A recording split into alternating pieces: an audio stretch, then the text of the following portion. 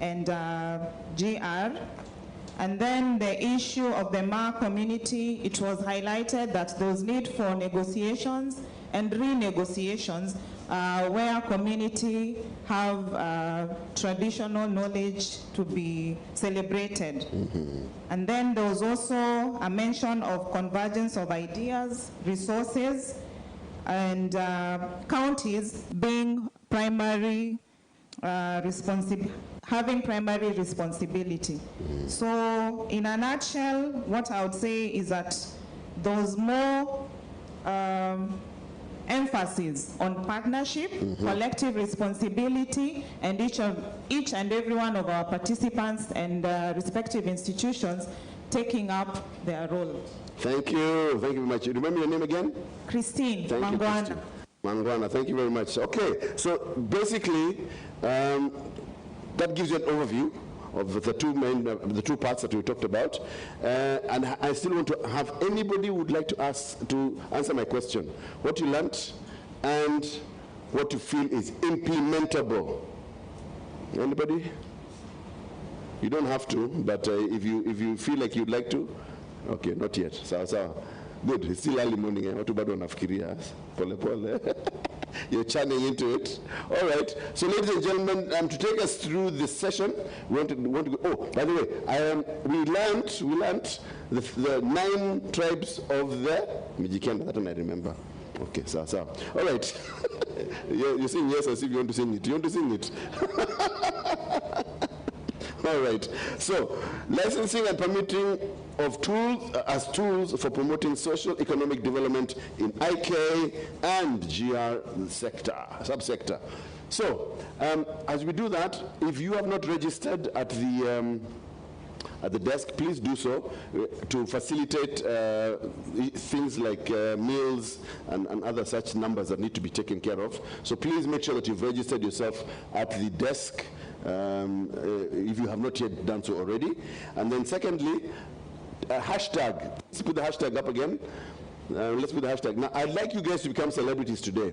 You can take pictures of yourselves at this conference. You can take selfies. Those of you looking so beautiful this morning, take selfies of yourself in the conference, or whoever's talking in front here. Say something like, oh, did you know? Or, my goodness, I've just learned that. You know, things like those. Or, wow, the passion in this room. Or, my goodness, we are going to make money. Whatever. You know, let's say something nice like that. And then use the hashtag Hidden Wealth in KE. KE, of course, is Kenya. Hidden Wealth in KE, all right? That is the hashtag. Use it on Twitter, use it on Facebook, and use it on IG, all right? Those are the 3. You can also, if you have, if you want to go live to our page on YouTube, we're live on YouTube, and we're also live on Facebook. Are we live on Facebook? Huh? Twitter. Oh, you Twitter and YouTube. We're live on Twitter and on YouTube. Please, and also on the website. Okay. So please go there. You can go there and use and comment. Okay. Can start having a conversation. Let it keep going. We want to trend today, ladies and gentlemen. All right. We want to make sure that the whole of Kenya knows that there is hidden treasure in Kenya. Hidden treasure in Kenya. Karibu, Madam PS. Good to see you. Everybody's wearing orange today. Today is a very important. Kathleen, you've decided? All right, so. Ladies and gentlemen, please welcome my newfound relative, Mr. Cyrus Mageria, from the Ministry of Environment. Karibu sana. And you will invite, of course, the people who are paneling with you. You know them? Yeah, sure you know them. Oh, yeah, just up there. Yeah, use up there. Why don't we give him a round of applause, guys? Thank you. Karibu sana.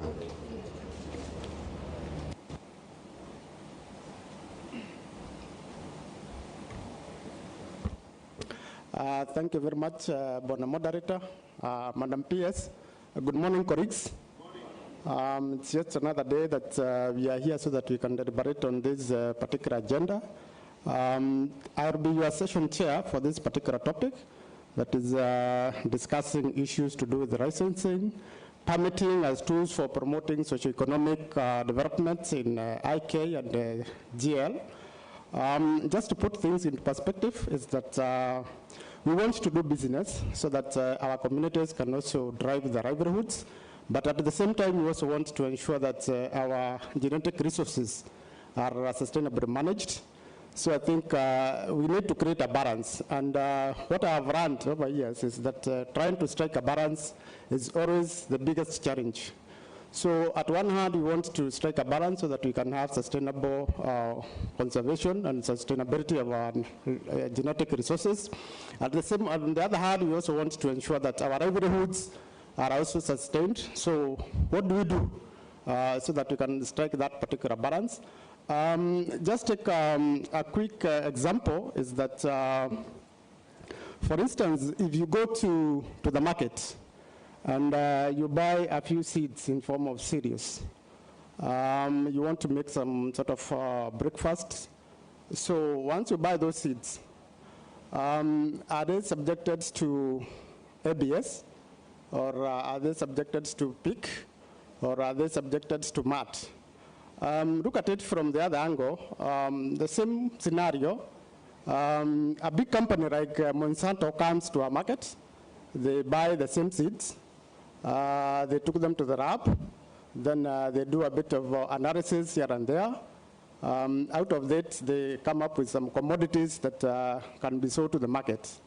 So how do you assess that? So to help us get that understanding, we have lined up a panelist that will help us to design why is it that we need to come up with this licensing and permitting, because you realize that for an effective regulatory mechanism, there needs to be clear procedures in terms of what needs to be done. There need to be certainties, and of course, more importantly is that we also need to have the traceability and the aspect of monitoring. So you realize that yesterday we were taken through the legal framework. We are also taken through what it is in terms of the resources, in terms of the IK. And you realize that we realize that there are quite a number of other agencies that are involved in this particular arena, and they have their own specific mandates. So how can we be able to harmonize so that we have a harmonized system that will enable us to really control and ensure that what you really want to do as far as making business easy, ease of doing business, and at the same time supporting our communities to be able to drive the benefits that they need to drive. So I think we realize that one way that we can do that is through the permitting and licensing as a means of control, and of course as a means of accessing the rights. So in that perspective, we shall be able to see what is it. Of course, the key issues as far as licensing is concerned is that the system, we have several agencies that are also doing the same, and that way you realize that it takes a bit of some time to really get all the necessary permitting, and for that is that we also need to ensure that the providers really understand what it is for them, because that's the only way that they can be good custodians. So I think allow me to invite the people who will help us to do that. And I have on the list is Professor Walter Awa, Director Nakotsi.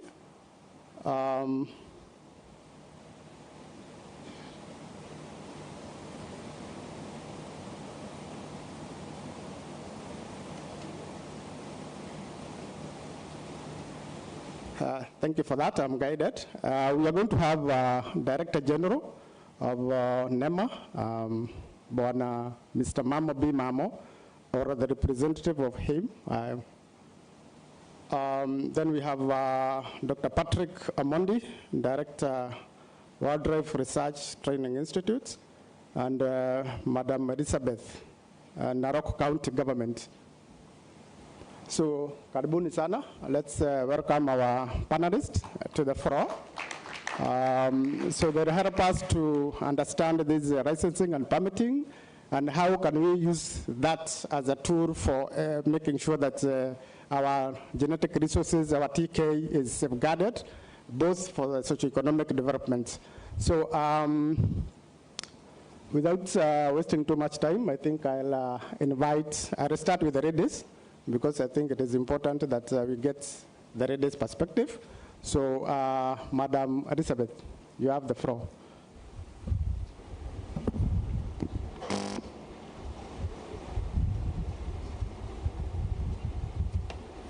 Madam PS, all directors present, and from different ministries, my colleagues from the county governments, members of the community, good morning.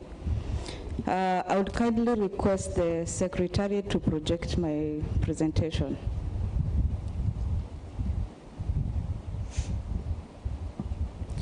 Thank you so much. So I believe in this whole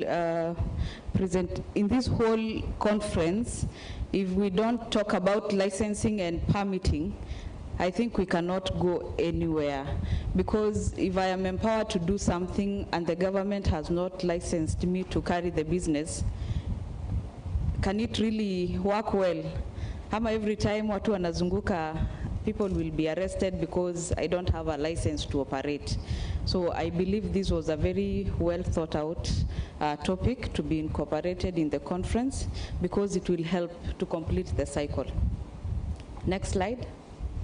So Kenya, like many other countries in Africa, is okay, thank you. It has a rich cultural heritage, and the local communities are the holders of that indigenous knowledge and the GR.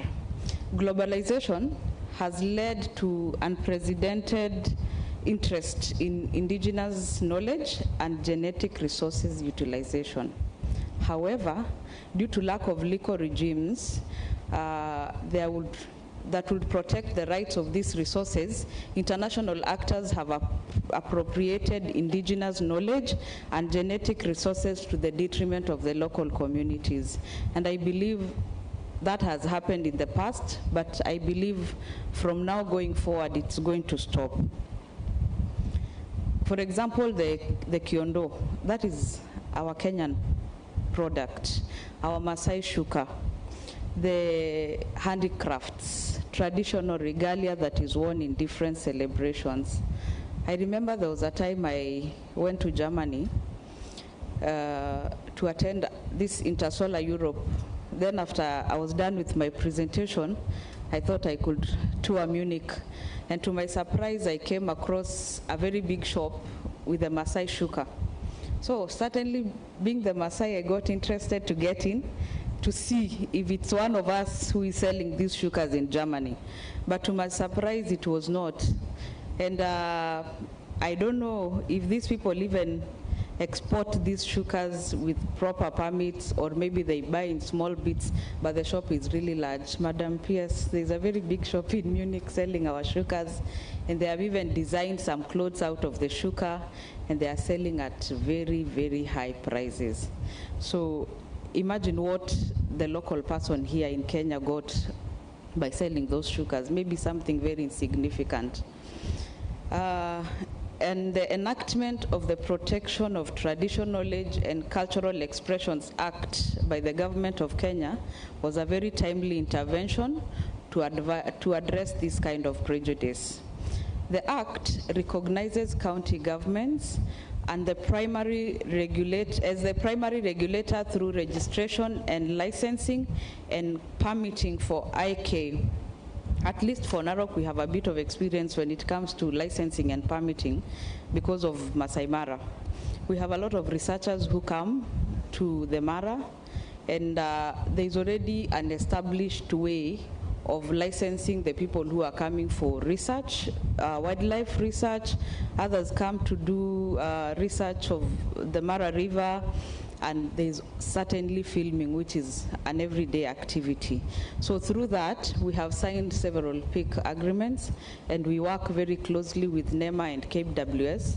So I believe now when it comes to the issue of culture and licensing the activities that our people are carrying on the ground, there is some sort of a guideline already. License and permits are the official legal documents that are issued to administer user rights.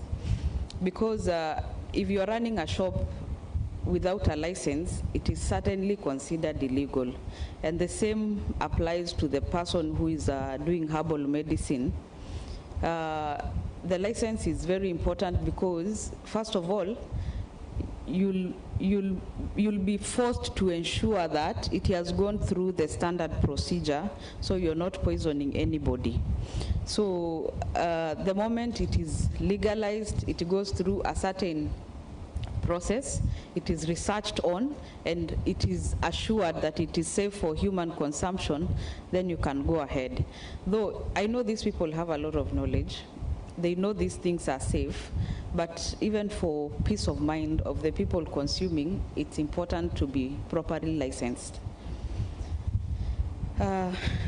The Act, I believe this has been said over and over, it became operational in 2017, 3 years after Kenya ratified the Nagoya Protocol, Convention of Biological Diversity in 2014.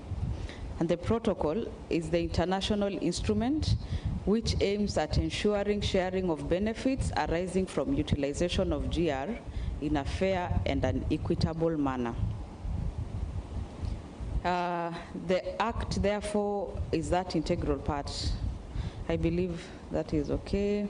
Then in order to safeguard, preserve, and transmit indigenous knowledge and GR, the Act therefore provides for registration of these practices by the owners through a systematic administrative structure. And as it was said yesterday, a majority of us seated here right now, or even the people back in the villages, are not the original owners of this indigenous knowledge. Like one of the youth champions said yesterday, it was passed from the grandparents. So now that maybe the grandparents are not here now, the person who is carrying on with the activity should be the one to register as the owner.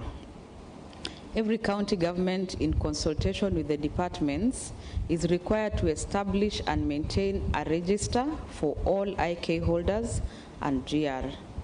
Licensing and permitting through that regulatory framework is going to be a very great enabler for IK and GR. There are several benefits once registration is done. First of all, there is the monetary benefit to the owners, the holders of this. There are owners and there are holders. Assuming I'm the owner of Masai herbal soup, for example, I can make it very well, but maybe I don't have the knowledge to transmit. I want to believe someone else can be licensed to carry on with that indigenous knowledge that I can provide. So there are owners and there could be just a holder, but this holder must acknowledge who the owner is. I remember when I was a lot younger, we used to be given that herbal soup, and I'm sure the Maasai seated in the room know.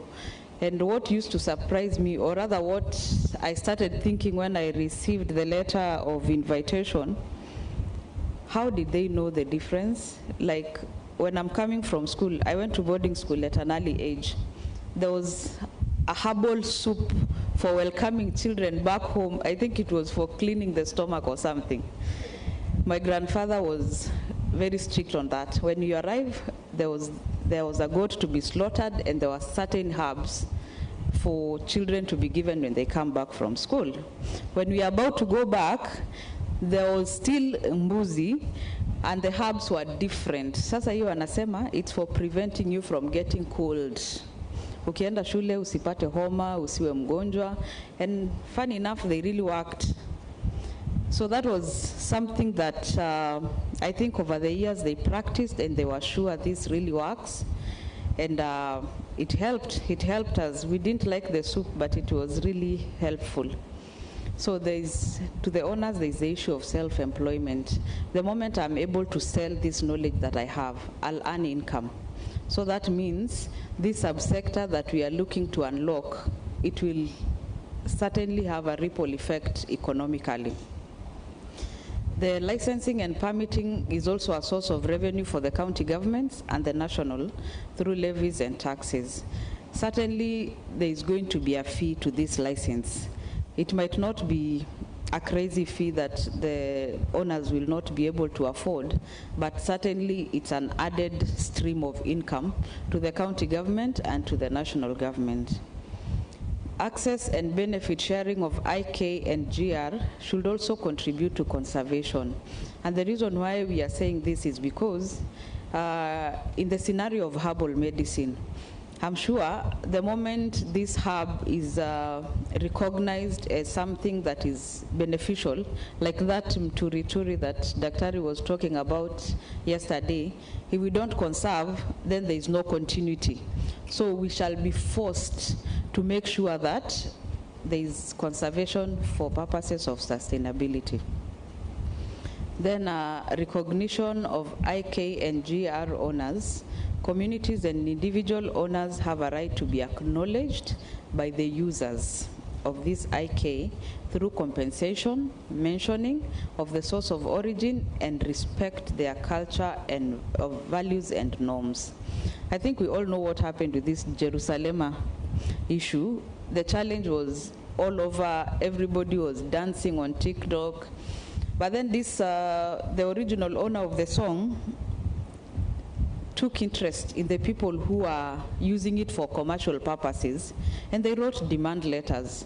And you know, they were actually paid. So that is when you say thanks to the Copyrights Act, because if that was not there, they could have been exploited and there is nowhere to run to.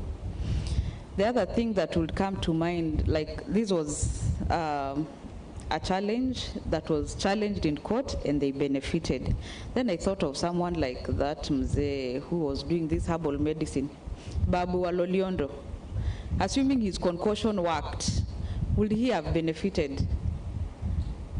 I don't know if the framework was properly laid for him to benefit in case his concoction was a success. Then there is also the legal protection and safety. Licensing and permitting enables the owners to protect their rights so as to prevent exploitation as stipulated in Article 43 of the Constitution. It also protects the IK from illegal possession. Imagine you are the originator of something and then because I am able to access, I am more knowledgeable than you, I depossess you. It's not right. But the moment all these legal frameworks are in place, which are already there, the IK owners are protected from illegal possession, exhibition, and piracy for purposes of trade. There is need to protect IK from misappropriation, misuse, distortion, or omission that infringes the moral rights of the IK owners. Individuals and communities shall have the right to institute legal proceedings against any person who exploits IK without the owner's permission. That is the benefit of the Act. It also enables transmission of IK from one generation to another, and that's promoting social integration and intergenerational equity in utilization of IK. This is through the preservation and to posterity of cultural practices for everyday life of the community for economic, ritual narrative, and decorative or recreational purposes. As you realize, there was so much that was happening before, but since there was no documenting anything, it was just being passed by word of mouth. But the rate at which generation is changing, there is need to document and film and store for posterity so that the children and our children's children can still learn what was happening. And I believe that is the only way to have continuity of these cultural practices. According to the Nagoya Protocol 2010 on access to genetic resources and fair and equitable sharing of benefit arising from utilization of IK and GR, women and children of all levels participate in decision making. That is what makes it very good. This ensures the gender mainstreaming in all sectors of development. Development of cultural resources centers, licensing and permitting, I believe this was also mentioned yesterday. Cultural product services can be used as an avenue of collection centers where the products and the services are showcased for monetary value. And this will act as an avenue for wealth creation and revenue creation for the owners of both IK and GR, and I believe for the government as well. In addition, there is also copyright law as a regulatory framework for music industry, this law provides protection for regional works of authorship by conferring exclusive rights upon their creators. And music is an example of a kind of literary and artistical work that falls squarely within the scope of copyright law. In this case, the owner permits a third party to do something with a copyrighted work that implicates a copyright holder exclusive rights, possibly in exchange for monetary compensation, which is known as a royalty fee. The role of county departments and communities in preservation of IK and GR. First of all is to identify, document, and register all the community IK and GR owners through public barazas, discussions, and fieldwork. Because when you do a public baraza, people will tell you what you didn't know when you're seated in the office. So there is a lot of information that will come through. And then some of these things have no competition because it's an inborn kind of a thing. If I'm a herbalist, nobody can take that away from me. And so my neighbor cannot pretend to be the owner because they cannot do it. So when we do the public barazas and discussions, we are able to identify and bring everybody to the discussion table. Videotaping all practices such as rites of passage, folklore, and dances. I appreciate at least UNESCO noticed the Maasai rites of passage. There are 3 major rites of passage that the Maasai community has. That is where the men graduate from boys to men to elders. And those have been there for generations, and they are still there up to date. But at least now when they are recorded and they are preserved, we are assured that they'll be there for continuity. Research, document, digitize all manuscripts available within the communities. That should also be a very key role of the county governments and the communities in order to preserve IK and GR.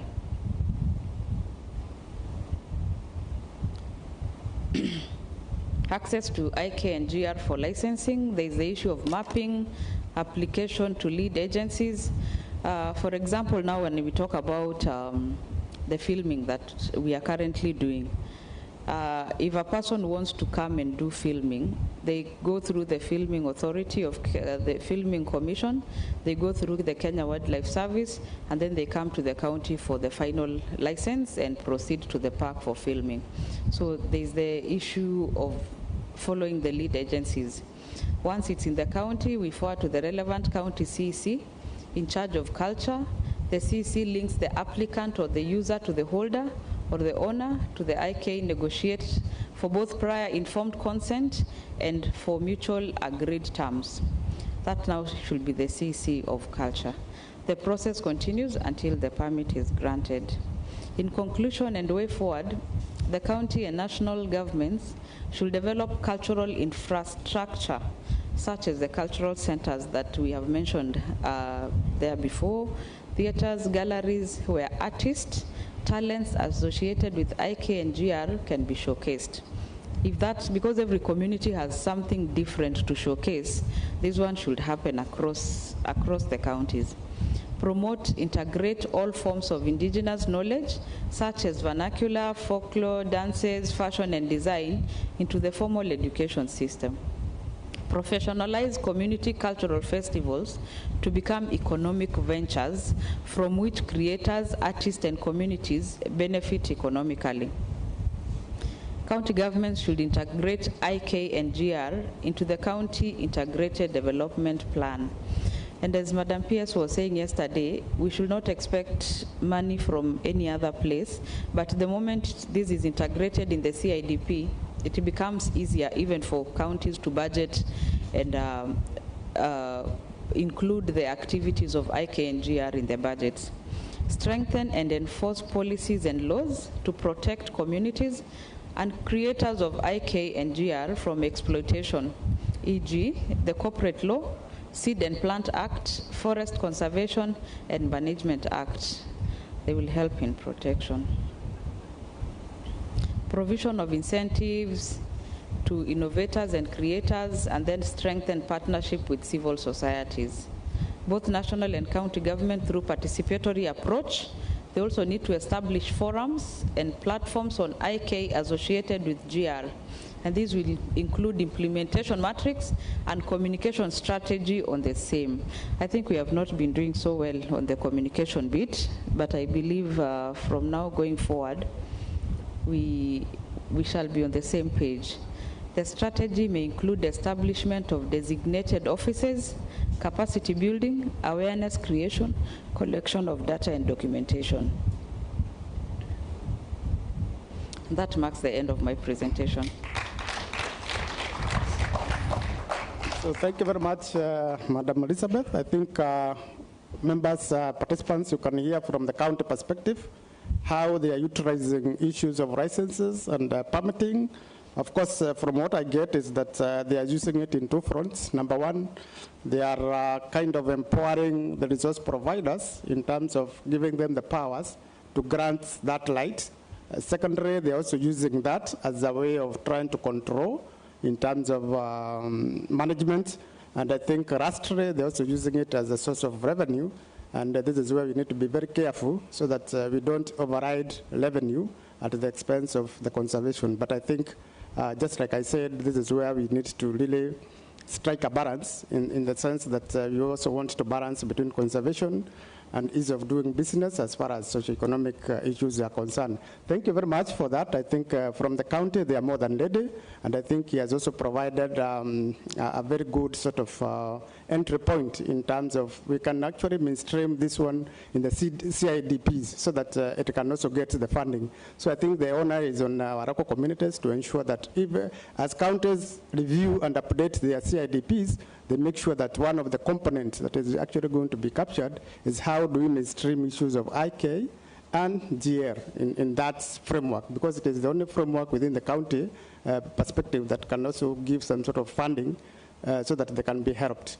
So I invite just a few questions, maybe two, and thereafter you allow me to divert the program a little bit, but I'll come back to it. But in the meantime, I just need two questions, burning ones, so that we can get a view.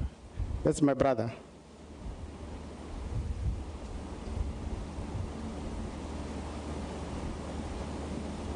Thank you, Chair. Thank you, Madam County Secretary from Narok, for that very wonderful, insightful, and quite informative presentation. I have a question. You may address it now or later on. I'm mixed up in my mind listening to your presentation, which is quite informative. There is the idea that we can identify talent, artistic talent, culturally anchored talent, and then set up centers where we showcase it. And there is value in that, a lot of value. But therein lies also the danger that if that talent is not properly identified, registered, and therefore secured, showcasing might expose it to potential expropriation. So I don't know how we strike the balance. I think you caught my point. Okay. My brother. First of all, thank you very much, Elizabeth. That was quite insightful, and indeed, that was very good. Actually, let me just say that. There was just one clarification I needed from you. You mentioned, and of course, just the flow of information from the national government to the county government, but the flow of information from the county government to the ground. Which office should I go to?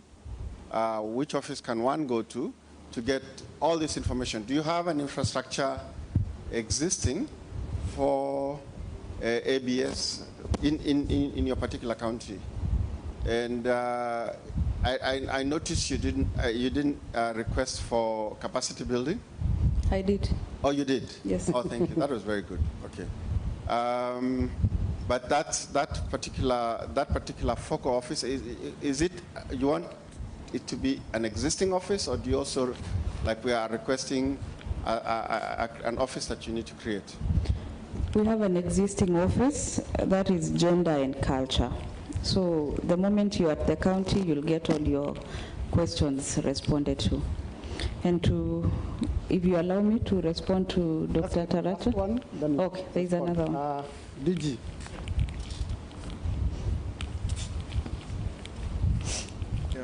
Thank you. My name is Dr. Mzalendo Kibunji. I'm the Director General of the museum.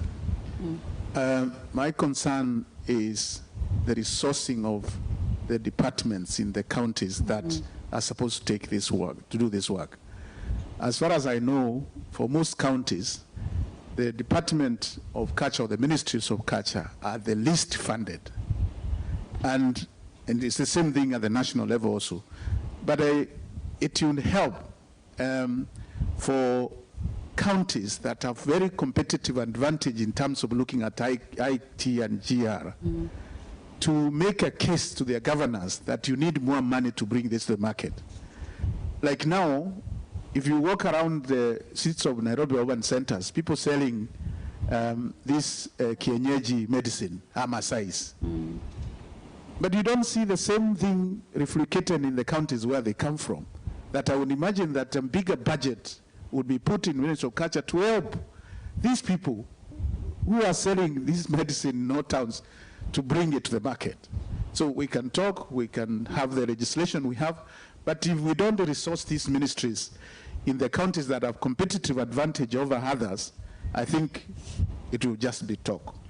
And I don't know how many governors are here, because we would have liked them to hear this. Turkana County, Tana River County, Lamu, Narok, and other places. So I want to make a plea to you who are elders in this office to impress on the governors that this is something that can make you money. We're always saying, if you look at Nigeria, they get more money than from Afro cinema than oil.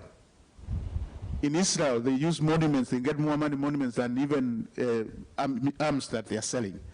We have to have a game changer in this. Otherwise, we will never exploit this resource that we are the only people who have it in the world. Thank you. So thank you very much. I think I'll allow Elizabeth to respond. In the interest of time, I think we shall have this discussion bilaterally, because I think there is a lot that we can be able to discuss. This was just like an eye-opener in terms of what are the opportunities that do exist, and I want to believe that this is not the end. It is just that we have opened up the discussion, and I think we shall keep it live so that we enlighten one another. Of course, we don't expect Elizabeth to have all the answers, but I think we are here so that we can assist one another. Just like I said, we are one government. So if you have that brilliant idea in terms of what it is that we can do so that we can be able to assist, your comment is more than welcome. Elizabeth. Thank you so much. You would kindly allow me to respond to Daktari. How do we strike a balance to avoid exploitation? I believe we might try to avoid exploitation, but we might not be 100%. And the due diligence on the ground is try to identify the real owners. So before you issue a license, you are issuing to the right person. It is the least we can do maybe as governments, to do due diligence, because you're very correct. Before you know it, someone else has picked another person's idea and they're running with it. But if we tried our best to apply due diligence so we can license the correct people. I think I've already responded to Wilson. The Department of Culture is the department where you find all the information in matters related to culture. And coming to the director on resourcing of the department, you're very correct. I believe we have not had a lot of activities when it comes to culture, and half the time when there is something cultural happening, there are partners coming on board. Maybe they want people from a certain community, so perhaps maybe we relaxed on the job, but I totally agree with you. We need to prioritize, and that's why I mentioned that the only way to have a budget for the activities of IK and GR is to include this in the County Integrated Development Plan.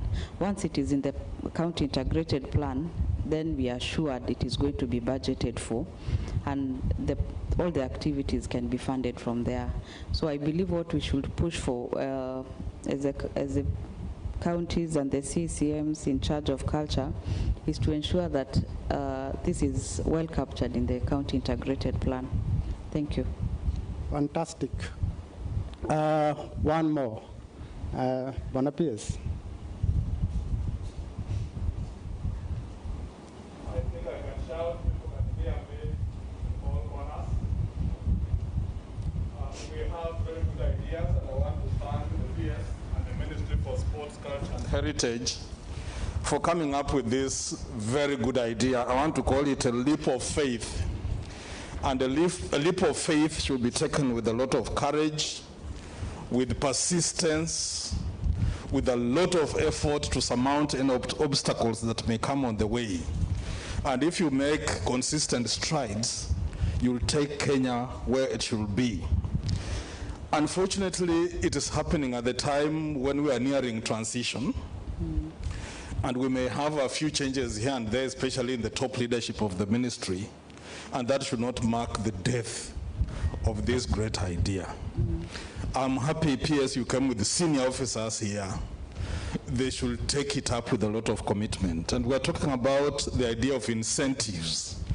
And you have brought people who should collaborate as state officers, as government officials, to make this idea work. She mentioned the idea of incentives. Incentives by way of recognition of researchers and people who bring up ideas to protect and project a good image of our culture. I want to encourage that you capture this as one very important aspect of encouraging researchers, especially when supported and collaboration with the National Research Fund, with the Kenya National Innovation Agency, and with the National Commission for Science, Technology and Innovation, and Kenya Museums, where incentives will include funding researchers, will include giving national honors and awards to those who come up with great ideas, who innovate, and who even commercialize. They need to be recognized. Then we need to set up very clear targets, create areas of priority, and with clear objectives and timelines within which we can achieve them. If we can move step by step and we collaborate as a whole, I think we shall advance fairly fast, and every player will be encouraged to do their best. I just wanted to commend you for these good ideas you have raised. And we should not just do it as a routine, as a formality, the way many people do in workshops and conferences, then they forget. Let us have these ideas implemented. I know they are achievable and they can be done if all of us are focused on it. I thank you very much. So thank you very much, PS. I think, colleagues, you can already see that we have the ideas. So it is, I think we also want to thank the Ministry of Culture because of providing this platform where we can come and exchange those ideas. I think I'll give IPLC just one. I see there are two burning. In the interest of time, just make it very quick and very brief. I start with the CEO. Very brief.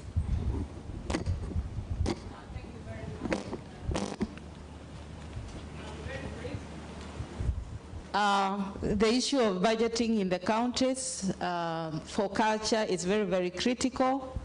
And I would want to encourage my brother, Dr. Mzarendo, just in case he gets to the counties, to ensure we have purposive budgeting. And culture is very, very important, and it's urgent. We need to save our culture. It's disappearing.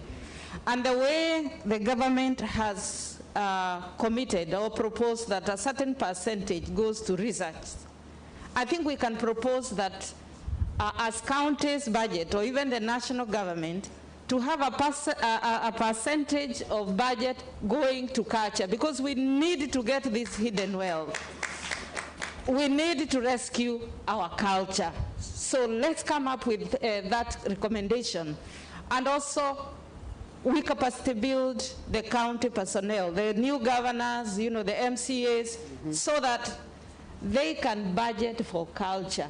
I think the issue is we don't know. This is hidden. We don't understand that we are sitting on gold, and our gold is being used there. Maasai lessons are being sold out there, and we are doing nothing here. Our gold is being stolen, and that is our culture, and we need to be purposeful to protect it by getting adequate funding for this sector. Thank you. Thank you for that. I think we have a responsibility.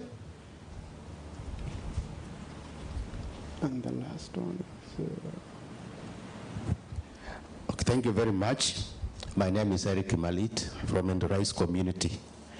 Now, the issue of the government having an office where IK and GRs are domiciled is not uniform across the counties. A county like Narok, for example, is well mainstreamed compared to the others. The counties we come from, you will find that, particularly for us from the IPLCs, the communities, when you go to the county, you are tossed from one department to another one because it's not clear who is responsible for that. So I think, Madam PS, you can, if a communication is done from the national government, from the State Department, and communicated down to the counties, I think that one will sort out or will improve the situation. Otherwise, if every county is left to do their own way, then we are directionless. Thank you. Thank you. The last one, over there. Sorry, I'll get back to you, Madam. Okay, thank you. Good morning.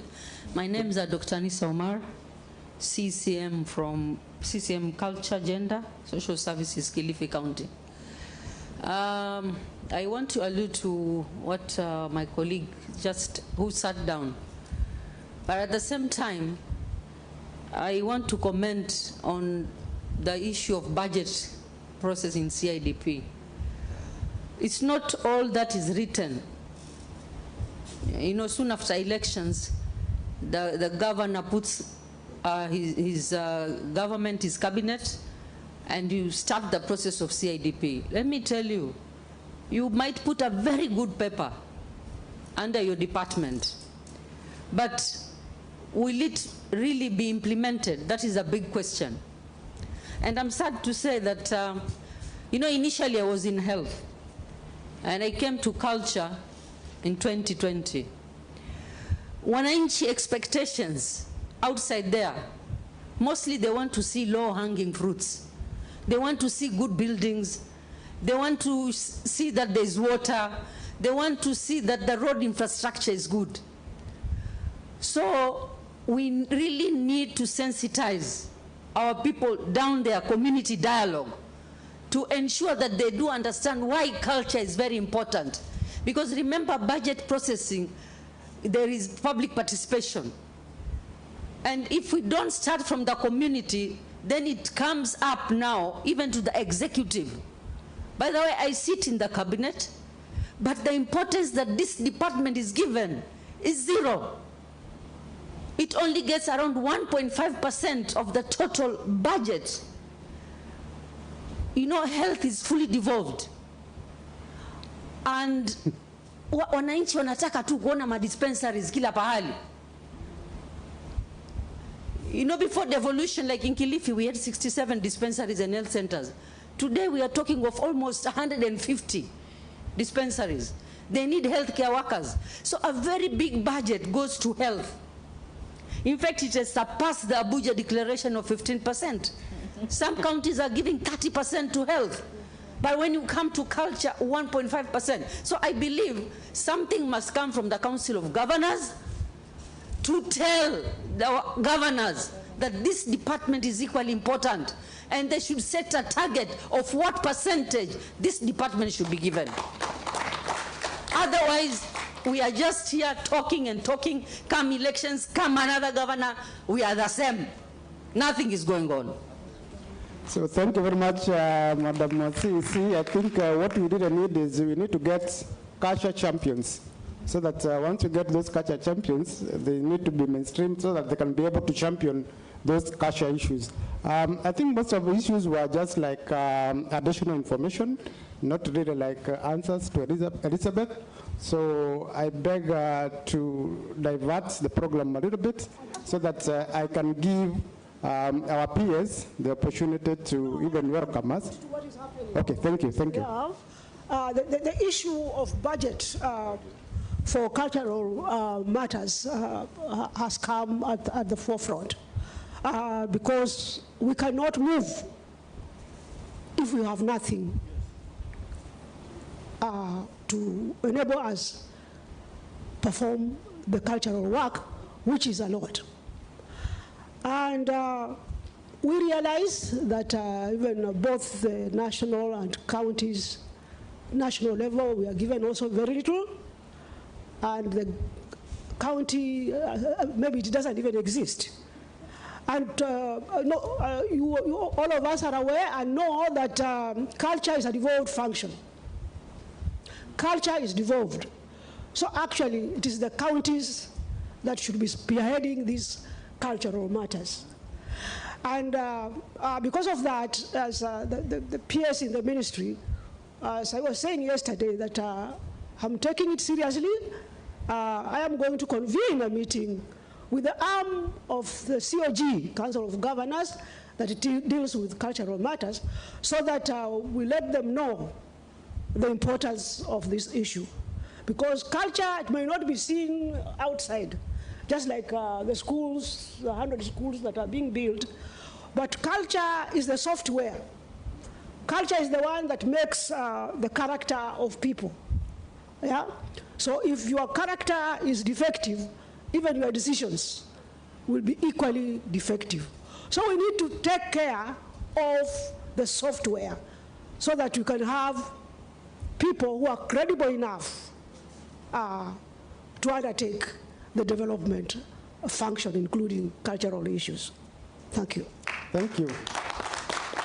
I think culture is a software, and we need champions to take care of that software so that it can continuously give us the benefits that we really want to see in terms of ensuring that our culture doesn't get eroded, and of course also ensuring that our IPRC also benefits from the resources that they are utilizing. With your indulgence, colleagues, I wish to divert a little bit from the program so that we can allow our Principal Secretary to make a remark. Thereafter, we shall also invite the Principal Secretary, State Department of Education, University Education, also to make comments. And then I'd also invite the Director General, National Museum, so that he can also officially say hi to the participants. So Madam PS, Madam Nabukosa, to give us a welcome remark, perhaps for this day, just saying hi, and then we also allow the PS ambassador, and then DG. Thank you.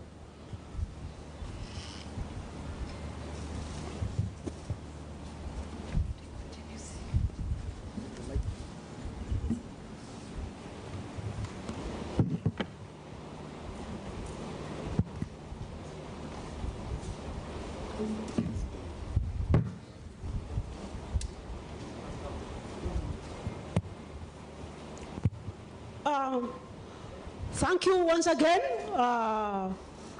Thank you for coming. Thank you for yesterday. Most of us were here yesterday during the opening, and whatever came out of our discussions yesterday, we had great ideas that came out to develop this new area, this new subsector of culture. And all of it has been recorded. It is going to form part of our recommendations. And to me, this is just a day, another day of discussions where I am urging every one of us, don't go home with your idea. Don't say, yeah, I wanted to say, but you know, use any language. Even if you don't know English, you don't know Kiswahili, use Kimasai. I'm sure we have interpreters here. So don't fear. You came here for a purpose. Huh? Don't go home with an idea. You just talk whichever language you want to use. Yeah? And so mine is just to welcome you once again to day 2. I am here with you today just to see how this important forum is going on. Because we are taking, as a ministry, we are taking it very, very seriously. Thank you. Thank you, Madam Pierce. I think now we give Madam Ambassador. Thank you. Madam Pierce, the CEOs present, all distinguished delegates and participants, ladies and gentlemen. First, I want to appreciate Madam Pierce and the organizers from the Ministry of Sports, Culture and Heritage for the very well demonstrated superior sense of duty and commitment to a very good cause by bringing up this idea whose time has come. And I want to refer to what the late Professor Wangari Maathai said, that the little things that each person does determines the mirror image of a community, of a people, or of a nation. The little things that each person does. So in Kenya, we are a bit distorted because there are people who have worked hard to preserve their culture, while others lost it completely.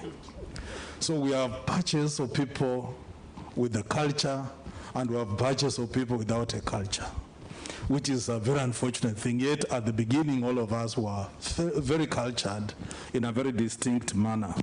And this is the recovery that the State Department here is trying to assist us to achieve. So the little things that you have already started doing, the steps you are starting to make, let them develop like a river. You know, it starts small and it grows huge, and it moves and it travels and crisscrosses places, cuts through plains and hills. Let it work like that. I would wish that we also borrow from the best practice. After you come up with a clear strategy and a roadmap, you may need to borrow from the best practice. I was just sharing with the DG of Kenya Museums, who is a well-known nationalist who gets things done. We have a lot of respect for you, sir. That we borrow from the best practice. I was telling him, I've been to Turkey, where they have a museum of history. I've been to Tianjin University Museum of History, and it's huge.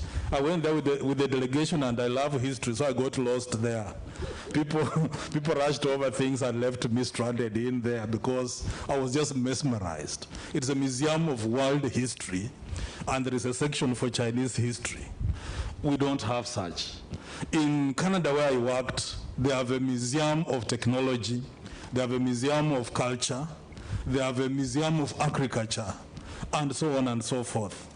In Japan, they have a very elaborate museum of technology, where they look at things like cameras, how they started, they look at radios, they look at TVs, how technology developed over time. In this country, there was a time His Excellency President Uhuru Kenyatta wanted us to develop a museum of history of Kenya. And we had meetings with the stakeholders from Kenya Museums, Kenya Archives, Kenya Library Services, Ministry of Foreign Affairs, Ministry of Culture, and it just died somewhere along the way. I just want to encourage you, let it not be some work in futility, that you start something like this, you attract a lot of support, and then over time it just dies. And people will say, P.S. Mukobe left the State Department, so the idea died. It's not her idea alone. All people who are here must do their very best.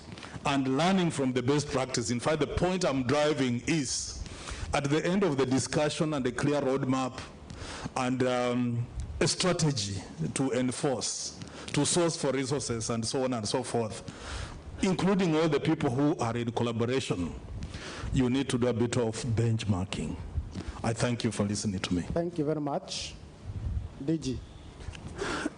Yeah, let me also take this opportunity to welcome all the participants, the delegates who have come here. And I want to assure you, National Museums of Kenya and the State Department as the two institutions that are driving this, to tell you that we are committed to delivering this subsector. As the topic of the meeting says, it's new. It's a new subsector of the economy, not of the culture department. It's of the economy, because we want to derive benefits out of this subsector. So we have to unlock it. And like I said in my remarks, one way to do this is we must resource it.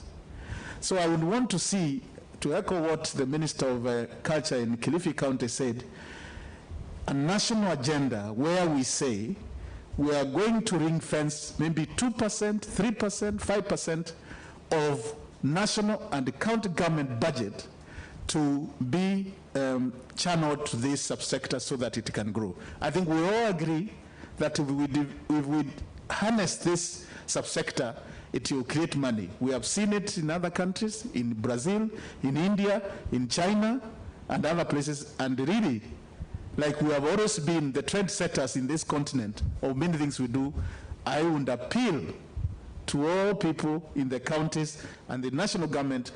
The leadership will change at the top. But the people who will be left in these departments, just like Ambassador Nabukosi said, let us take it and unlock the benefits of this thing. So we want to assure you we have the capacity at the National Museums of Kenya, and this is the best time. The Director of Culture today, Dr. Lagat, was one of those people who was part and parcel of developing this law and passing it. He's the Director of Culture now. We have Dr. Taracha, who is the forefront of this vision, 2030 vision. I don't think we will have any other opportunity than this to unlock this. And if we miss this opportunity, they say, opportunity never knocks twice. It knocks once. This is a chance. And I really want to appeal to everybody here. Let us take this chance and unlock this subsector. Thank you. Let's appreciate our peers and our director. I think, thank you for those comments. They are very, very insightful. And I want to believe that already the goodwill is there. I think even as we want also to commit to ourselves that we are ready and we shall walk the journey together with you so that through your guidance we shall be able to deliver on this particular subsector, because we want to see that Kenya progresses to the next level. And of course, we also want to ensure that our communities are also enabled so that they can support their livelihoods, at the same time also making sure that our resources are properly safeguarded. So now I think we go back to the program again, and allow me to invite our next panelist, who is Dr. Adere, who will be able to tell us issues to do with the research as far as IK and GL are concerned, and what it is, what business or what is it that they see as far as licensing and permitting is concerned. Karibu sana, Daktari.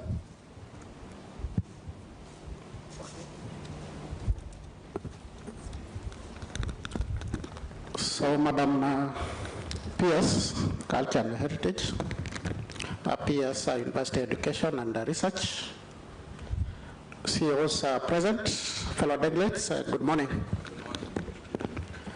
My name is not Dr. Omondi. My name is Dr. Devin Dere. Dr. Omondi is the director and the CEO of the Wildlife Research and Training Institute. But he happens to be away in South Africa with the cabinet secretary. And he therefore sent his apologies and requested me to represent him in this forum. And my topic 3, is on licensing and permitting as tools for promoting socioeconomic development in the IK and the GR subsector.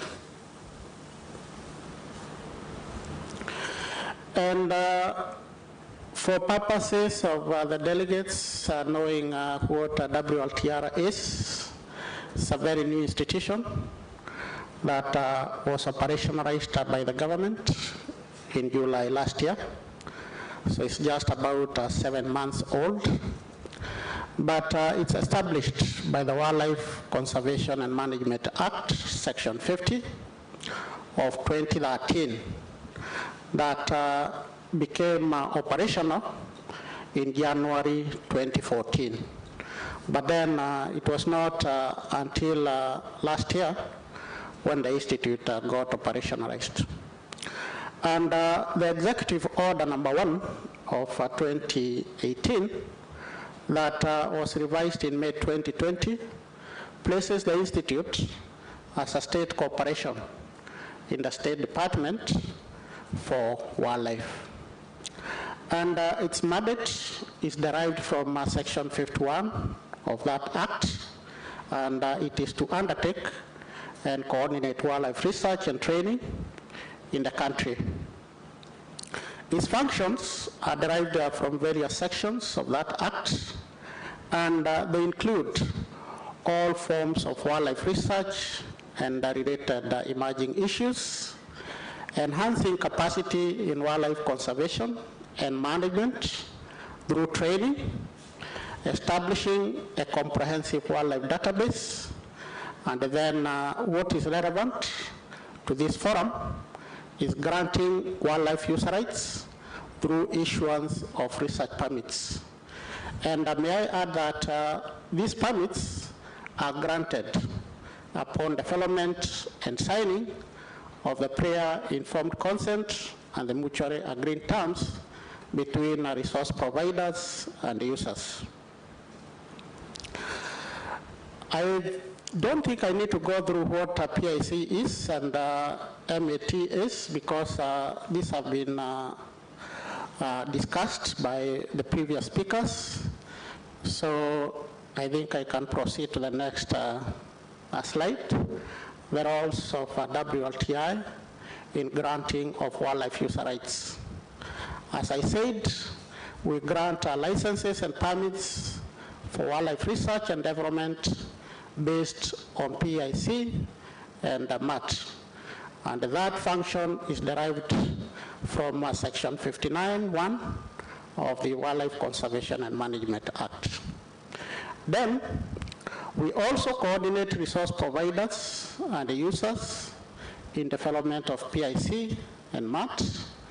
And the stakeholders, the resource providers and the users include county governments, local communities, private landowners, researchers, and other relevant government institutions, including KWS. And may I hasten to say that you might realize that the functions of this new institution were previously being performed by KWS. But all those functions that are related to research, training, and granting of wildlife research permits have now been transferred to this new institution. Then the other thing we do as an institute is to build capacity of stakeholders in negotiating for optimum benefits from access and utilization of wildlife genetic resources and associated traditional knowledge. We also monitor the utilization of accessed wildlife genetic resources and the permits issued by the Institute to undertake research in wildlife.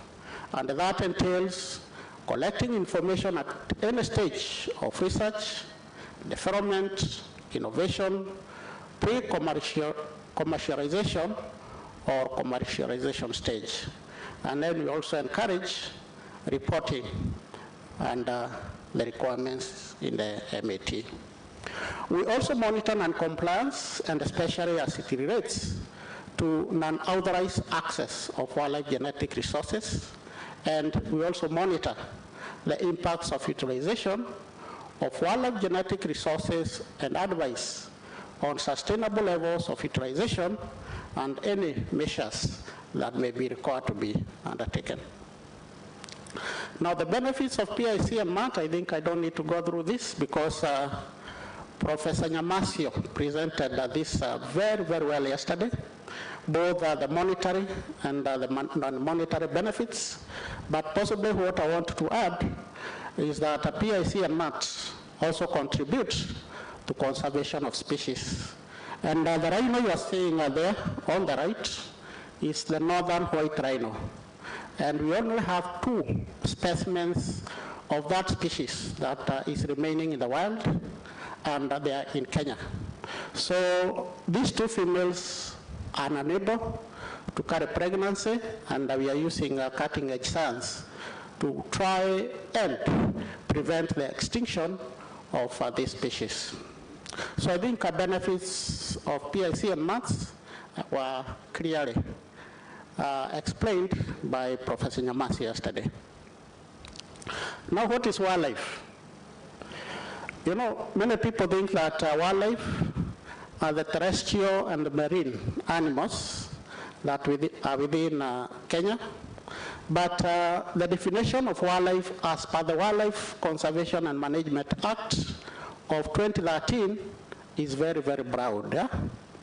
And the definition is as follows, that wildlife is any wild and indigenous animal, plant, or microorganism, or parts thereof within its constituent habitat on land or in water, as well as species that have been introduced into or established in Kenya. So the definition is quite broad, yeah? And that's why people have been asking why, when you are dealing with plants and microorganisms, why you have to go to KWS and now to WLTI to get the relevant permits. It's based on that definition of what wildlife is by the Act. And therefore, the wildlife sector contributes immensely to the socioeconomic development, not only through wildlife-based tourism, but also through research, bioprospecting, and biotrade. And I think biotrade was explained yesterday by Mr. Kabaka during his presentation. Now, what are the opportunities in wildlife genetic resources?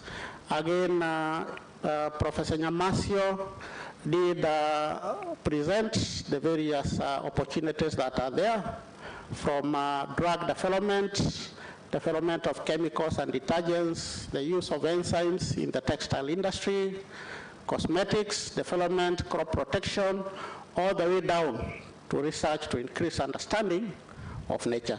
So those benefits have been explained previously.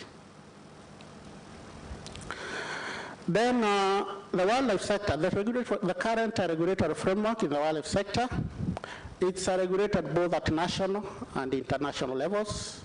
And we have the Constitution of Kenya 2010 that obligates the state to ensure sustainable exploitation, utilization, and conservation of the environment and natural resources for the benefit of the people of Kenya, and ensure equitable sharing of accruing benefits. Then we have the Wildlife Conservation and Management Act of 2013 that in various sections provides for the grant of user rights through permits and the licenses on wildlife utilization and sharing of resultant benefits. And the same act also recognizes the role of communities in conservation and sharing of benefits. Then there is the CBD and the Nagoya Protocol, and I think a lot have been said about those two. And the other international and also national laws and regulations, including CITES, NACOSTI, that have been explained previously. I think Professor Ayawa did take us through about the STI Act yesterday. Now, what are the challenges in the wildlife sector and associated traditional knowledge? One is there are many regulatory institutions that delays the licensing and permitting process, and this sometimes leads to non-compliance. So we have NACOSTI as a player, we have NEMA, we have KWS, and now we have WLTI.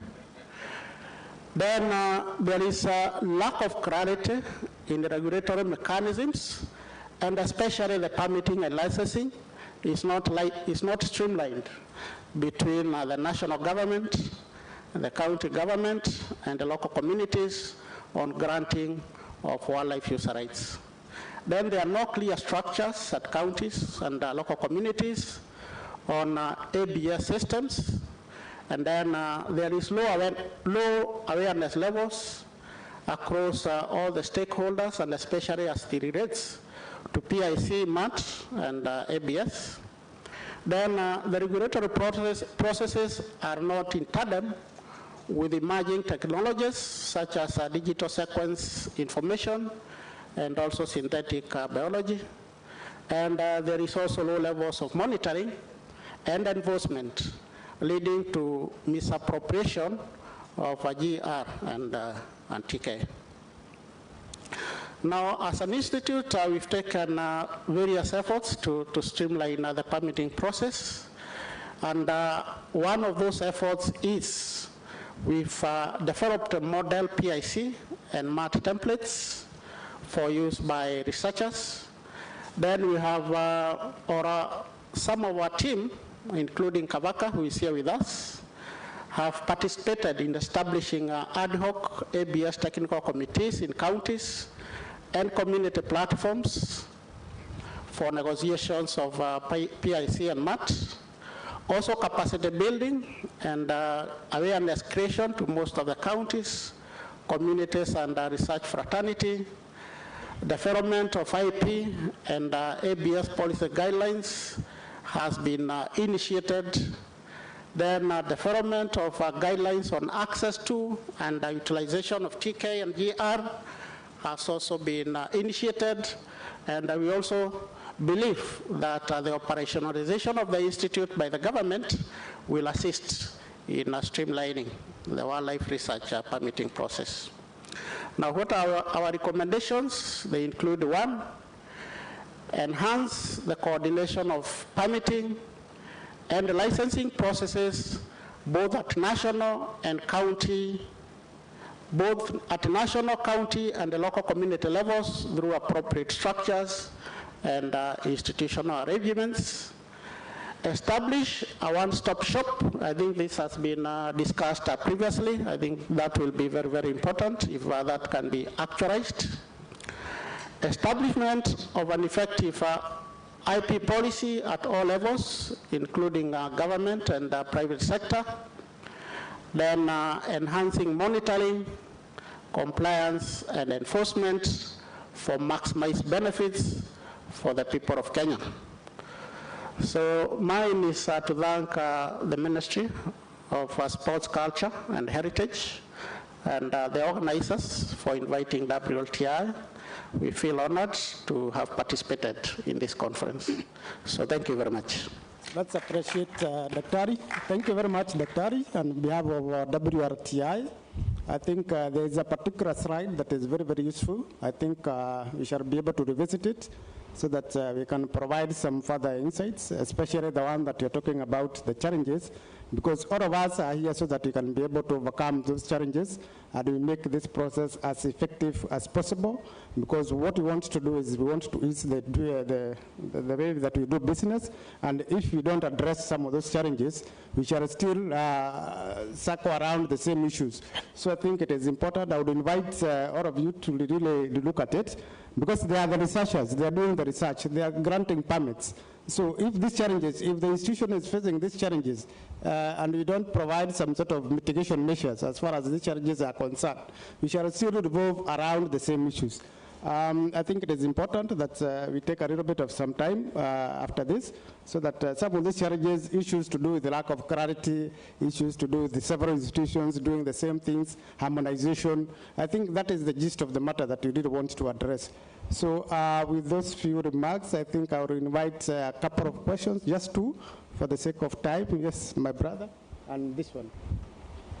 Two are enough, then I think is available for even bilateral discussions, so that collectively we can be able to resolve what he has actually highlighted as part of the challenges. Yes, my brother. Thank you so much, everyone. My concern is directed to the KWS presentation that has just been done now. I would like to give it a very strong bill of health, a very nice one. Thank you so much. Tumpigie makofi. Okay, I stood here because to represent the interests of my community, that is the Ma community, on issues, wildlife, and culture. Now that this is a culture from water, grass, land, everything we share 100% with wildlife. But we get 100% zero from benefits accrued or royalties from wildlife. We hardly get anything. We also suffer the most on what we call HLC, human-wildlife conflicts, both loss of life, destruction of crops and property, and okay, name them, it's a long list. It has been a very, very difficult time for my community to have that kind of rapport and working relationship with KWS when it comes to human-wildlife conflicts.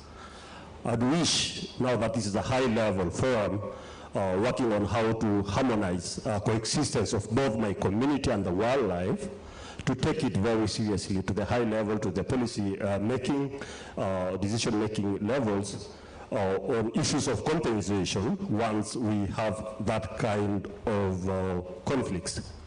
Because at times my community really get roughed up to an extent, we retaliate and kill wildlife just to, because the government is doing very little to protect us or to compensate on the losses that we get. That one is one point that I would like you to note and take into consideration. Okay.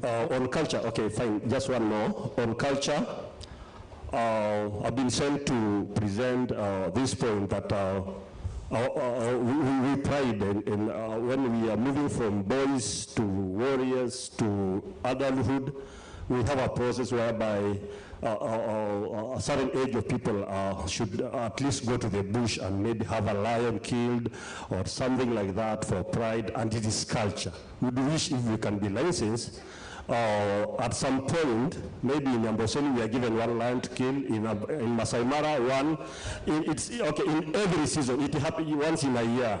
Once in a year. We can be licensed to do that. It's part of preservation of our culture. Because if a whole age set goes to adulthood without a single lion killed, that's lost. I mean, we have not, that pride is actually being slowly finished. So for us to live our full life and culture, we would wish if KWS can spare at least one line for one age set for every 1 year. It is happening in other cultures across the country. Yeah. So that is my only concern. Thank you so much, and God bless. For that, I think they are here, they have heard. And I said to Dr. Ali, for the sake of time, colleagues, please. Thank you very much. I think I'll make my question very short. And thanks, Dr. Ali, for the presentation. You mentioned that one of the international conventions that Kenya is supposed to respect is the CBD and Nagoya. I just wanted to ask you, I mean, from your experience, do you think we, from some of the activities that you mentioned that you're doing, and the procedures that you've put in place, do you think we have sort of the legal certainty to implement the Nagoya Protocol, or what areas do you think are still missing where we need to put a little bit more effort in terms of creating that legal certainty in terms of realizing the objectives of the Nagoya Protocol. And then my second question is on the model PIC and match templates that you're developing. You mentioned that the work of the WRTI is mainly on wildlife. So my question is, does this model PIC and MATs that you're developing, do they also cover like domesticated resources or, agricultural genetic resources as well? Thank you. So thank you, Dr. Madam PS.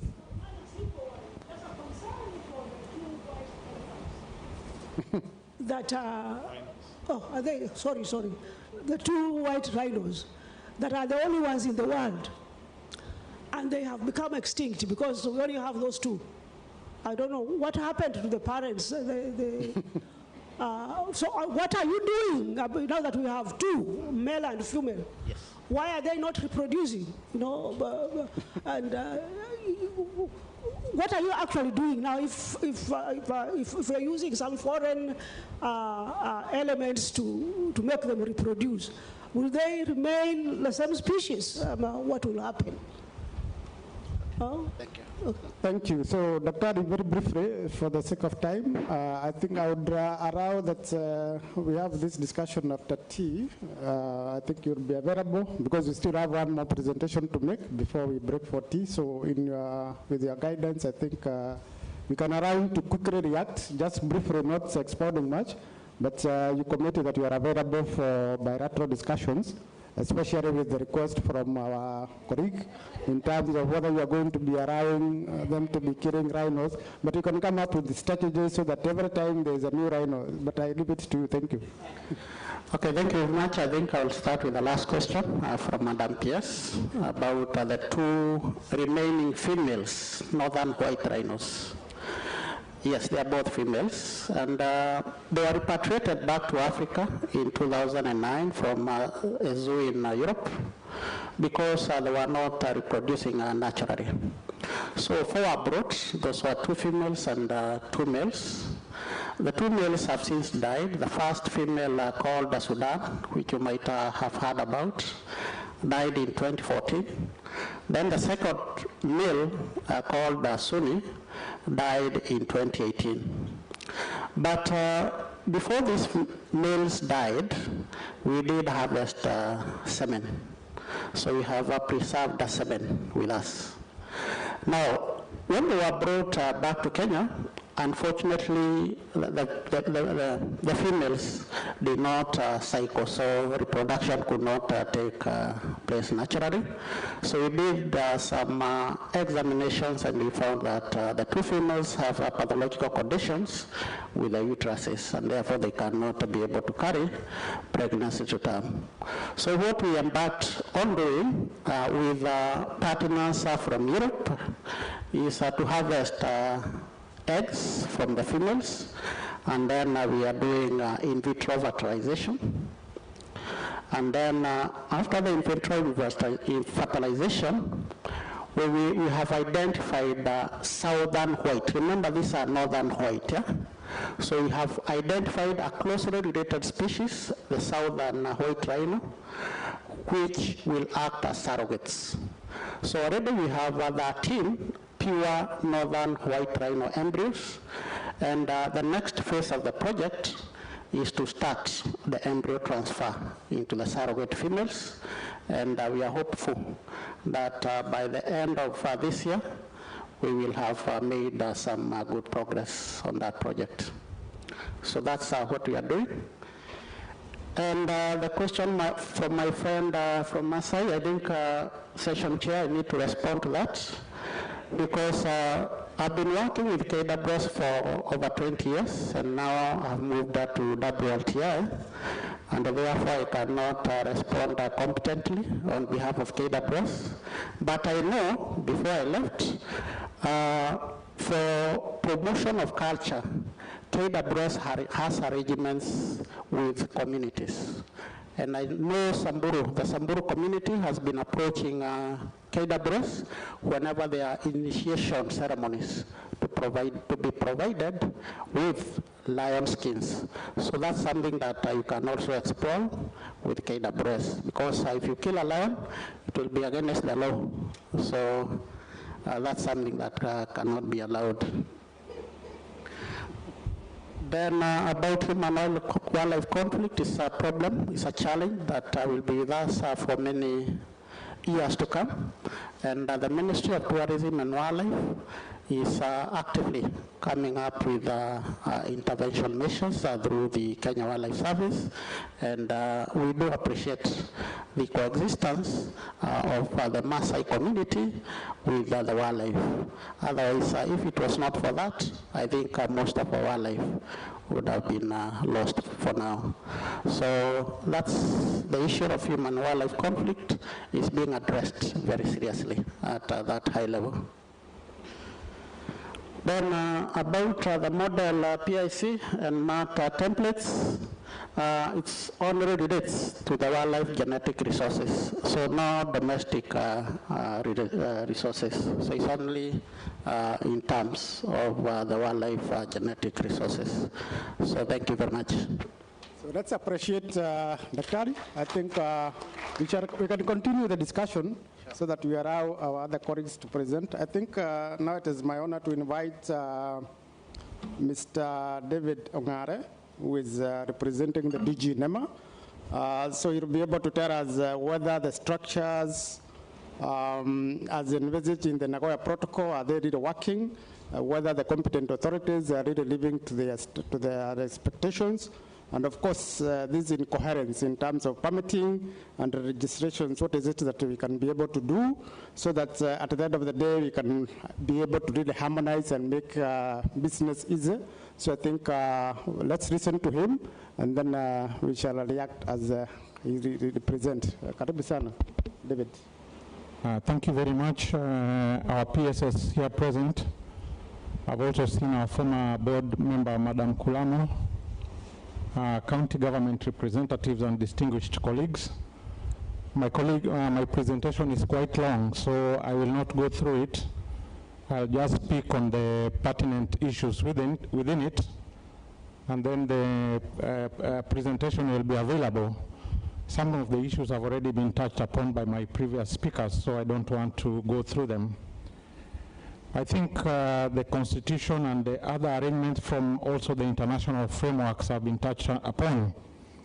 And I think I just need to highlight a number of points. One, the issue of the governance arrangements that my colleague from WRTI has talked about, because it's a bit unstable at the moment. I think we are looking at our Ministry of Environment as the focal point for ABS.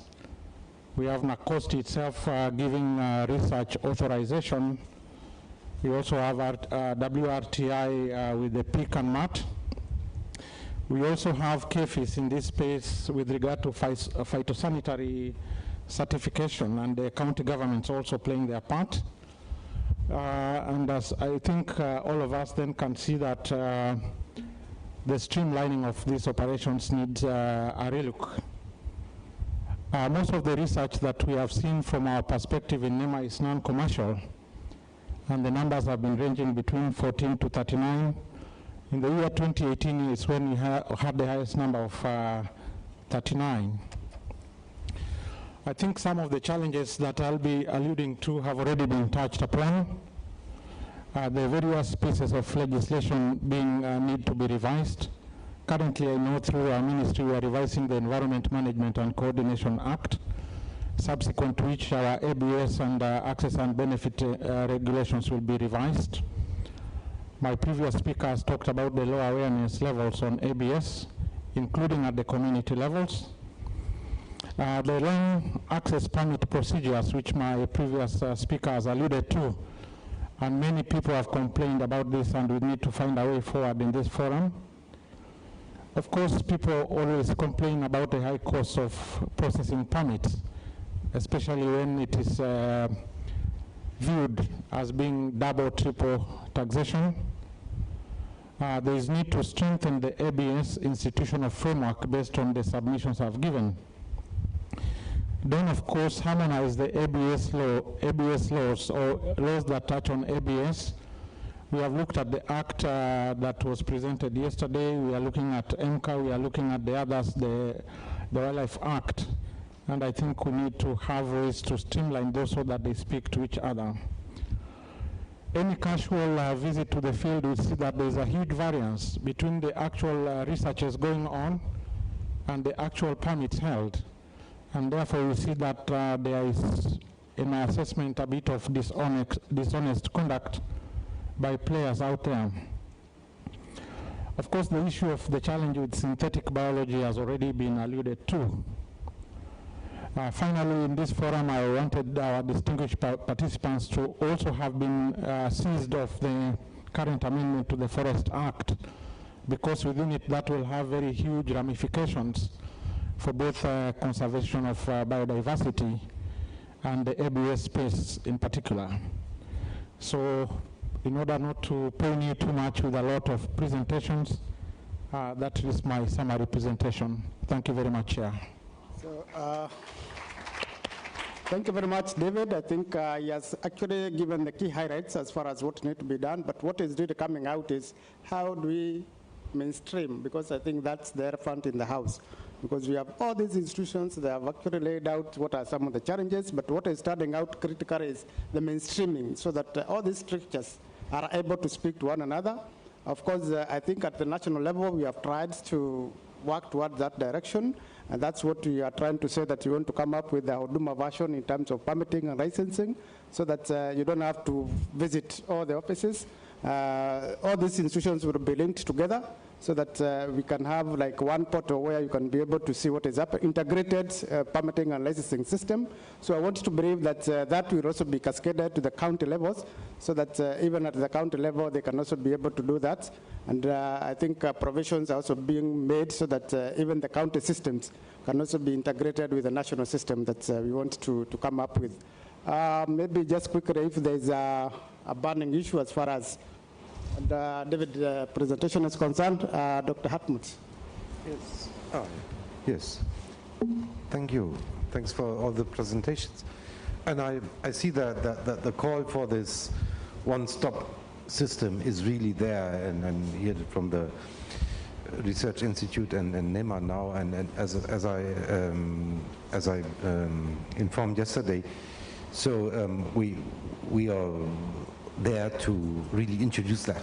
So I think I just can offer to the CEOs here and also to you, Mr. Margheria, to talk about that and to develop a plan how to really proceed with this one-stop system, which, for example, would say we know that the compliance with the research permits at Nakosti, that is quite high. So you have thousands of permits a year. And that system is that if you apply at Nakosti for something that also should go to NEMA in the end, yeah, then that system would effectively send this one application to all institutions where a researcher should have a permit. So it's automated in the end. So even if the researcher doesn't know that he or she needs a NEMA permit, that system would just tell the people. So, and I think that would also then increase your numbers and would make research compliant. And I think this is also the effect of the Nagoya Protocol, because it's an international protocol with a compliance system. So for example, then now in Germany, it is illegal to undertake research with genetic resources coming from a country with an ABS framework when you don't have pick and mud. So that's now the connection. So a German researcher coming to Kenya and taking resources without the necessary legal documents doesn't comply to Kenyan law, yes, but also in Germany now doesn't comply to European and German law. So that is something where the Nagoya Protocol really effectively, at least at the legislative level, really stops biopiracy. Of course, people are doing something illegal, but the research usually doesn't go on an illegal basis. Yeah? Okay. Thank you.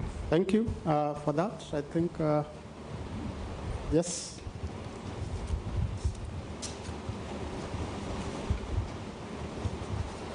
Thank you for the floor, Mr. Mageria. For me, I'm just going to appreciate the speakers for this session. It's ever enlightening.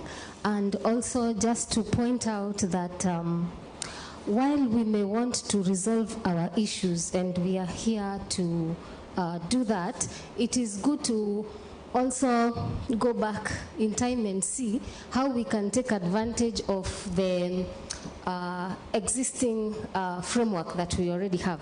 For example, the research I did at master's level was saying that counties have most of the structures we need. It was on implementation of the Nagoya Protocol. And they actually have structures. My case study was in Baringo.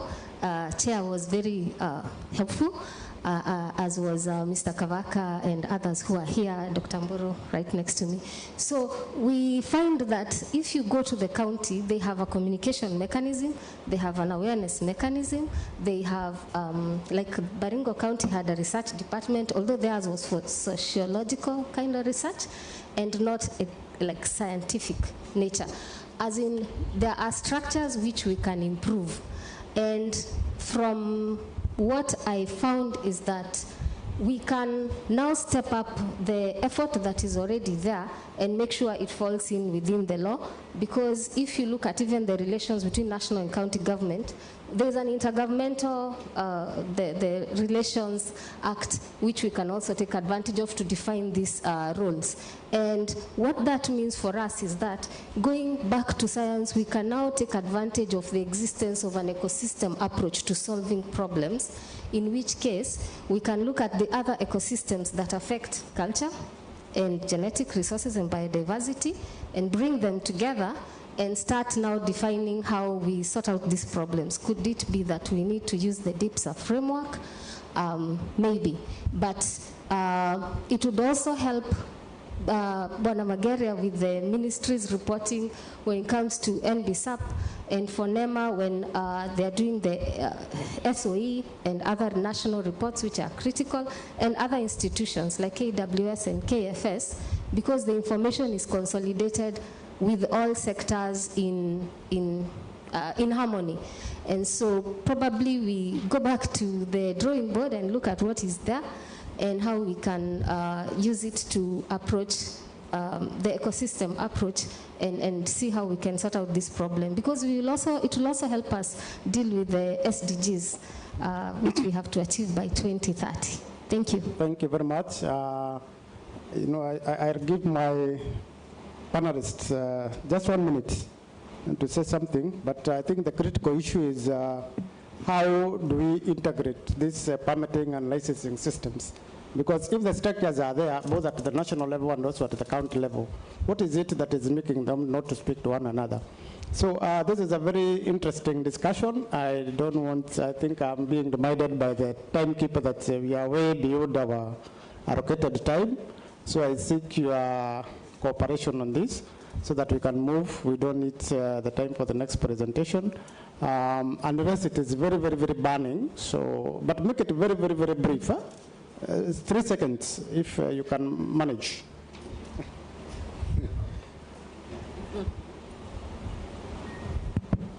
3 seconds. Yes, 1 is gone. Mine is, I think it goes to the 2 presenters, the previous for KWS, and also it connects with the frameworks. There is this prior informed consent. How is it practical in Kenya? Like in the case of Turkana, where I come from, there was a certain organization came and asked for a conservancy. And the conservancy, according to us, we thought that the organization is asking for a conservancy so that he can take, because he was asking for it in our oil found areas, so that he can take advantage. And it's like we also came to discover that Talo was behind the idea of that conservancy.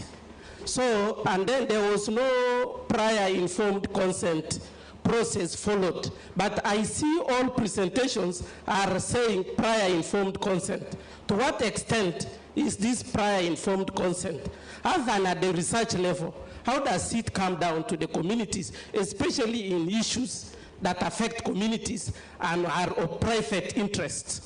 Thank you, thank you, thank you. Madam CC, I saw you had just a quick one, 2 minutes. Thank you very much. I think mine is just to add to where we are, and I like what Carol has said. You know, it's like being referred to rehabilitation. If we are not aware and have not accepted our condition, that rehab will not work for us. I think the team sitting here is already aware. I think we have reached a point of awareness, is for us to be able now to pick on the best strategy that will help us reach where we want to go with indigenous knowledge and GR, because we've acknowledged we are somewhere, and that is where all the agencies are saying, yes, I have something, and some of this information or the approval or licensing sits with me, but should it be sitting with me, or should we have a central mechanism within which we can? And without having to speak about the county governments, devolution is very young. It's a baby. I know the structures are there, but we are struggling to make sure that those structures are functional. So we have, and we do promise, that we'll be able to work together to make sure that we actualize some of these things. So let's admit and seek for that rehabilitation, which is what we are working towards. Thank you. So let's admit structures are there, but they are not working. 2 minutes, 1 minute each. Thank you very much for the observations and comments.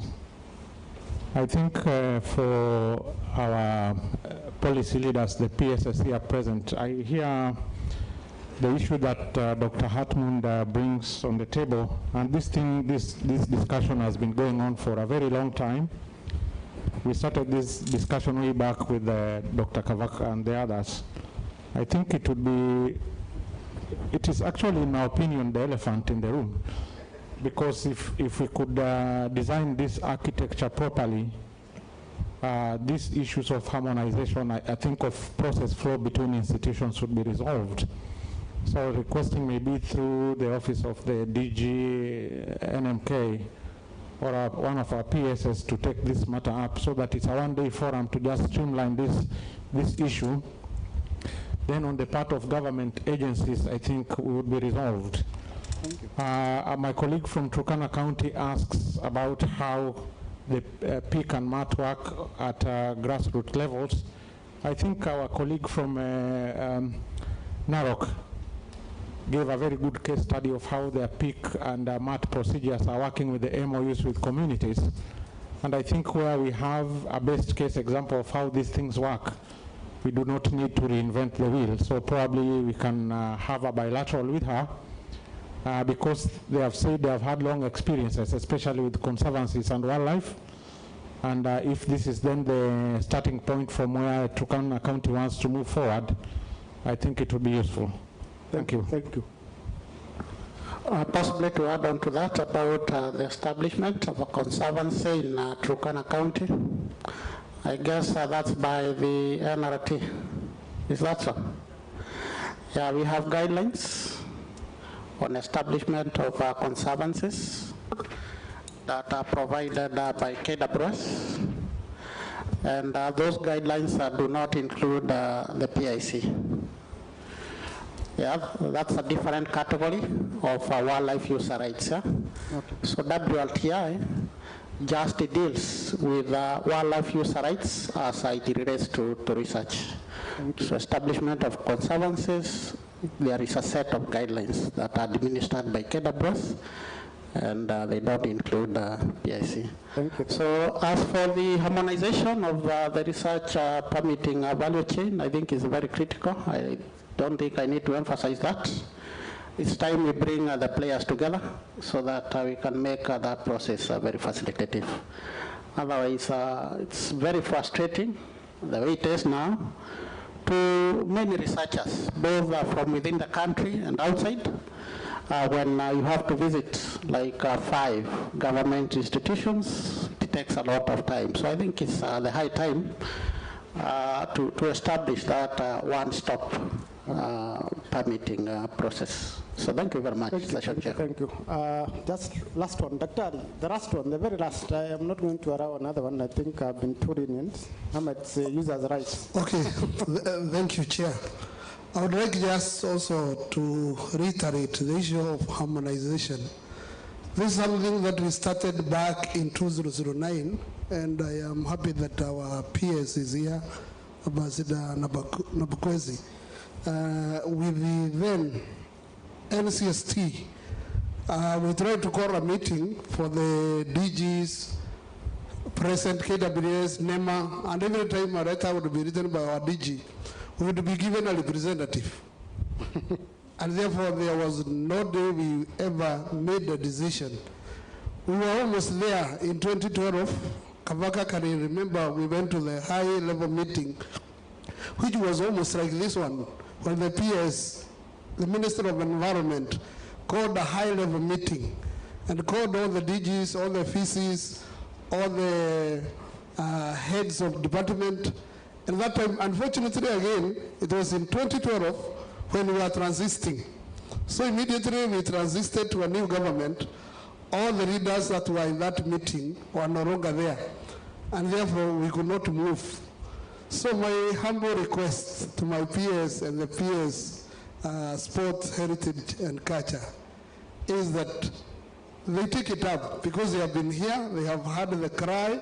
The system has been developed. In 2004, when we were in Korea, we discussed with the GIZ, and they agreed, and they came to Kenya. Kenya was the first country to be funded with that project. Now other countries have been funded later than ours, used the structure that was developed in Kenya, and it has been implemented in those other countries, including in Latin America. But in Kenya, it is yet to be implemented. So let our PSs take it up and coordinate it. The other question, which I would like also to be considered, maybe also at that level, is the issue of WRTI being now a regulator and a user. Because as a research institution, when we understand now they have to use products, ordinary products. So that one we also need to consider so that there may be no conflict of interest. Where there is a limited resource they are using, maybe the university also are using it and they are regulating it. Thank you. Thank you, Dr. I think those are pertinent issues that you have raised. And I think from this, part of the recommendations that we are going to make is that conflict of interest, because I think that's need to be taken to another level so that that doesn't arise. I think the first issue that you discussed, I think plans are already underway to reconvene that particular forum so that we can be able to discuss how do we harmonize and ensure that the integration of the systems do happen. I think as a ministry, we have taken that responsibility because we are able, part of our mandate is to coordinate environmental issues. And from us, we are looking at it from the holistic approach as far as ABS issues are concerned, not only the indigenous, but I think in totality issues to do with the genetic resources. And we agreed from yesterday that IK is part of GR, so they are inseparable. So I think we shall be able to approach that from that perspective. So I think this is a very insightful and very interesting discussion to have. I think it is a discussion that we can have for the rest part of the week, but I want to believe that there are other round-up topics that we also want to discuss. So I would wish that, or I would request. Yes.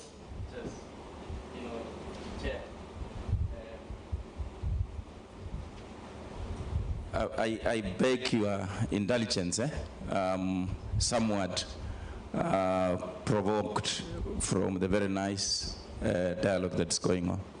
But again, very important as policy and legal elements of the process are. Make no mistake, the stage is set from there.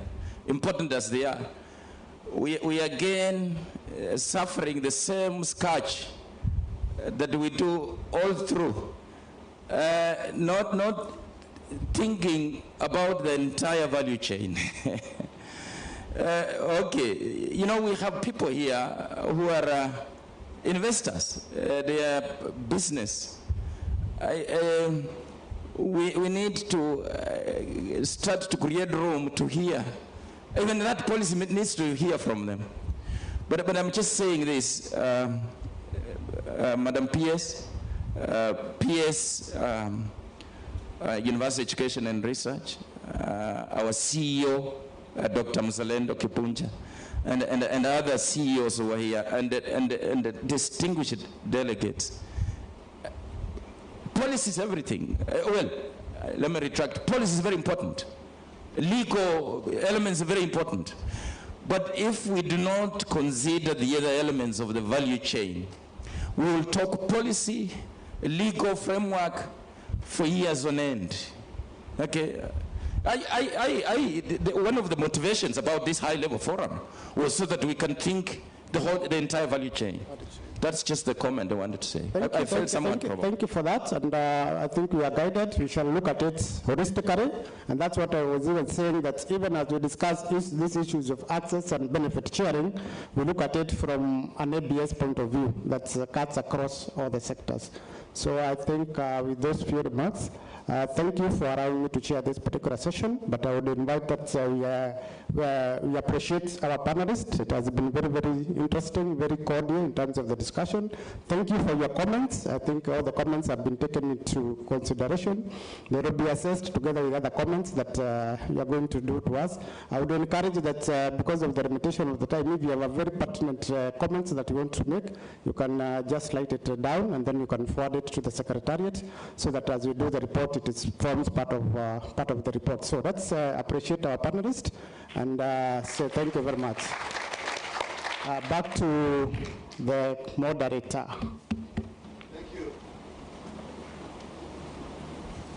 Thank you, my namesake. And please, let's appreciate Cyrus Mageria.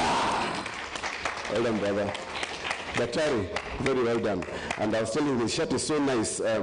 Maybe I'll give him a few shillings for it before he goes home. Eh? It's part of IK. I like that. Dr. Amare, thank you very much.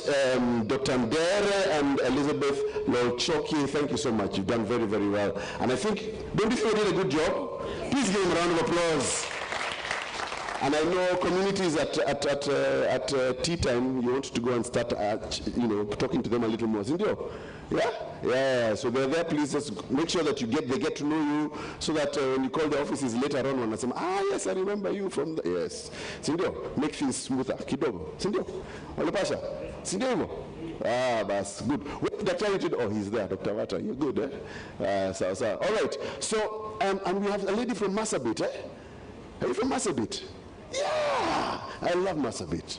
Beautiful place. My people, then, Borana, my ancestors are from Aboranas. Eh? You can tell, eh? Yeah, everybody thinks I'm okay. So, however, I have roots in Nyeri, and that is where we are related to this gentleman over here.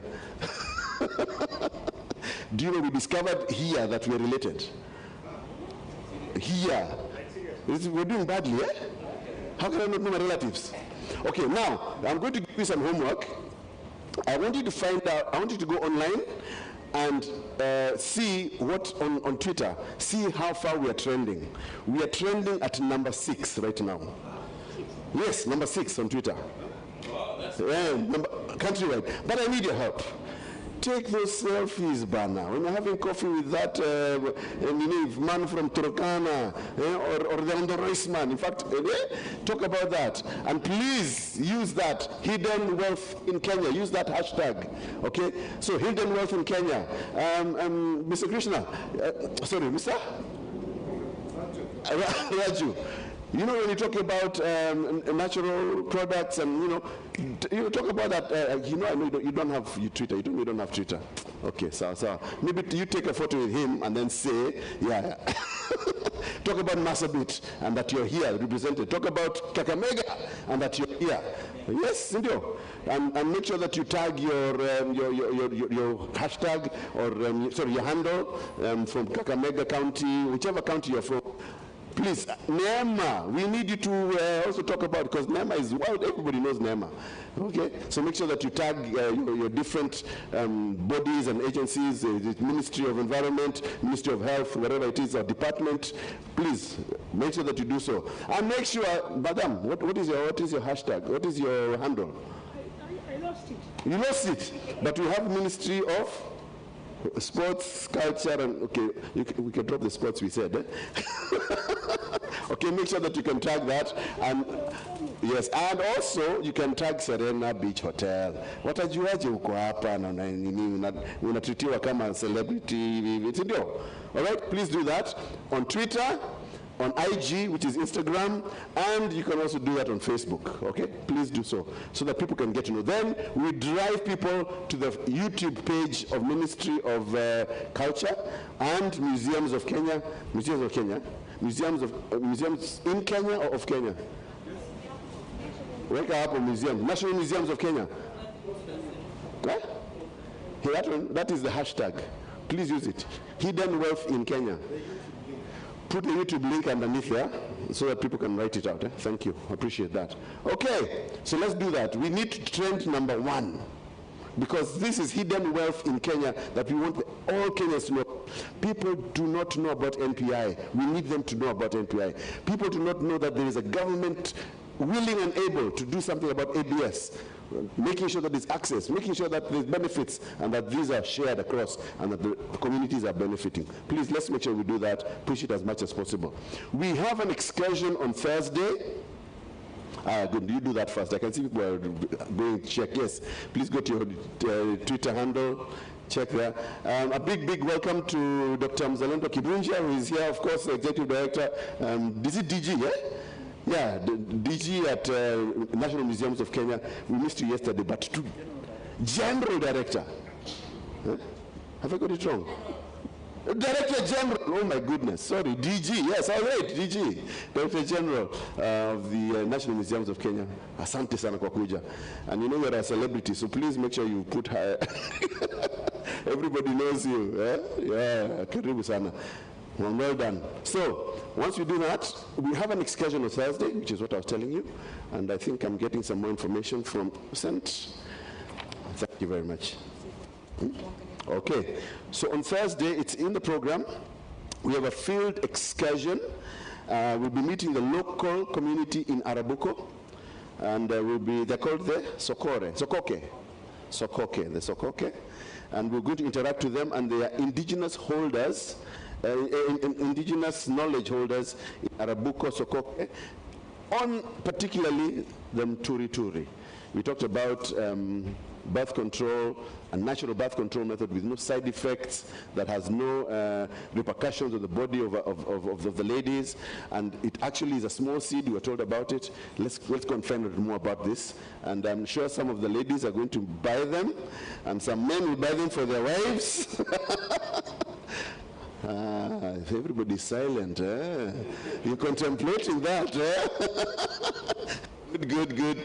As you're told, there's no side effects, and have a very nice time there with them, and then we'll come back here. That's for Thursday, and I think it'll be afternoon on Thursday. 2 p.m. Oh, they have to. Okay, so if you are interested in going for that, I don't know why you would not be interested, but it's a field trip to Kilifi. Isn't that it's Kilifi? Yeah? Yeah. And I was told that Kilifi means neem. Am I right? Kilifi, one of the meanings is neem, the neem tree. You know yeah. So see him later. He'll tell you more about that. From Sri Lanka. Good to see you, sir. All right. Are we happy? Wajiandikishe. Watu wajiandikishe kama mtaka kwenda Kilifi Thursday. Tafadhalini, ili tuagize basi na magari ya kwenda huko na maji na ile kila vitu zote ambazo zinahitajika when we go there together. All right?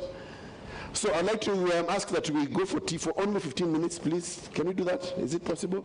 15 minutes only, so that we can come back here at 11:45 for the next session, which shall be led by none other than Dr. Muya, who is here. Karibu sana.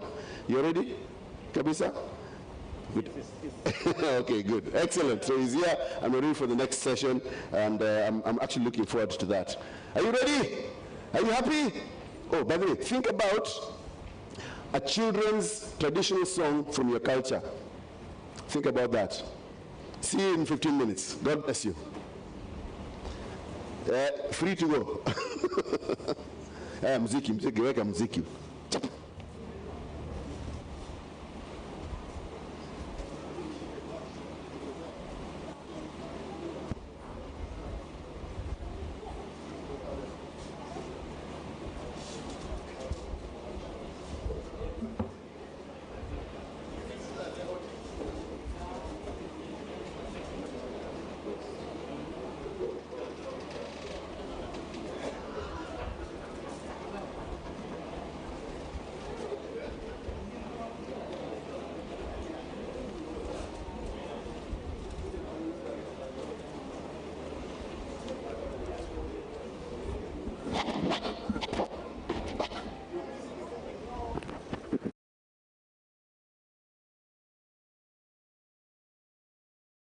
Many products in food, cosmetics, biotech, and medicines, as well as advances in science, are based on genetic resources. Already in 1992, the CBD had established access and benefit sharing principles, which includes the obligation for users of genetic resources to share benefits with providers of those resources.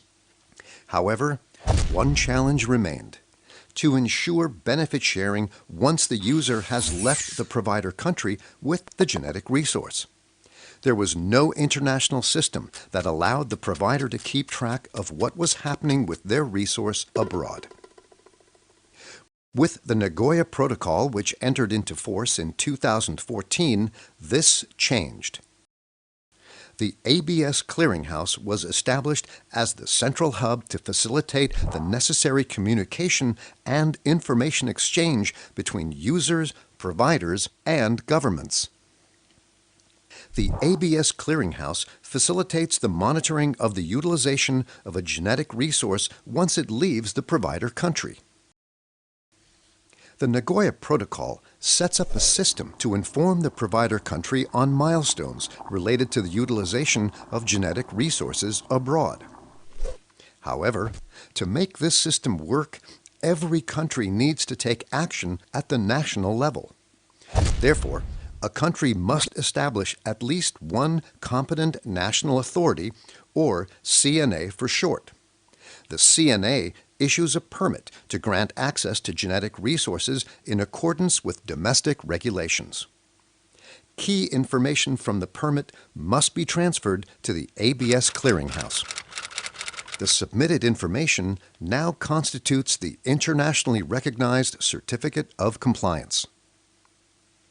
Now, let's turn our attention to a user. After possibly many years of laboratory work, she has succeeded in research and development and now puts a product on the market. With her certificate and the required documentation, she goes to the authority for market approval in her country. This authority, since it has been designated to act as checkpoint in the ABS process, sends a message called a checkpoint communiqué to the ABS Clearinghouse.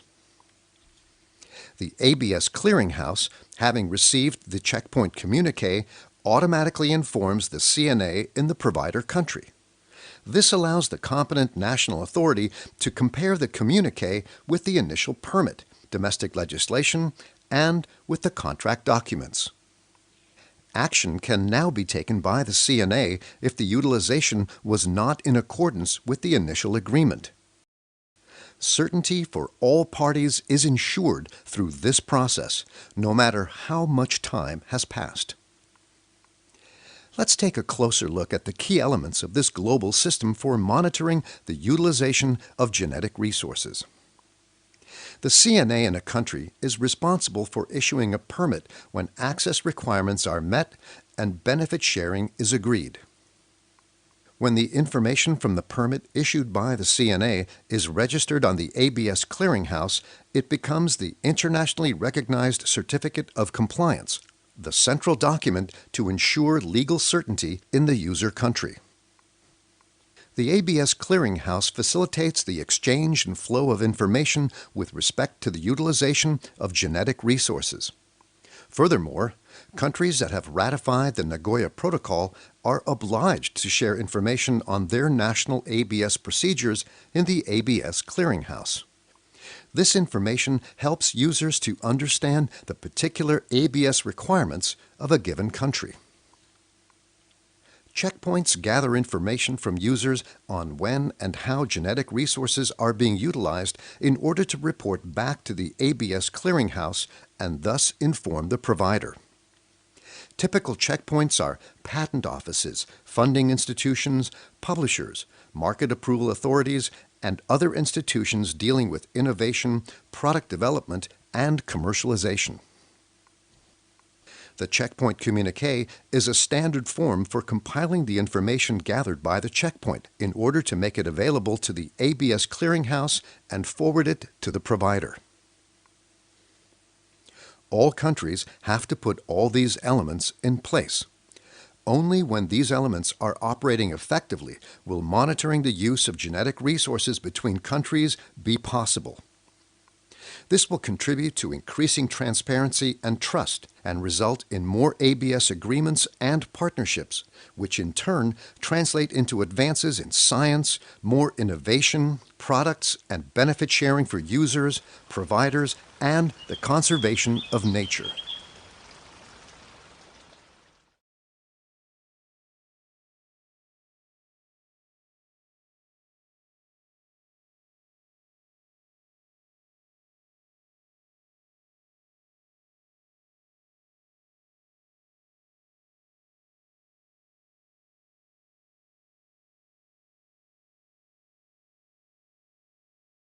Many products in food, cosmetics, biotech, and medicines, as well as advances in science, are based on genetic resources.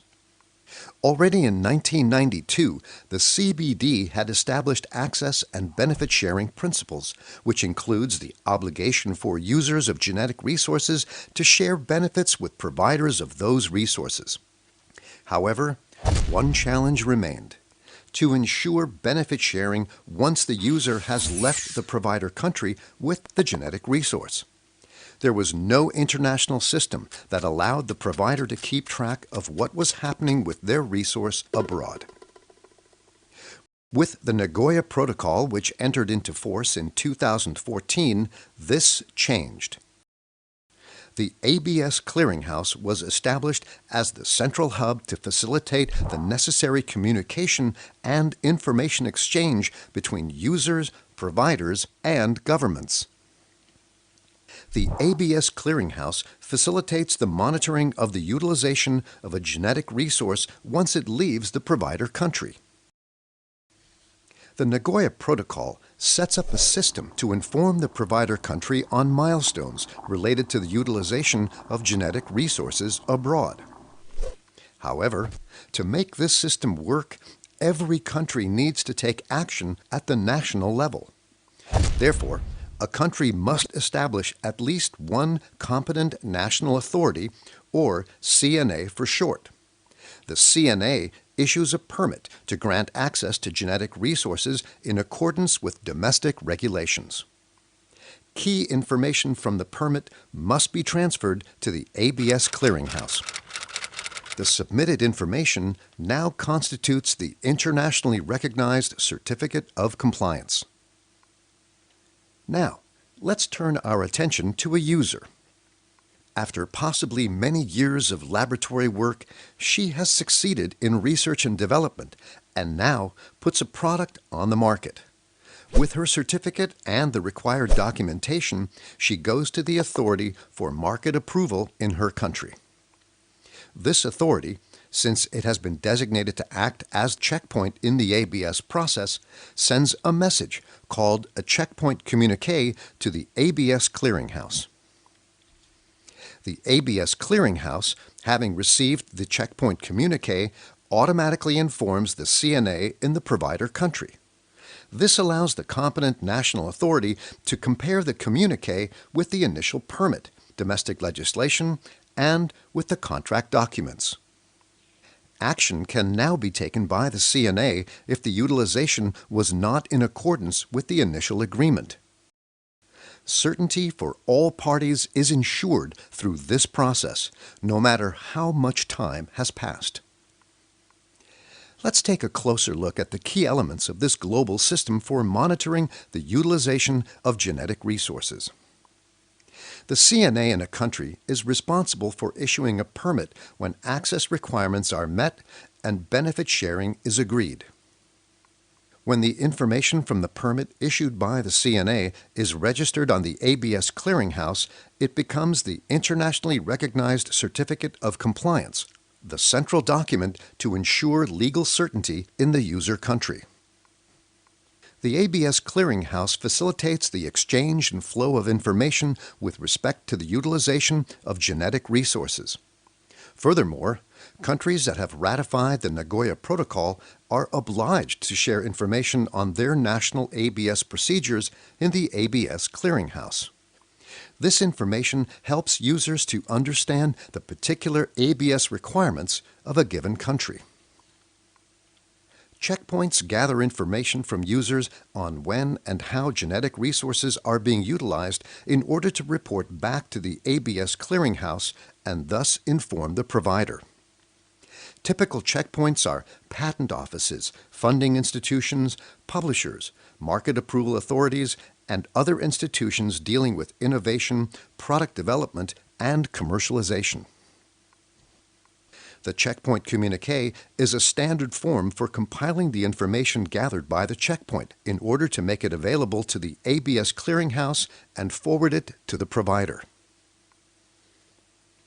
All countries have to put all these elements in place. Only when these elements are operating effectively will monitoring the use of genetic resources between countries be possible.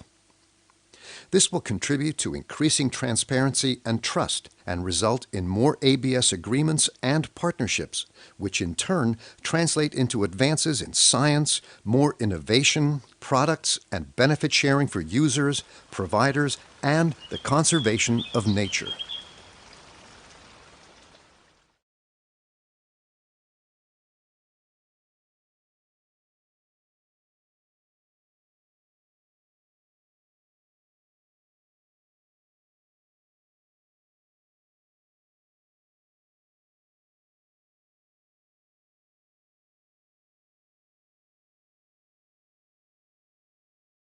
Many products in food, cosmetics, biotech, and medicines, as well as advances in science, are based on genetic resources.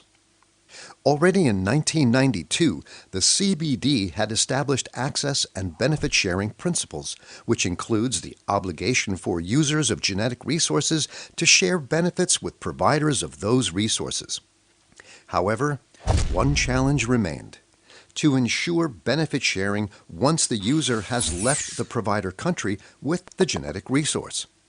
There was no international system that allowed the provider to keep track of what was happening with their resource abroad.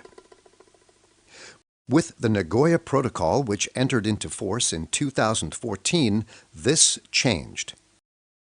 The ABS clearinghouse was established as the central hub to facilitate the necessary communication and information exchange between users, providers, and governments. The ABS clearinghouse facilitates the monitoring of the utilization of a genetic resource once it leaves the provider country. The Nagoya Protocol sets up a system to inform the provider country on milestones related to the utilization of genetic resources abroad. However, to make this system work, every country needs to take action at the national level. Therefore, a country must establish at least one competent national authority, or CNA for short. The CNA issues a permit to grant access to genetic resources in accordance with domestic regulations. Key information from the permit must be transferred to the ABS clearinghouse. The submitted information now constitutes the internationally recognized Certificate of Compliance. Now, let's turn our attention to a user. After possibly many years of laboratory work, she has succeeded in research and development and now puts a product on the market. With her certificate and the required documentation, she goes to the authority for market approval in her country. This authority, since it has been designated to act as checkpoint in the ABS process, sends a message called a checkpoint communique to the ABS clearinghouse. The ABS clearinghouse, having received the checkpoint communique, automatically informs the CNA in the provider country. This allows the competent national authority to compare the communique with the initial permit, domestic legislation, and with the contract documents. Action can now be taken by the CNA if the utilization was not in accordance with the initial agreement. Certainty for all parties is ensured through this process, no matter how much time has passed. Let's take a closer look at the key elements of this global system for monitoring the utilization of genetic resources. The CNA in a country is responsible for issuing a permit when access requirements are met and benefit sharing is agreed.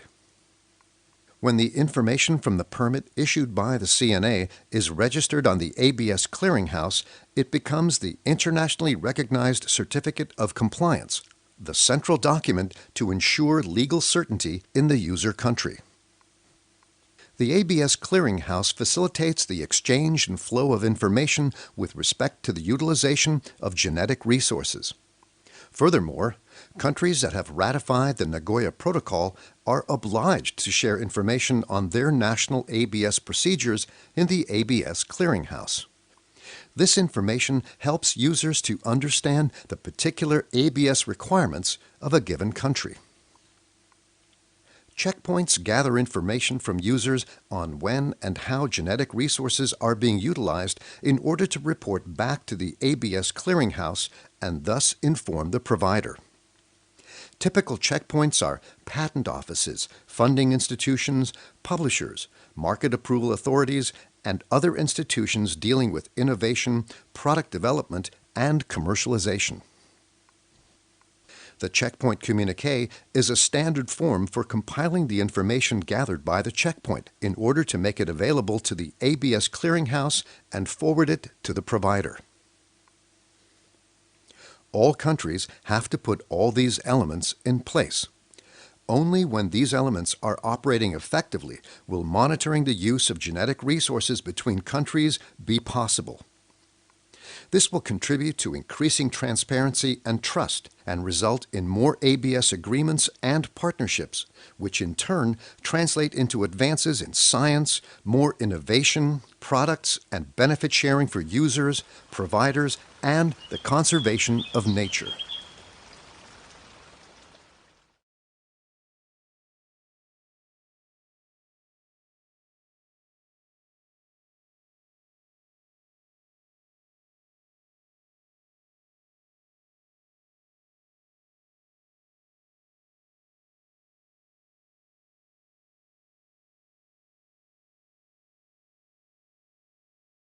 Many products in food, cosmetics, biotech, and medicines, as well as advances in science, are based on genetic resources.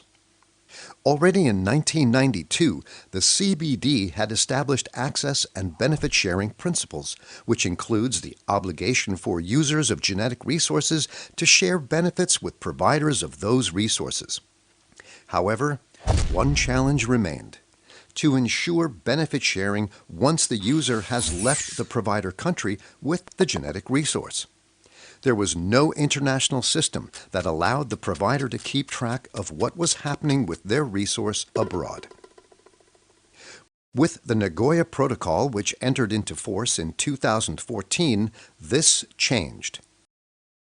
The ABS clearinghouse was established as the central hub to facilitate the necessary communication and information exchange between users, providers, and governments.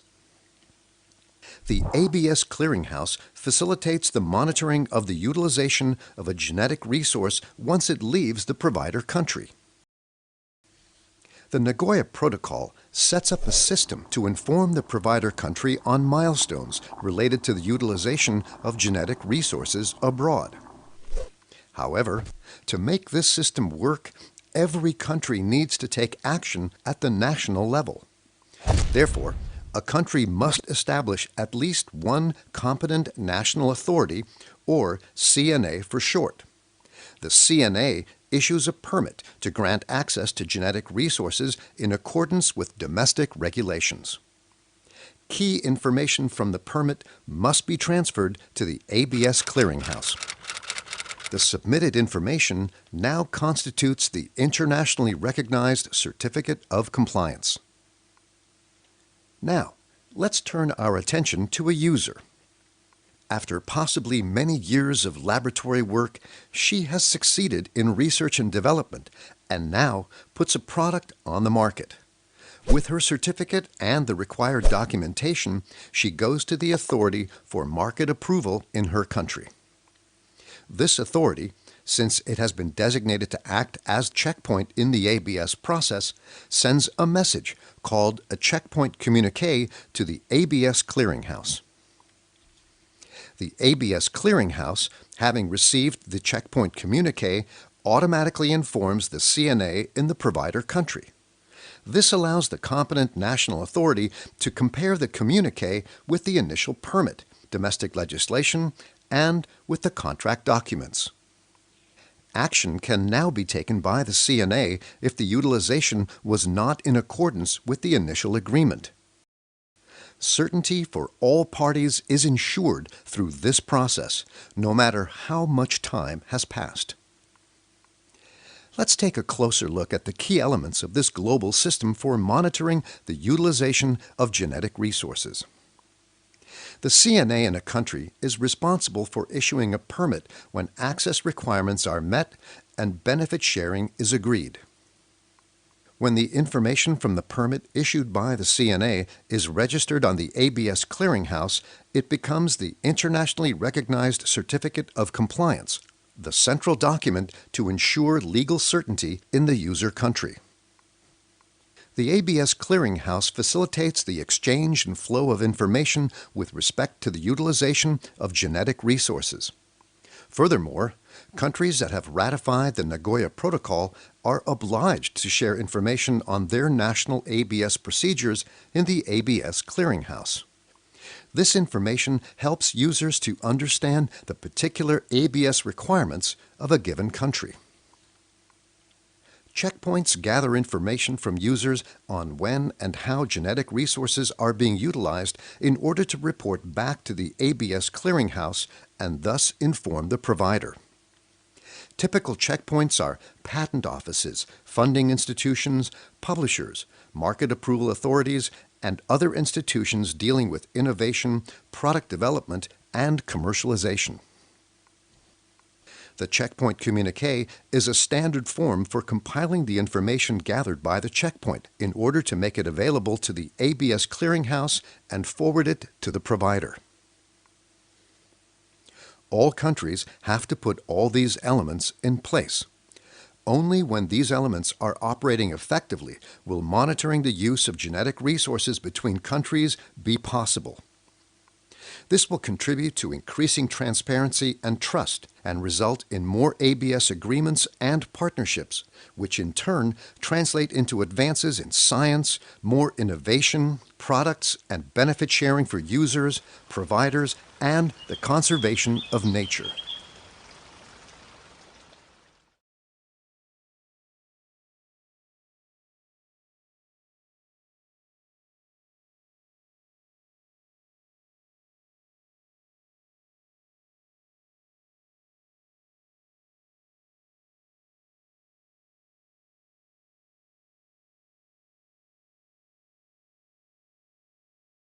Many products in food, cosmetics, biotech, and medicines, as well as advances in science, are based on genetic resources.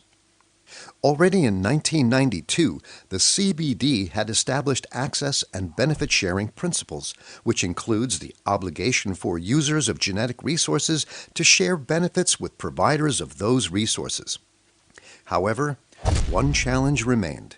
to ensure benefit sharing once the user has left the provider country with the genetic resource. There was no international system that allowed the provider to keep track of what was happening with their resource abroad. With the Nagoya Protocol, which entered into force in 2014, this changed. The ABS Clearinghouse was established as the central hub to facilitate the necessary communication and information exchange between users, providers, and governments. The ABS Clearinghouse facilitates the monitoring of the utilization of a genetic resource once it leaves the provider country. The Nagoya Protocol sets up a system to inform the provider country on milestones related to the utilization of genetic resources abroad. However, to make this system work, every country needs to take action at the national level. Therefore, a country must establish at least one competent national authority, or CNA for short. The CNA issues a permit to grant access to genetic resources in accordance with domestic regulations. Key information from the permit must be transferred to the ABS Clearinghouse. The submitted information now constitutes the internationally recognized Certificate of Compliance. Now, let's turn our attention to a user. After possibly many years of laboratory work, she has succeeded in research and development and now puts a product on the market. With her certificate and the required documentation, she goes to the authority for market approval in her country. This authority, since it has been designated to act as checkpoint in the ABS process, sends a message called a checkpoint communique to the ABS Clearinghouse. The ABS Clearinghouse, having received the checkpoint communique, automatically informs the CNA in the provider country. This allows the competent national authority to compare the communique with the initial permit, domestic legislation, and with the contract documents. Action can now be taken by the CNA if the utilization was not in accordance with the initial agreement. Certainty for all parties is ensured through this process, no matter how much time has passed. Let's take a closer look at the key elements of this global system for monitoring the utilization of genetic resources. The CNA in a country is responsible for issuing a permit when access requirements are met and benefit sharing is agreed. When the information But please remember to register yourselves for Thursday's excursion. I understand it's at 11 a.m., so we need to give the numbers for lunch and all those other things. So please make sure if you're coming with us to Arabuko, you will be able to Arabuko. You said Arabuko? Arabuko? Sokoko, yes. You can join us. Sukoko. Eh? Sokoke. Sokoke, sawa sawa. All right. Are there any new representatives of communities that we have today? Apart from those that were here yesterday, any new ones? Is that a hand or not a hand? That's a hand. Okay. Oh, Mr. Kiprono. Okay, sawa sawa. Who else? Anybody else? All right, sawa sawa. I would like to give Dr. Lewa some time. And then I would like to give, if I can have a microphone to Dr. Lewa, please. Yeah, you just speak from there, and then I will also allow Mr. Kiprono to say something. Super. Now you can see a lot of activity because the CS is going to join us for this particular session. She's actually within the building already, the compound, not the building. She's in the compound as we speak. But Dr. Lewa, karibu sana, introduce yourself quickly and let us know. Yes, go ahead. Thank you very much. My name is Dr. Amos Lewa Mavita. I'm actually a medical biochemist in the area of pharmacology and pharmacognosy, so I'm a scientist and also a lecturer at Pwani University welcome to the land of opportunities, because this is the Coast Province with 9 powerful tribes, and I'm among those wonderful tribes. Which one are you? There. I'm a Jibana. Jibana. Well done, well done. Thank you very much. Now, we sit at a place served by many rivers from upcountry. And all these rivers pour a lot of mineralic agents and a number of seeds from all the way, the Rift Valley, all the way from your places in Kenya. And they bring materials to the coast. Now, when we come out here as scientists, what are our roles in this place? It becomes an area where we need to establish a boundary between traditional medicine and scientific products. And this is where I think the bone of contention comes, because again it comes to the area of patent. Who must be patented? Who must receive the patent? Is it the traditional person who has the knowledge, or the scientist who works on the formulations, knows the pathology, and comes up with a formulation to cure that pathology? And therefore, maybe the bond of content will come in the value addition area. So the scientist looks at safety and efficacy. So these actually hold a lot of scientific work. There's a lot of work that comes into that until that product is appreciated and could be placed for sale or for trade. The question comes, between the person who holds the traditional knowledge and the person who does the science behind it, who must receive the patent? And is it possible to patent a herb? Which is have a shared patent. Have a shared patent. But is it possible to patent herbs which can be found in many places in the country? Okay. So those are some of the questions that we might look at. Okay. And also there's the part of one second. I just molecular extractions. I want us to recognize the arrival of our CS Ambassador, Dr. Amina Mohammed. Karibu, Madam.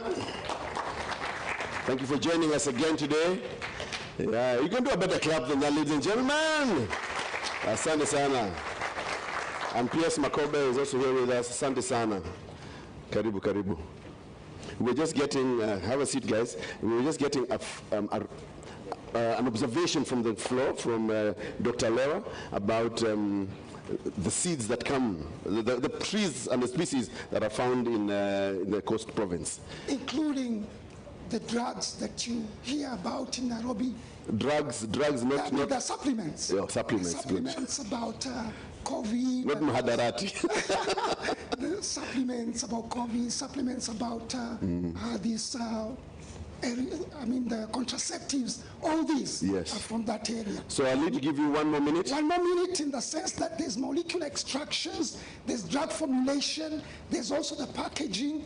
The question is, what should be the share of the scientist in terms of the patency? Okay. All the work that is produced in terms of scientific work that goes. So the question you're asking is about the patent, and is there something that we can implement from that presentation that you're thinking through? So I need you to make a quick think through and have a line or two that we shall be able to bring up on Friday as what can be implementable from what you're raising. Thank you very much. Thank you, sir. Thank you. I appreciate it very much. A round of applause for Dr. Lewa. Now we have from the community of the Marakwet, a representative from Elgeyo Marakwet County. His name is Mr. Kiprono, Felix Kiprono, am I right? Yeah, so could you like to say in 1 minute, I'll give you 1 minute to say something. The microphone is right there. Introduce yourself again. Well, you've already introduced you, Felix Kiprono from Marakwet. Okay. Yes, it's on. Just put it in your mouth. Close to your mouth. About then? Nzuri. My name is Felix Kiprono from Elgeyo Marakwet County, and to be specific, from the Marakwet community. About our progress so far, I'm really appreciative of what you're doing. And I just have a little bit of a request. Yes. Particularly from where I come from, like the Kerio Valley part of Marakwet, we have a lot of insecurity going on. Insecurity? Yes, there's a lot of insecurity going on. And just maybe for the purposes of this house, even I have 2 of my neighbors who are shot, who are injured, seriously injured yesterday. Sorry. Currently, they are recuperating at the MTRH Hospital Eldoret. My point on what you are discussing in this forum and on matters implementation, I would really request, because though the most relevant ministry is not here, the Ministry of Interior, who may address properly the problem, but I would request, because we have so many government stakeholders around, on matters security, because the holders of indigenous knowledge and genetic resources, and especially from where I come from, people are migrating to safer grounds.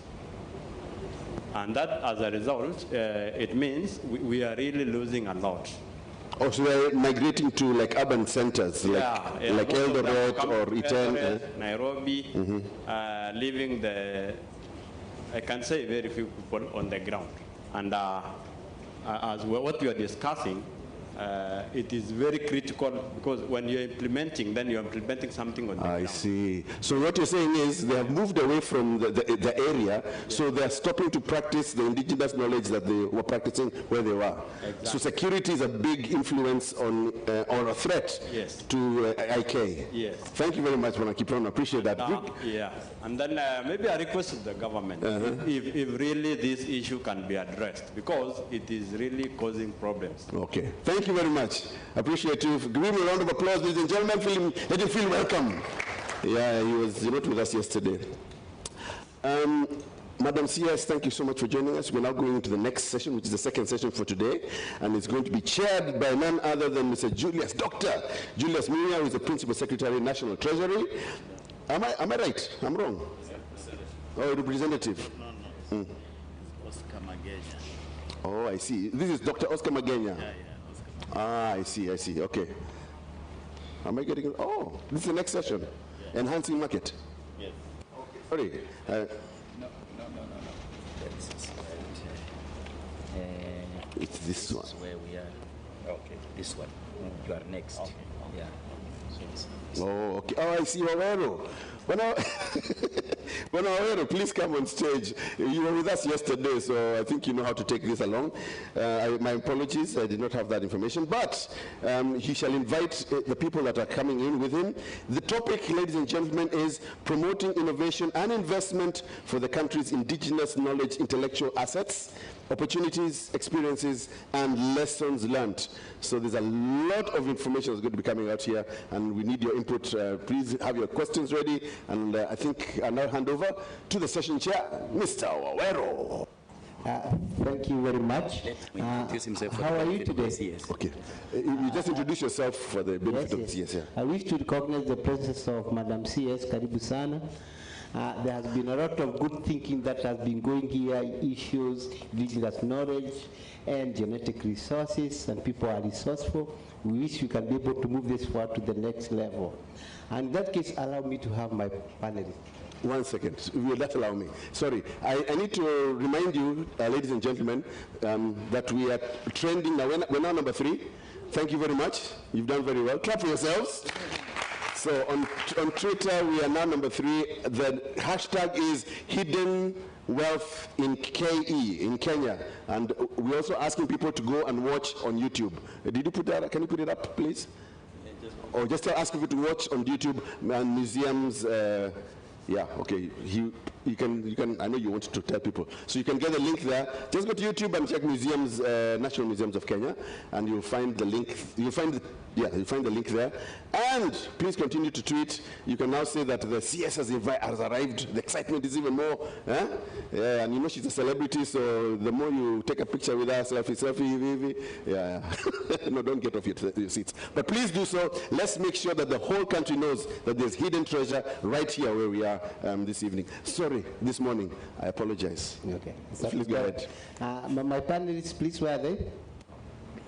Please come forward. Hello. See you. Can you hear Dr. Tony Omwanta? Karibu sana. Professor Mutui. Thank you very much. I've got CEO Mr. Edward Sigay. Come forward. I'm told we have a UNDP representative. Please come forward and properly give me your name. Is Waipo here? No. Thank you very much. Who's UNDP? Hello. Yes, fine. Yes, it's my name. From UNDP?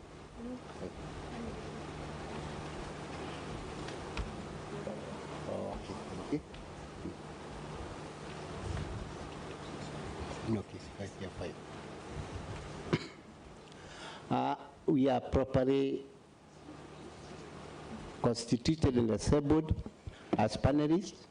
My name is Waweru Kamau, State Department for Planning, Director of Social and Governance, standing in for the sessional chair, Dr. Julius Moya. And I wish to formally welcome you to this session. And I know there's a bit of representation, but I also know it is high power. So we are going to have fun doing this. And that said, please allow me to say something about where we are in the program on the issues promoting investment, indigenous knowledge, assets, opportunities, experiences, and lessons learned. And again, you can see how the frameworks of the program have been able to move us in a manner that we are going from having resources and also get to see how we can be able to take care of those opportunities and what our experiences are. And most importantly, the lessons we have been able to pick so that we can be able to inform what we do moving sector. Every strategic decision or action is actually should benefit from what you already know. And you're talking about issues, knowledge, and knowledge is nothing if it's not managed. What are we saying here, therefore? That within here we are talking about the issues innovation and how that informs utilization and how that translates to economic growth, which you all know is not good enough because economic growth is not economic development. Economic growth must turn to development that it touches on the people. And if we see everything, like we said before, is people-centered, I don't see how that translates into how we are doing. In that case, therefore, we'll be seeing what are the potentials for the economy and how we can be able to move forward given issues that must be taken forward. And the key issues to be focusing on, in my opinion, are key. Either you to be able to deliver and focus on what investments are in place, how innovative we are, and hopefully one of the panels will be talking about how the innovations affect the sectors of the population, like what innovations for the youth, innovations for the communities, and innovations for those who maybe were not documented. And you get to see that and building out the key issues, and most importantly, let's get to see how issues of protection and promotion to the marketplace, that's how that happens, because everything indeed, if it goes to the market, we are talking about inputs and outputs, the access, the deliverables, and the value chains. And what are we saying here, therefore? Let's get to see what the stakeholders think in terms of how well their expectations are met, and we'll be discussing that for us. And finally, there will be the issue of the mechanism to promote and protect innovations, because clearly we know something, we can move it forward by the issues that are the frameworks. You can go back to the legal issues we discussed yesterday and see how everybody gets protected and within which legal framework things get to happen. And in that, of course, you'll have bring in it within the COVID era. Let's get to see how the pandemic has affected our thinking, our rethinking. Let us dare to reimagine what must happen if there was no COVID. And now that we have COVID, what must we do therefore? Again, we all think this is all related to indigenous knowledge and genetic resources, and most important to sustainable development and to the people of Kenya and the people of Africa and the people of the world. And I think you are privileged to be the ones doing this.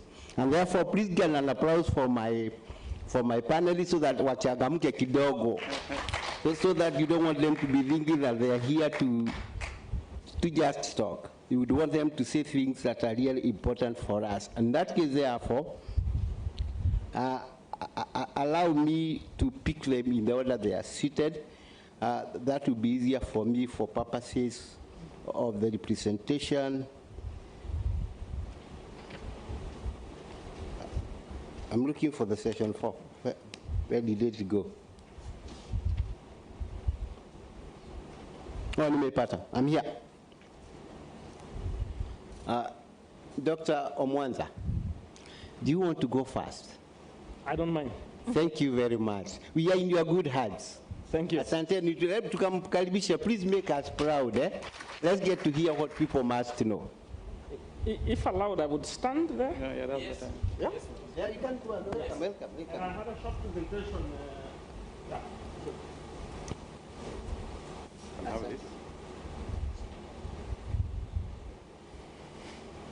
Madam CS, PS, Director General, colleagues, partners and delegates, good afternoon.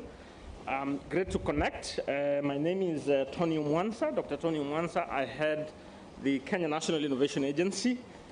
It's a relatively young agency, and you'll probably see how meaningful the mandate of this agency is in the context of what we're dealing with now, and potentially explore more and more avenues of working together. So the agency was established by an Act of Parliament of 2013, that STI Act. And somewhere around 2016, got an acting CEO and a temporary office, and the CEO was hired a little over about 1.5 years ago. And hereby I stand to tell you what some of the things we are working on and the direction we are headed and how we potentially synergize even more. So for us, it's about enabling socio-economic development through innovation. And that's going to cut across quite a sector. Just to contextualize, the SDI sector established the National Commission for Science, Technology and Innovation, where I sit as a board member, and the National Research Fund, whose mandate is to fund the national research agenda. And then Kenya was established for development and management of a national innovation system. Now we've got a set of functions, there's about 20 of them. We haven't delivered on everything yet, but we're working on that. This is the mission. This is what I wake up every day to think about. How do we develop and manage a dynamic national innovation system which facilitates taking ideas to market? Keywords, system, which means the components that come together, and our job is to ensure that we grease the interaction between the various components. And then it's really wide, because it starts from education sector, to the markets, to investments, to policy, and so on and so forth. The second key thing that really drives us is what are we measured on? We are measured on the ideas that get to market, quantity and quality of those ideas. And these ideas would come from individuals, they would come from institutions, and so on and so forth. So we've got about 6 or so priority areas. Of course, capacity development within the institution and beyond, a set of policies that we need from a national perspective, as well as institutional. Commercialization, and that speaks to our engagement here quite well. Of course, funding, because then that innovation has to be funded, partnerships, as well as dissemination. Now, as we analyze what we do every day, 2 things really, really stand out most. It's the commercialization and whatever needs to go around it, and then startups. And of course, we do all these bits on capacity building, partnerships, fundraising, agreements, and so on and so forth. But what seems to stand out most is how do we enable and strengthen commercialization, and how do we build enterprises that are sustainable and scalable. So this is what I tend to see all the time as I engage with my team about the gaps that we have and our focus.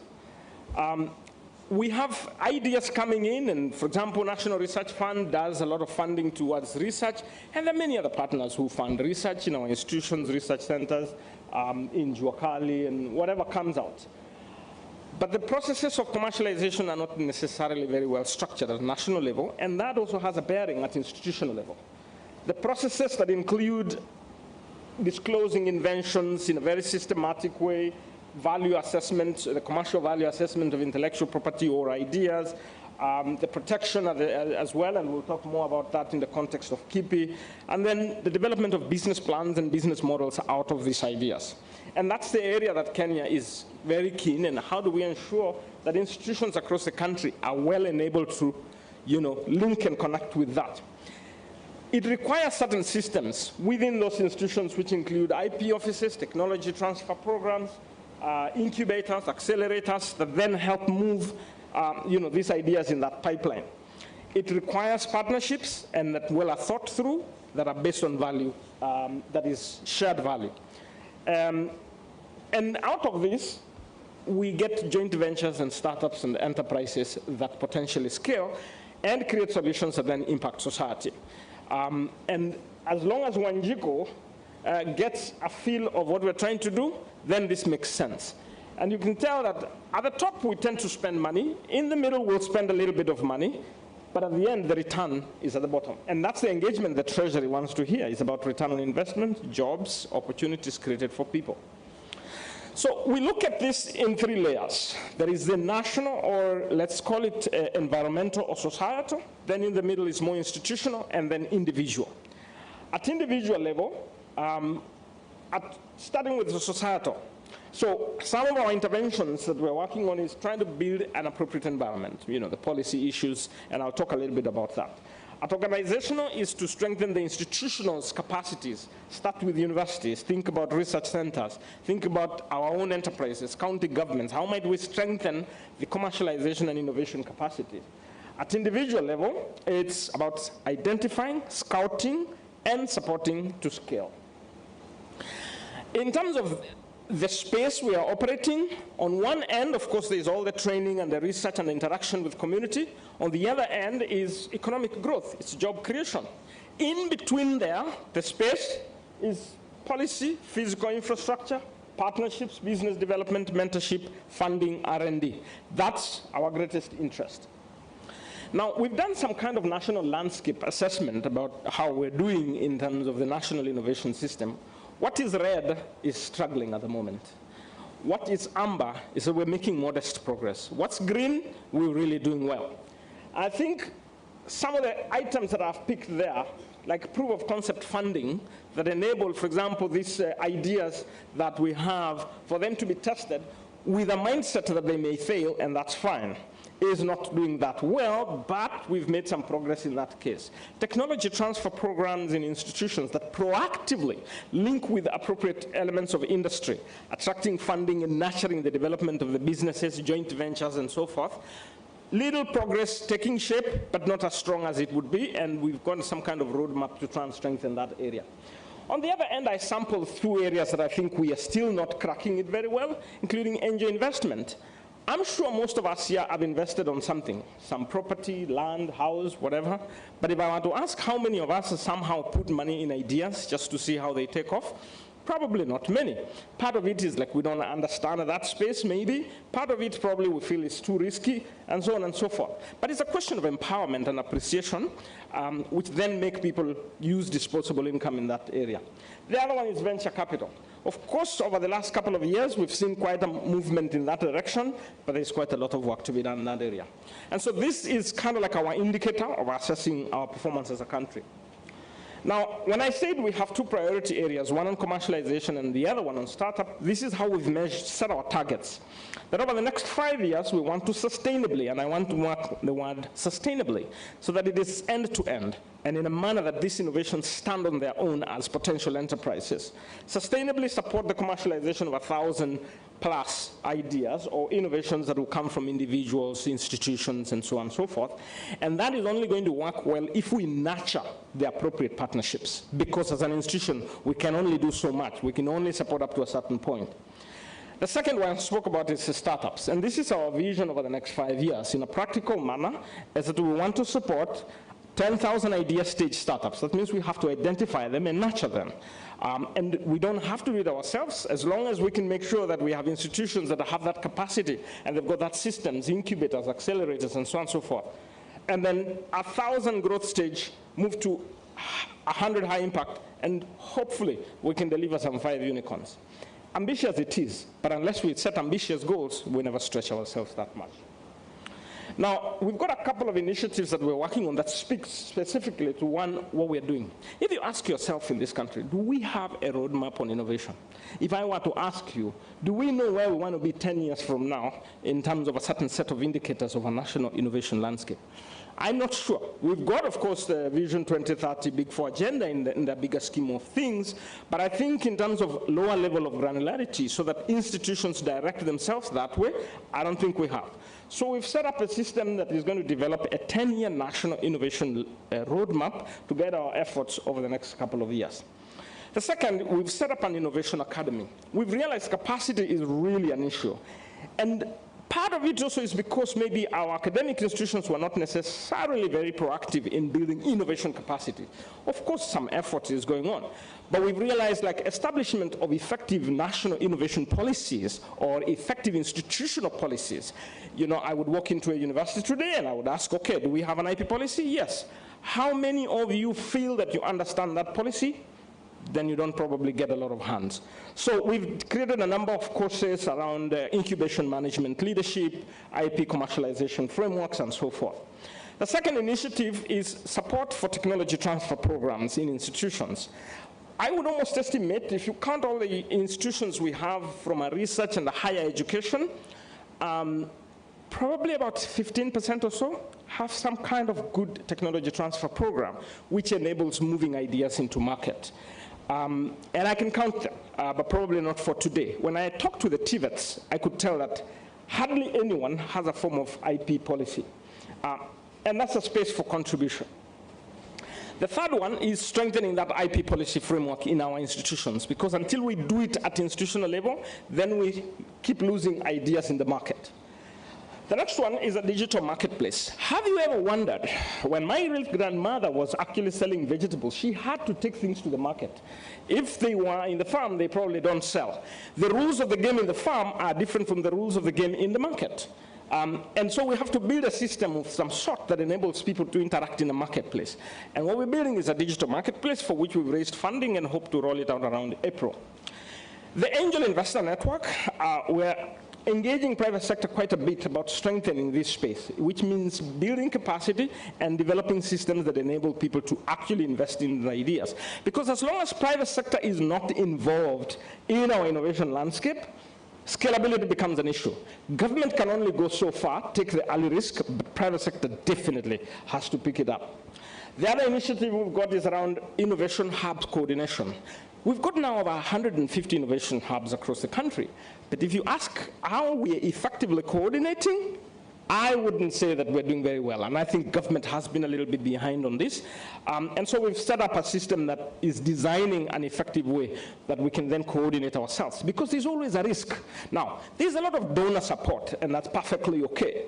But if you also have too much donor support and donor-led initiative, the risk is then you're not driving your primary agenda. Okay? The other one is the National Innovation Outlook. Now, we all talk about the Global Innovation Index, and I know Kenya ranks in the range of 80 to 95 thereabout, and Kipi, of course, is involved, and Kekobo is involved. But I always wonder, how do we measure our own internal progress on an annual basis? Probably neither here nor there.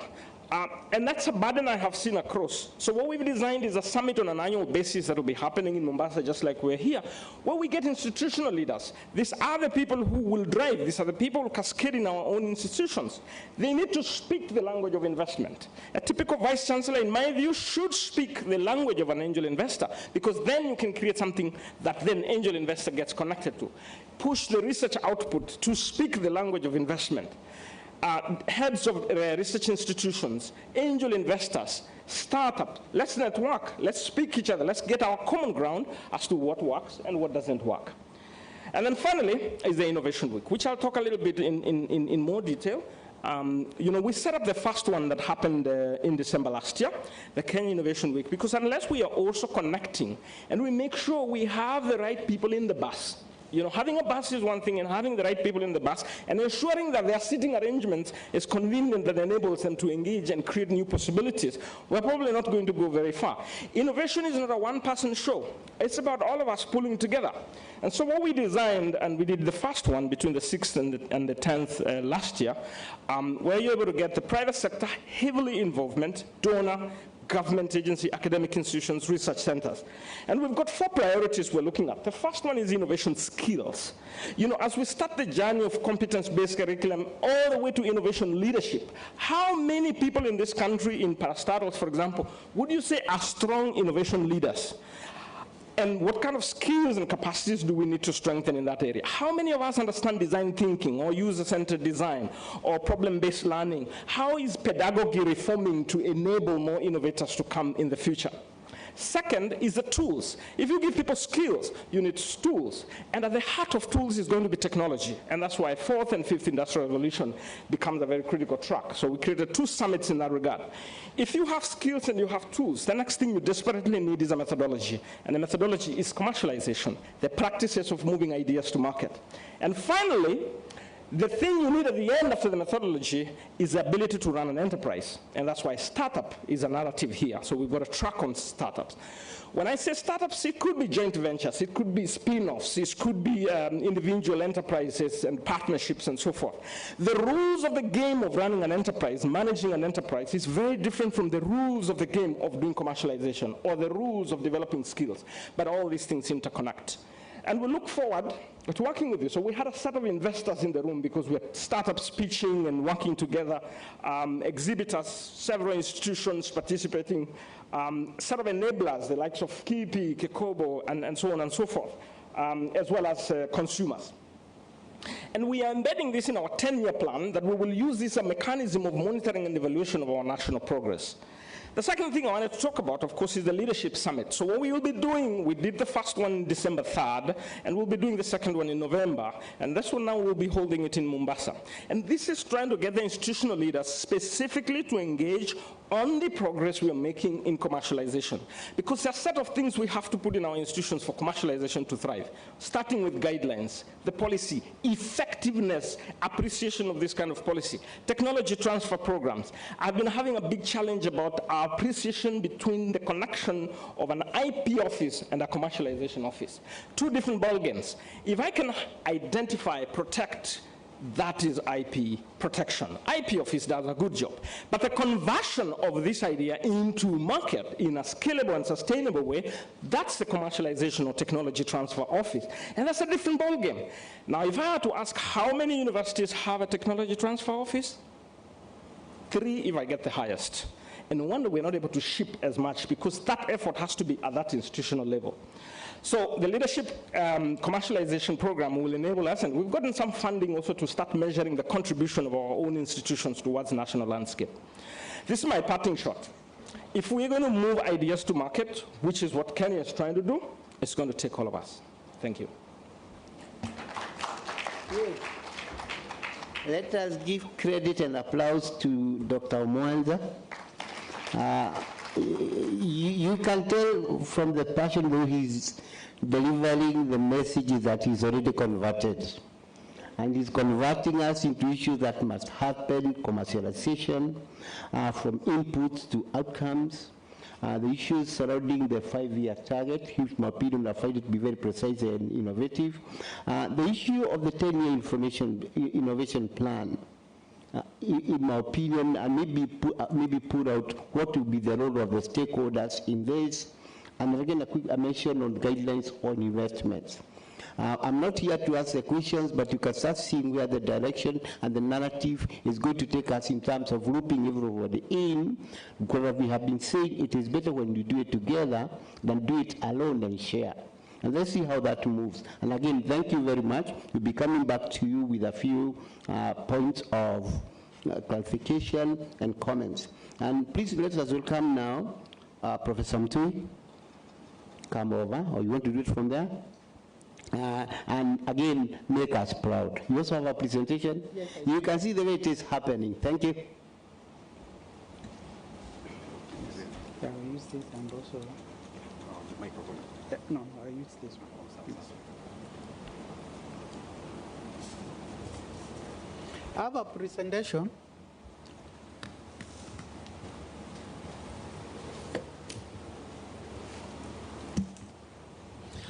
Madam CS, Madam PS, MDs and CEOs present, ladies and gentlemen, good afternoon. Yeah, my name is Professor Mutui. I'm the MD KEFIS. I begin by introducing KEFIS.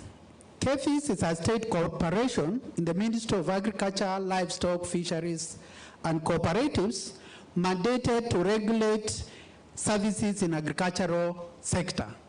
So we vigilate for the government to ensure that the agriculture sector is not affected by pests and diseases which are not already present in Kenya. Our vision is healthy plants, safe trade, and sustainable agro-environment for a prosperous Kenya. What we are saying here is that we are trading in safe plant materials, not to introduce new pests and diseases or export plants which are pests and diseases. They must be free from pests and diseases. Our mission is to provide a science-based regulatory service which assures the plant health, that the plants are free from pests and diseases, the quality of agricultural inputs, seeds, fertilizers, as well as the produce, whatever is going out should be of high quality to meet the requirements of the export market for food security, globally competitive agriculture, and sustainable development. What are the functions of KEFIS? I'll begin with analytical services. KEFIS has established labs for the purpose of conducting analytical services. We have European Union accredited analytical chemistry lab, which is mandated to test for pest residues in agricultural produce which we export to EU. So we are able to say this particular produce meets the requirement insofar as food safety doesn't have the pesticide residues.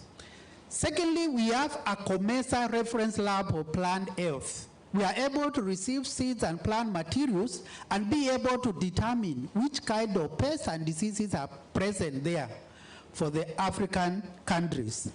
We also provide services of soil analysis to ensure that they contain enough nutrients for the growth of crops.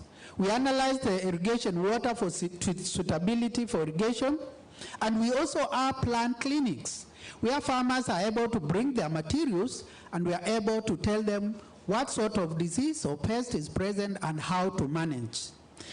The second function is phytosanitary services. Phyto means plant, sanitary means health. So we do the plant health. We provide permits, the so-called plant import permit.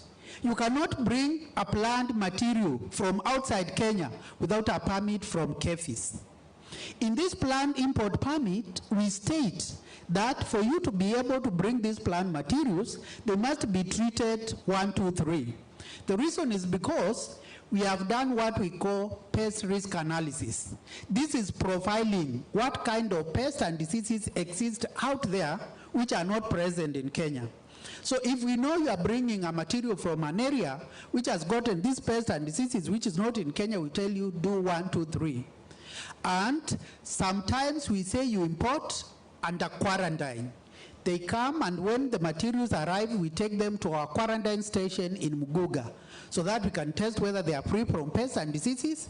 If they are free, we release them to you. If they are not, we destroy them. We have inspectors at all the points of entry and exits who are able to take samples of plant, seeds, materials for investigation whether they are free from pests and diseases.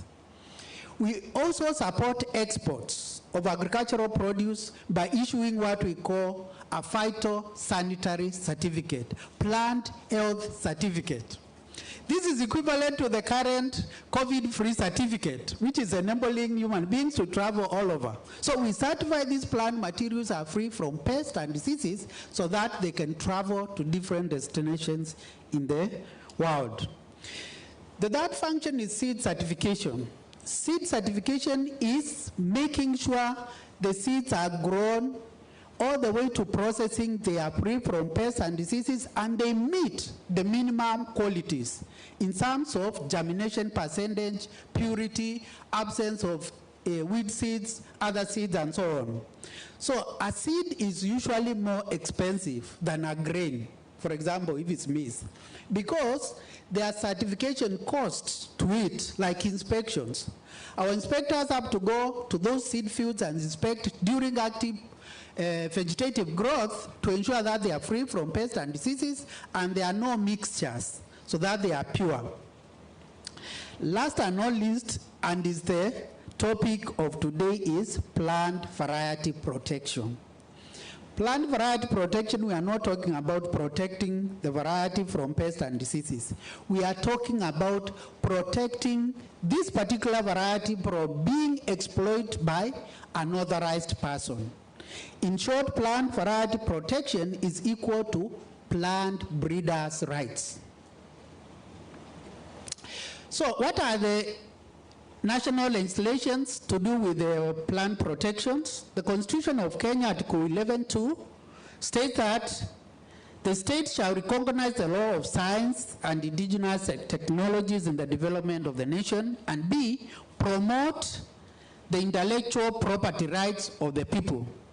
Article 11.3 states that the parliament shall enact legislation to recognize and protect the ownership of indigenous seeds and plant varieties, their genetic and diverse characteristics, and their use by the communities of Kenya. We have the law which established KEFIS called the KEFIS Act of 2012. We have the law which protects regulates plant protection or plant health, which is the Plant Protection Act. We have the law which regulates seeds, the Seed and Plant Varieties Act, and Agricultural Produce Export Act. This regulates the produce for export. We have legal notices which states what charges are we supposed to do, the fees, which we normally do for our services.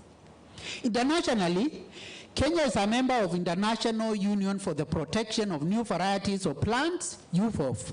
We acceded to UPOV under 1978 Convention, and our Seed and Plant Varieties Act was reviewed in 2012 to incorporate the components of the 1991 Act of the UPOV Convention. Kenya Plant Health Inspectorate Service, on behalf of Kenya government, grants plant breeders' rights for all plant materials. So what is plant variety protection? We know we have copyrights in music and books, we have intellectual property rights, and we have patents, but for plants, new varieties of plants, we give what we call a plant breeders' rights.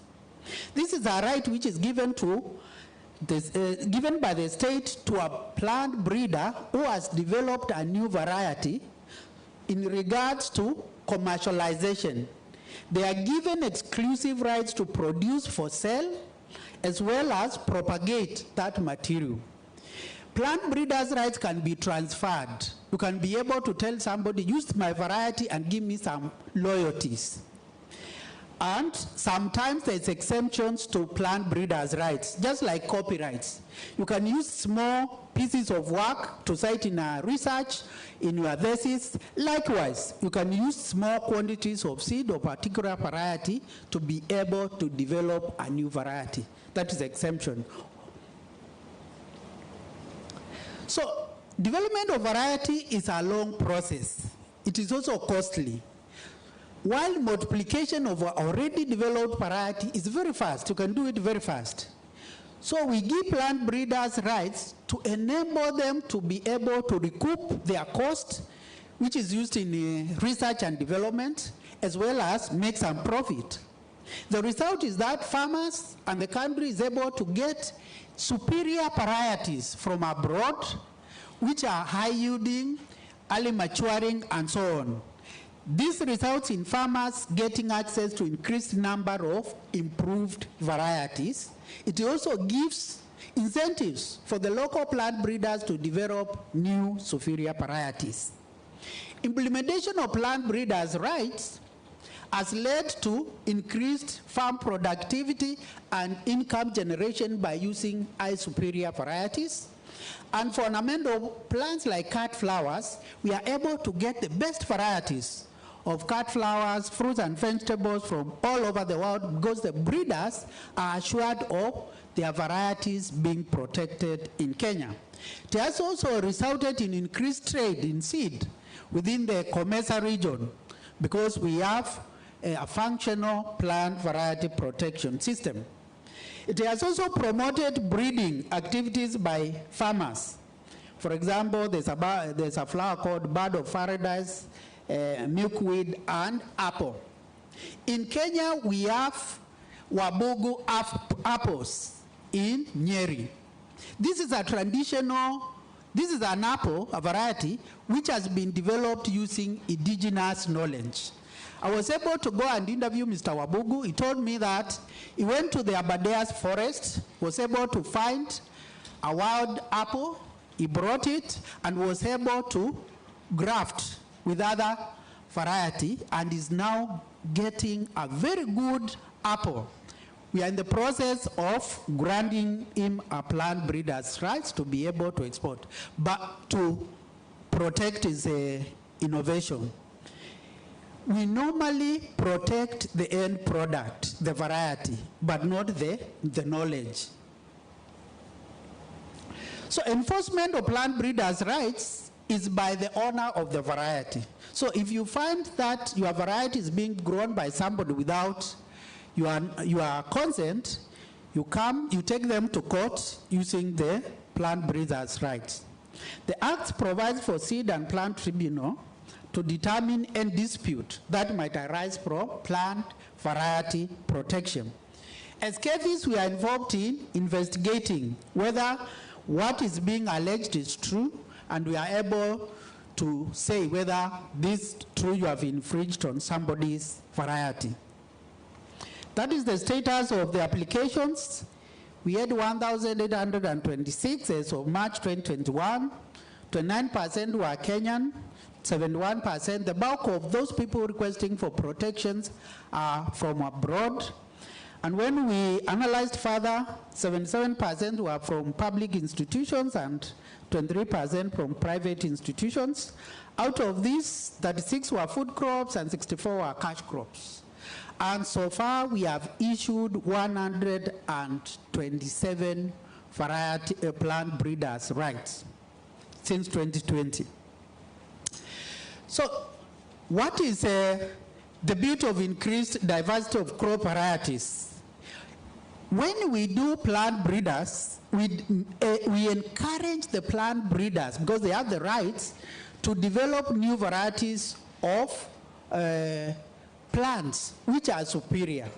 What characteristics are we looking at? High yield, high nutrition, high dry matter content, climate smart, which are able to withstand drought, tolerance, and diseases like measles, necrotic diseases. So this has facilitated farmer access to diverse superior varieties. Yesterday I had somebody asking whether we are able to arrest those people selling indigenous seeds or plant materials. Those are not covered under Seed and Plant Varieties Act. You are allowed even to save your farm saved seeds for your own use. You can also share with your neighbors. What is not allowed is commercialization, selling, because it's not certified. It has not met the minimum quality attributes like germination percentage, free from pests and diseases, and so on. So that is what is not allowed.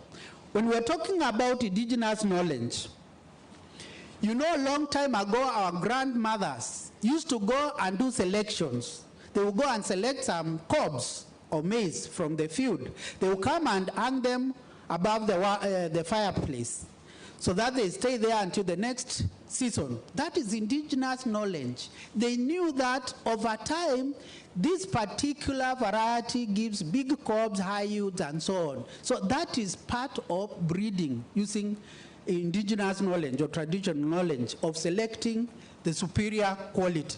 And storing them there is reducing the moisture content, and the pests and diseases could not go there because of the heat and so on. So that is the kind of indigenous knowledge which can be commercialized. We knew our grandparents would go to the field and collect some fruits which were edible and so on. Through their knowledge, they knew what was safe for human consumption and so on. So ideally now, protection of indigenous seeds and plant varieties, we have established a national GBank in 1983, came into operation in 1987. This is under CARO. This is where all those traditional varieties, like we have those small tomatoes called cherry tomatoes. They are indigenous, they are grown everywhere. Those seeds can be preserved there. Because there was an issue of, for example, if we adopt GMOs, are we going to lose the local varieties? They could be stored there so that if breeders want to use that materials for breeding and coming up with the new varieties, they can be able to collect them from there. Breeders obtain plant germplasm from the farmers, and the traditional knowledge associated with these plant materials, which are obtained from the farmers, has to be for either food or for medicine. And that is very critical.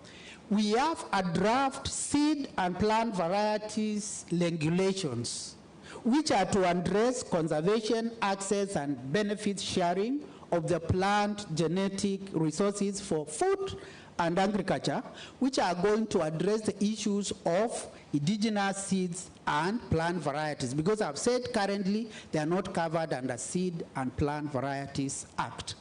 The Seed and Plant Varieties Act was amended in 2012 to allow for the issues to do with International Plant Genetic Resources Center, which function, the Seed and Plant Varieties Act was amended in 2012 to create a plant genetic resource center whose functions are aligned to the components of the International Treaty on Plant Genetic Resources for Food and Agriculture. Status of implementation of this, the draft Seed and Plant Varieties Act is there. The draft regulations will provide for conservation, access, and benefit sharing of plant genetic resources for food and agriculture. And of course, I've said the National Gene Bank under CARO is already there.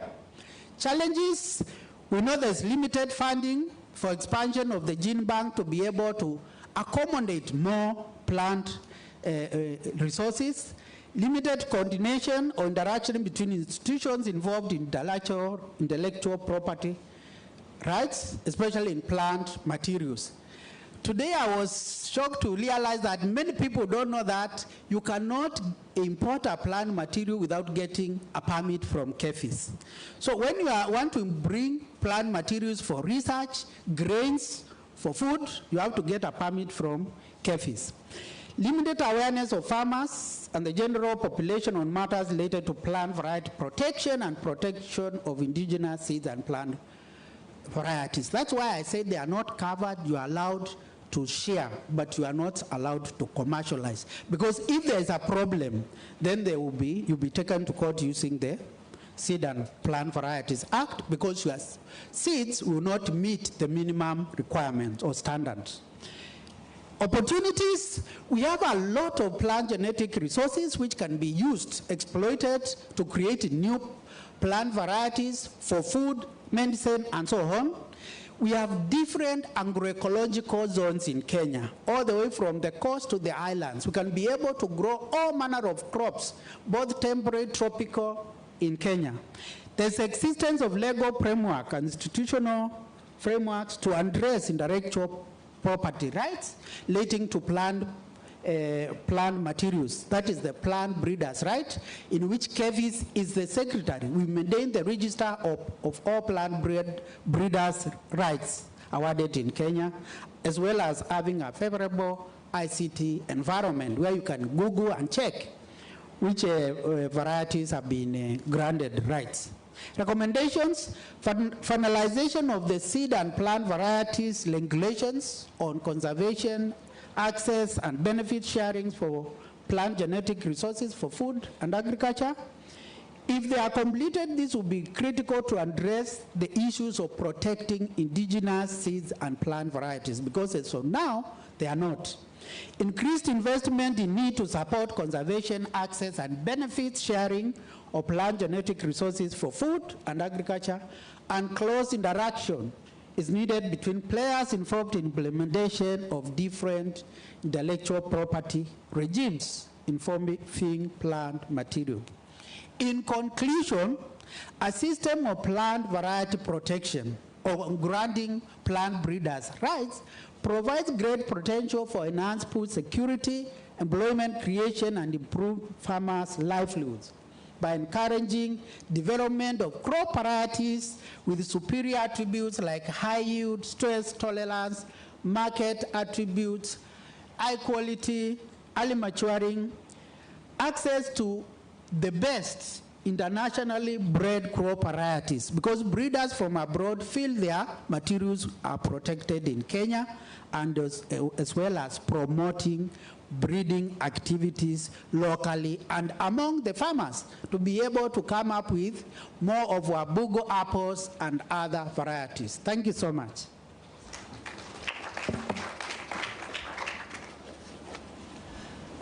Requesting we give a better applause for Professor Mtu. It is not easy to stop a professor from talking. That is what they do for a living. And I know he has been able to take us through the mandate, the issues, constitution and legislation related to KEFIS, the linkage to the international framework, and most importantly, the impact of plant variety protection in Kenya, and the issues enforcement. He touches on food security, which importantly is key for us because everything being equal, we live on food, and if you're insecure food-wise, you're in trouble. And therefore, the need for protection of the dinner seeds and plant priorities, and just refreshing and maybe comforting to know that we have a gene bank, because of those who have lived in Kenya a long time, there are some plants that have disappeared. It is comforting to know that maybe they are somewhere, that we can be able to quickly bring them on board. Are you able to take us through the challenges and opportunities and make recommendations, which Madam PS, I'm sure, is going to form part of the forum report, and we can see how to direct it elsewhere. And that said, I think the good professor, you should be ready for issues coming from plenary. I am also keenly aware that we are going into the time people start singing, my mother has made lunch, we should eat. So I'm requesting my remaining panels to be maybe summarized, not leaving anything out, summarized, give us the issues, so that we can also give the plenary a bit of right of reply. And with that, I'm inviting now CEO Kekobo, Mr. Sige. Please come over. Or you want to do it from there? Thank you. Proceed. You are ready to go? Yes, thank you very much, for this opportunity. I'll decided to change the way people have been presenting. I'm going analog and seated. So I'm aware, since I love food, that we need to go and eat nationwide. So I'll try to be very brief. And first I will start. My presentation is in three parts. One is the role of Kekobo, Kenya Copyright Board in the sphere. And secondly, I'll identify a few cases very briefly of the threats to innovation in the area of traditional knowledge and traditional cultural expressions. And I'll also my third part will be some proposals on how to mitigate some of these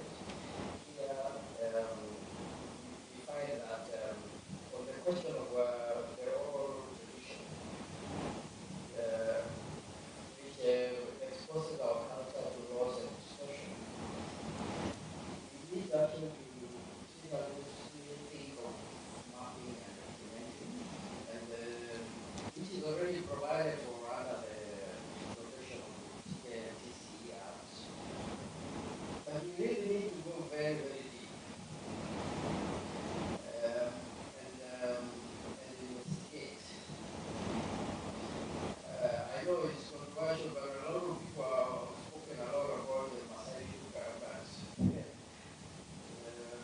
The literature that probably traces that thing to somewhere else.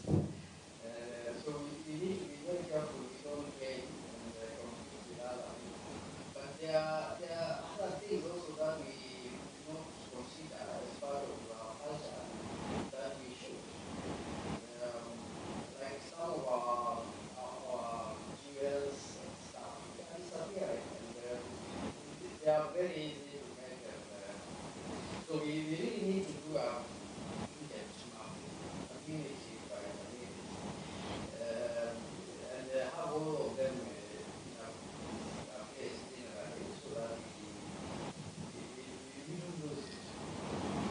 On the question of the static nature, that means the culture seems to have stopped moving. It's no longer living.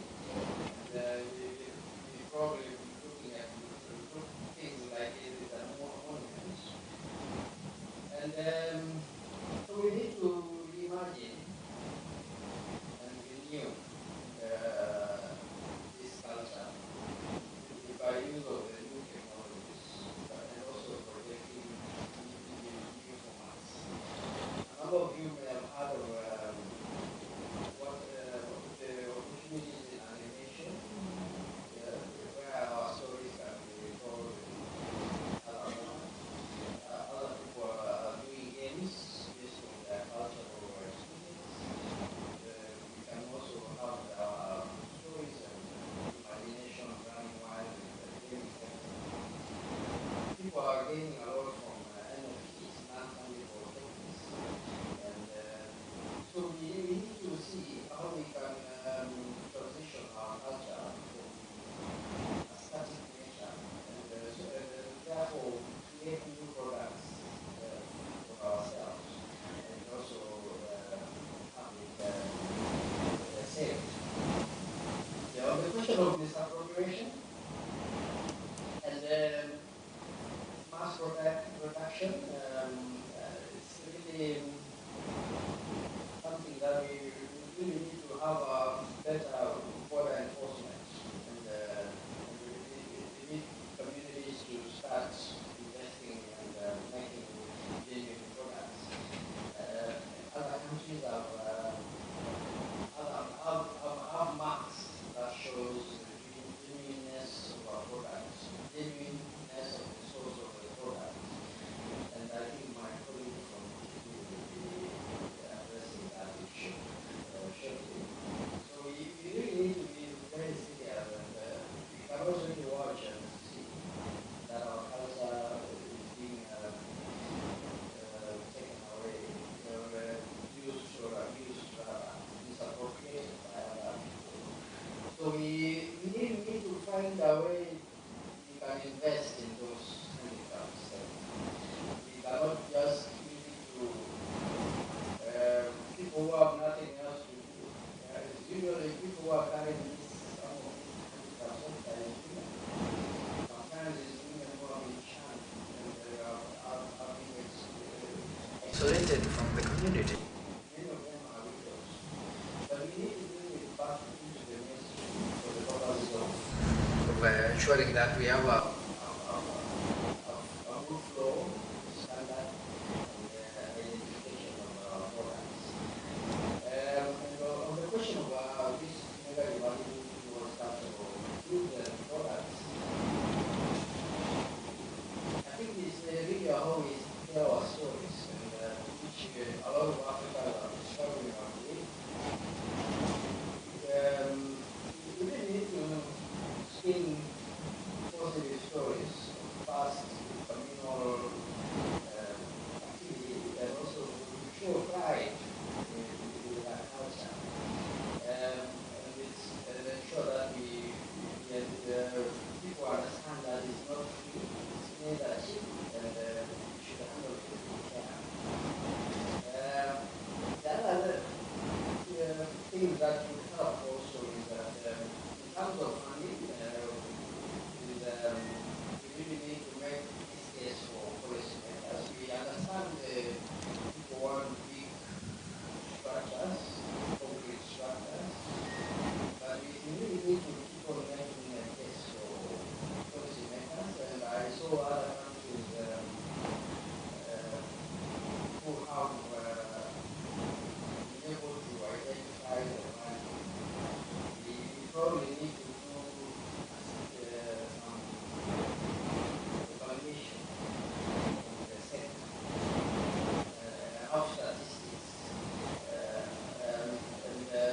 some of these countries are like New Zealand, right? So they know the value of the agriculture sector to a particular subsector. And they are always providing those statistics and updating every time. And the question of the market area, we really need to dedicate this related to the question of subpopulation.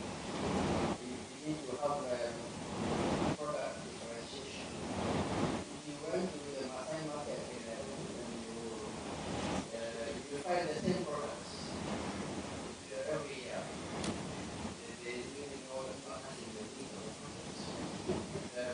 So we probably need to think of how we can mainstream it again and make sure that products and goods that are unique and new are given out to the market. So, whether you're in the retail system, finally, probably this is also a question about the law, the policy. We have we need to rethink. I've seen other countries are rethinking their IT systems. That means they are really seriously considering how it impacts on people and the indigenous knowledge. We probably need to have that. Finally, as I said, we need to learn from leaders in the area of management of indigenous knowledge. I mentioned New Zealand. Australia is also making some strides. Canada, China.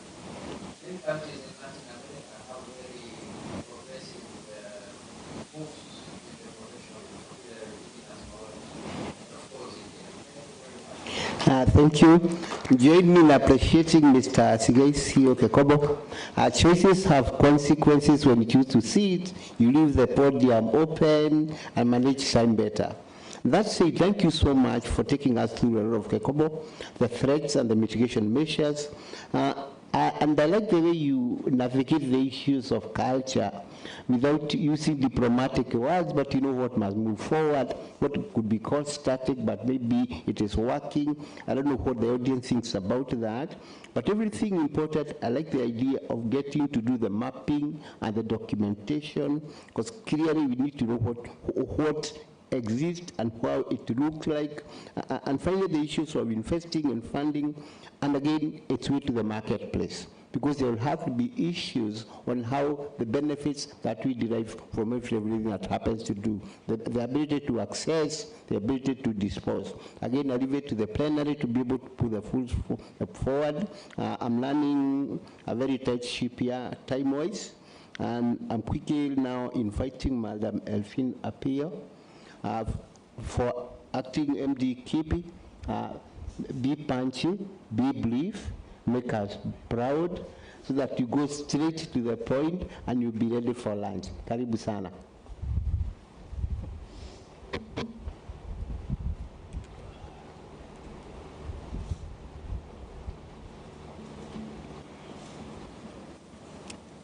Good afternoon, everyone. Madam CS, PS, DG, NMK, all protocols observed. Allow me to send apologies from the Acting Managing Director, Kipi, who was unable to come due to something urgent that came out.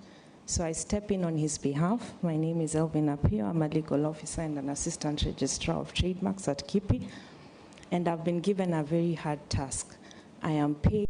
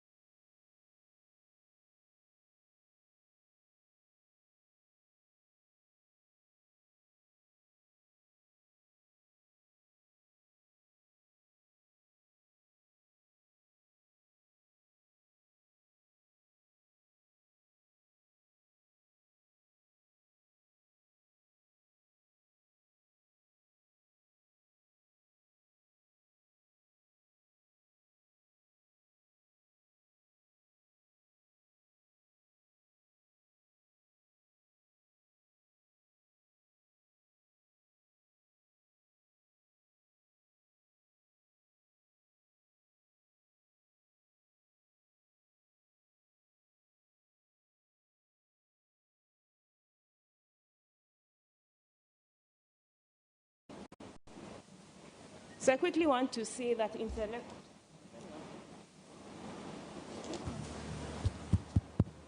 Can you hear me?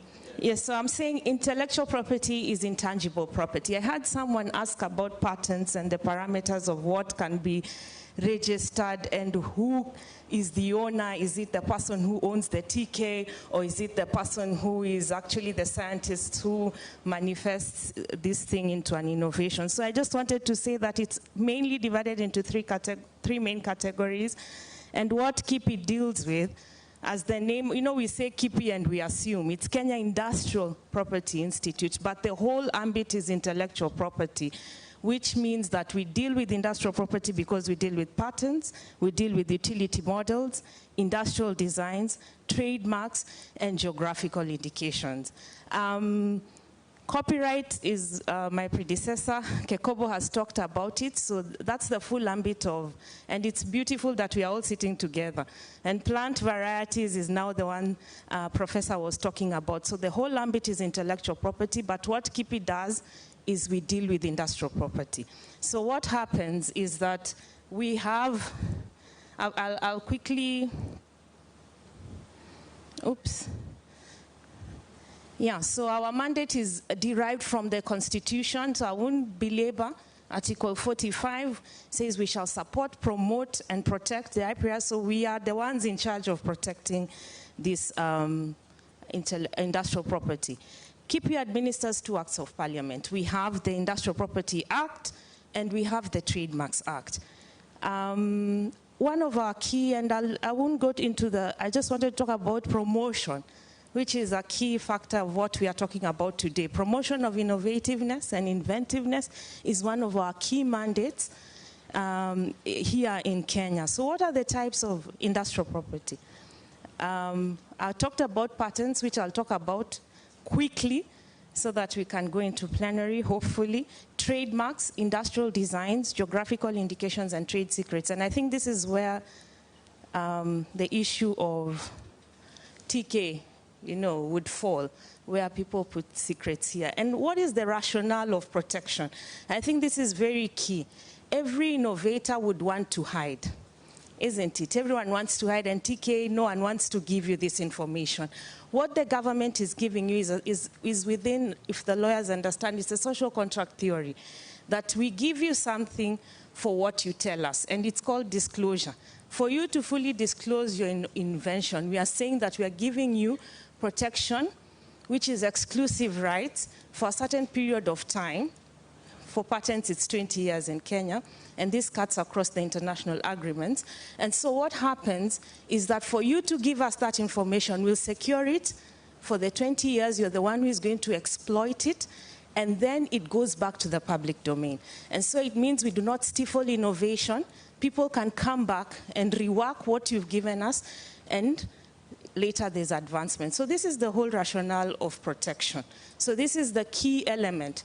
So on one side, the innovator does not want to disclose. And on the other side, we are saying disclose, but we'll give you a structure and a system that will enable you to recoup back that which you've done in terms of research. I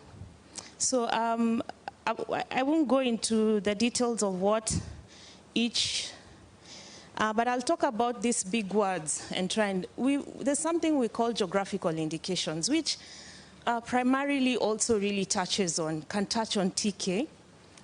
And this is a very big topic. It would be a whole conference in itself. Article 22 defines them as indications which identify a good coming from a specific territory, from a specific region.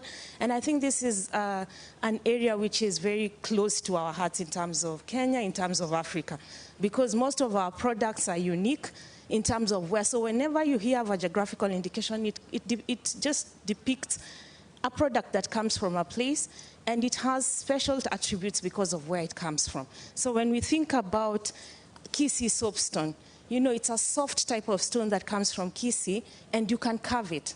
So everywhere you go, you can never replicate this anywhere else because of the natural factors, our tea, our coffee, maybe if I say champagne, Maybe some of you, this is a place in France, in Champagne. That's where you get the sparkling effect of that wine.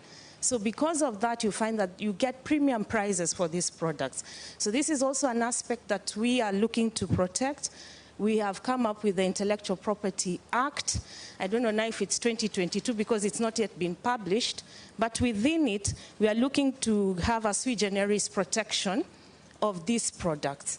I think I'll quickly, I don't know how we are going to do it.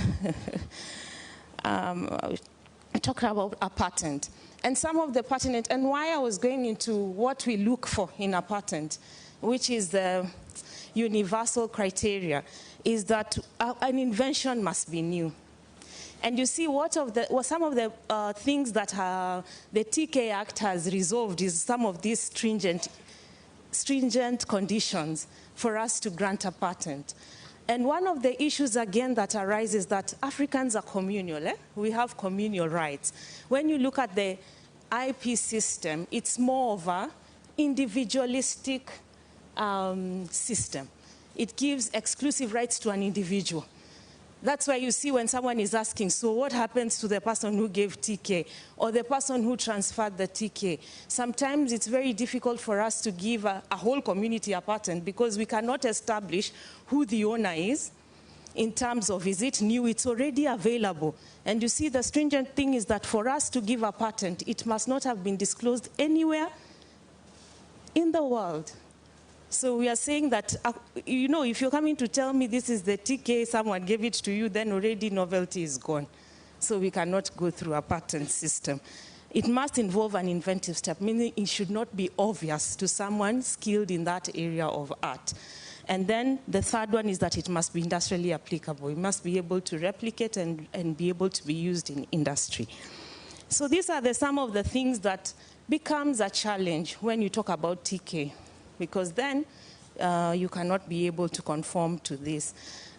What can be patented? It can be a process, it can be a product. So I won't go into much, but I had a pictorial of how, you know, innovation, and in the innovation circle has just revolutionized. You can look at how, from where we started, I don't know if there are people who are able to remember this telephone and, and where we have come from. And you can see from the 30s to 50s to now we have the iPhone.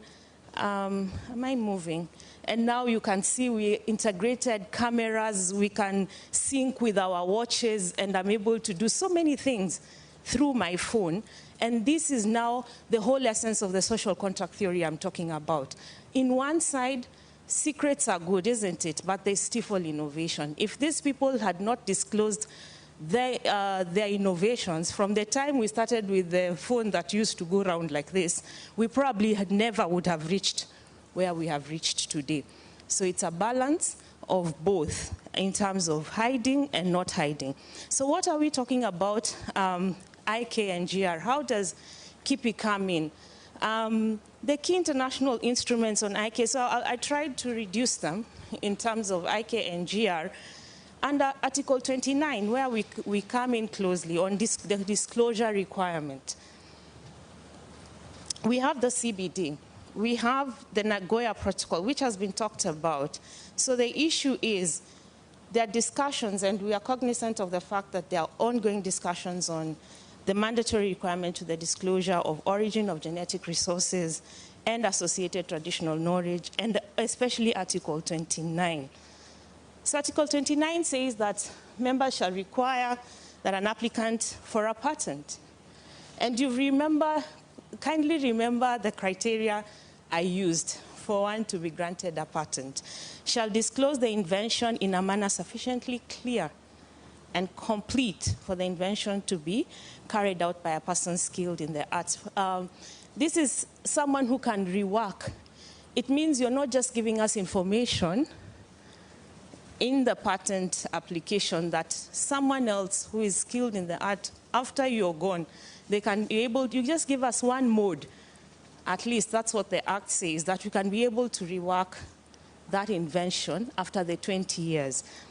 So is the provision, I had a few issues, is the provision in the TRIPS agreement sufficient? These are questions we need to ask ourselves in terms of, do we add the issue of Are you going to tell us where you got the genetic resources? Should it be mandatory?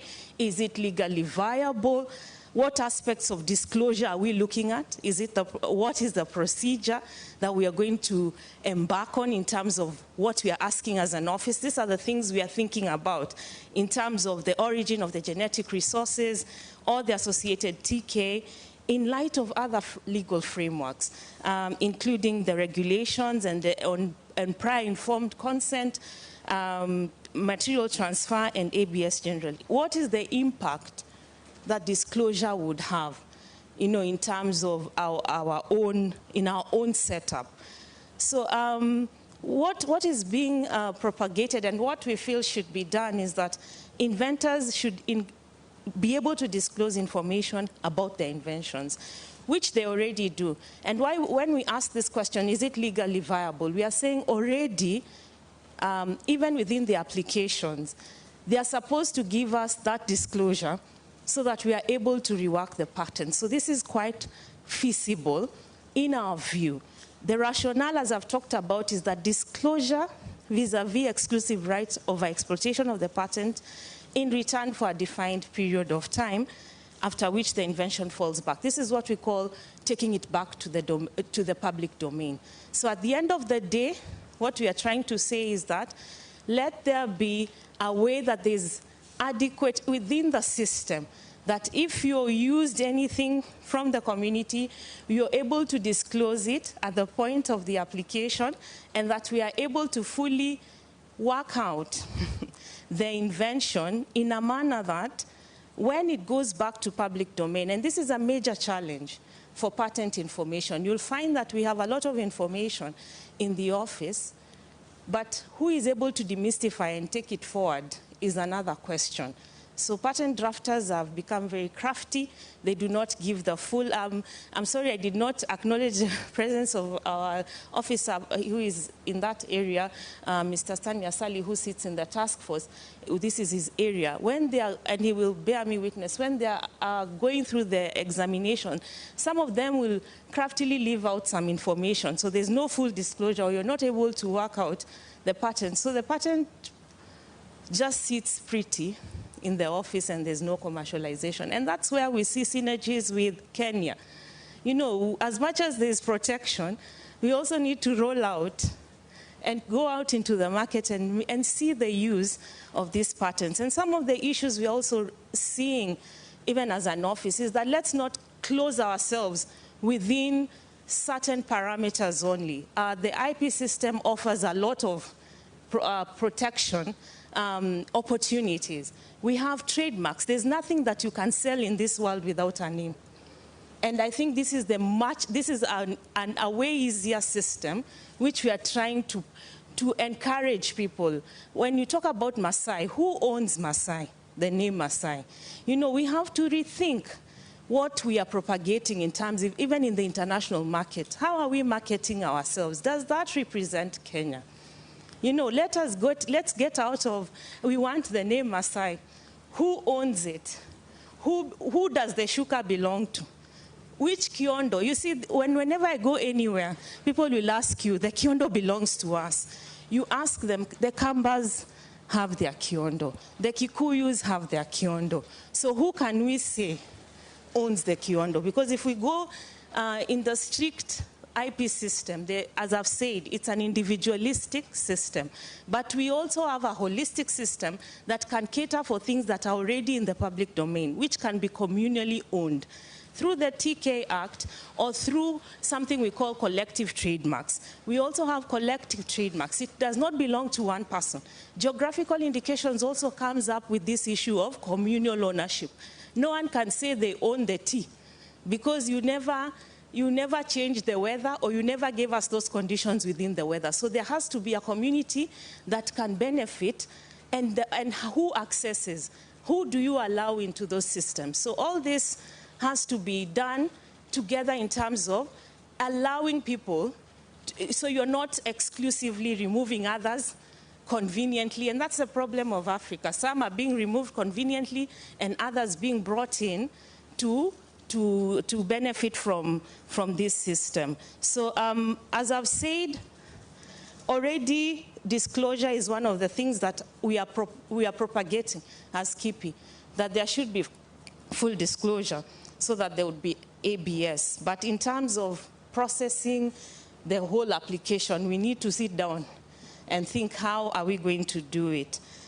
So we are saying that where the subject matter of a patent applications involves utilization of genetic resources or an associated TK, applicants must be required to disclose the origin. That means the county providing such resources or the acquisition of such genetic resources. So if you acquired it, where did you acquire it from? Or if you're the source, then you tell us. Providing the resources or the TK, then a copy of the recognized certificate of compliance, which again goes into the TK Act in compliance with the CBD as well. So disclosure, of course, will help Kenya to monitor and enhance transparency in the utilization of genetic resources. Oh my God. So we are saying that the issues to ponder is that which the relevant GR and TK, is the GR and TK incidental? So these are the issues we are looking at as an office. Was it fundamental to the development of the invention? Did the GR or the TK contribute to an earlier step to a chain of innovations that over time culminated to the invention? Were there qualities of GR essential to the invention? I'll quickly, the chair is already up.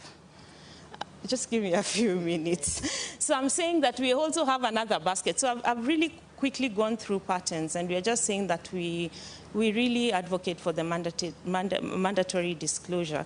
So trademarks is a sign, and we all know trademarks, that distinguishes one product from another.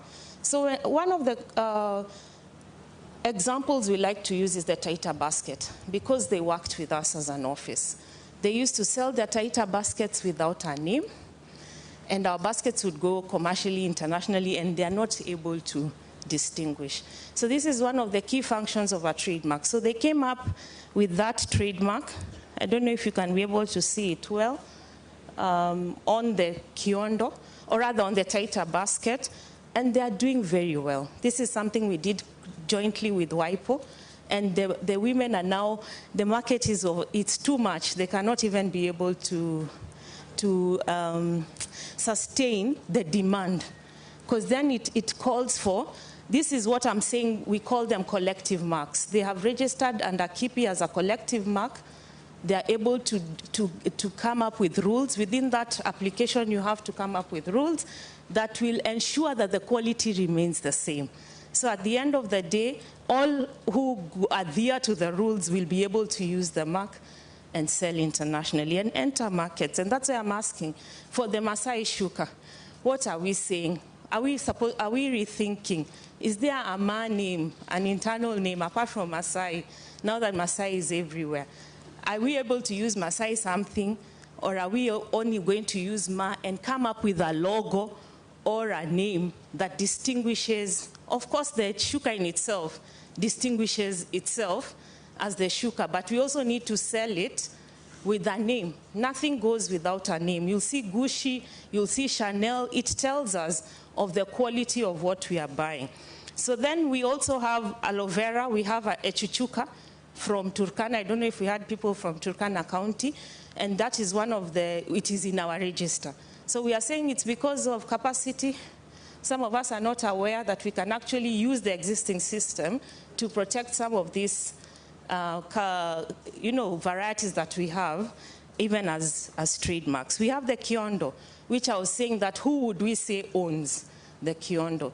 So if the Maasais, or rather if the Kambas come and say, we want to come up with a trademark that distinguishes, and they do it differently, and you'd notice that the way they weave it is very different from how the Kikuyus would do it, then you'd have a different name, and people would be able to distinguish this Kiondo from this other one. So that's what we are saying as KIPI, that let us not only just box ourselves and say, and there's always this misconception that KIPI, you're not doing enough, you're not fighting for us.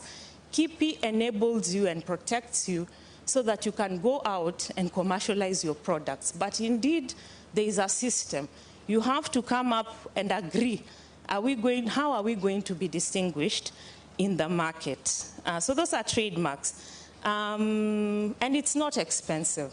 Some of us think that the process is very expensive. For you to register a trademark, at least in one class of goods, is 12,000 shillings, and we give you protection for 10 years. That is, I think, a reasonable price that you can pay, and you ensure that no one, it gives you exclusive rights for no one to use your trademark anywhere without your permission. I think, and again, I wanted to say that we also have something we call well-known marks. And this is something that need not be registered. So we also need to agree that has our Masai Shuka reached, like, is the Masai name, or when we say Masai, what can we associate it with? Are we able to say that it's like Nike or Adidas, that you do not need, because we also are signatories to the Paris Convention, that there are certain marks that have reached a certain level because of their notoriety and how famous they are, they need not be put in the register, but no one can take those marks. So this is also something we need to also rethink as a country. We also have, and I'll go quickly, we also have industrial designs. And I think this is where, it works together with copyright. This is where we can also talk about our shukas in terms of design work, our beadwork in terms of the design work. So nothing bars, and this is my parting shot, nothing bars Japan from registering a machine that can make kiondo. Because what they would patent, and this is what happened in real sense, what they would patent is the machine. But the hand-woven made kiondo is what we would call as our TK, because there's a know-how of how we do it. Whether the Chinese come and make the plastic sandals, we already have the know-how, as the Maasais would know, how they do their beadwork. That's the knowledge we have. And so they will work in the market, and that's what IP does. It gives you a level playing ground for products to compete, and you compete with the elements that are in your products, the name, the industrial design, or the patent that embeds it.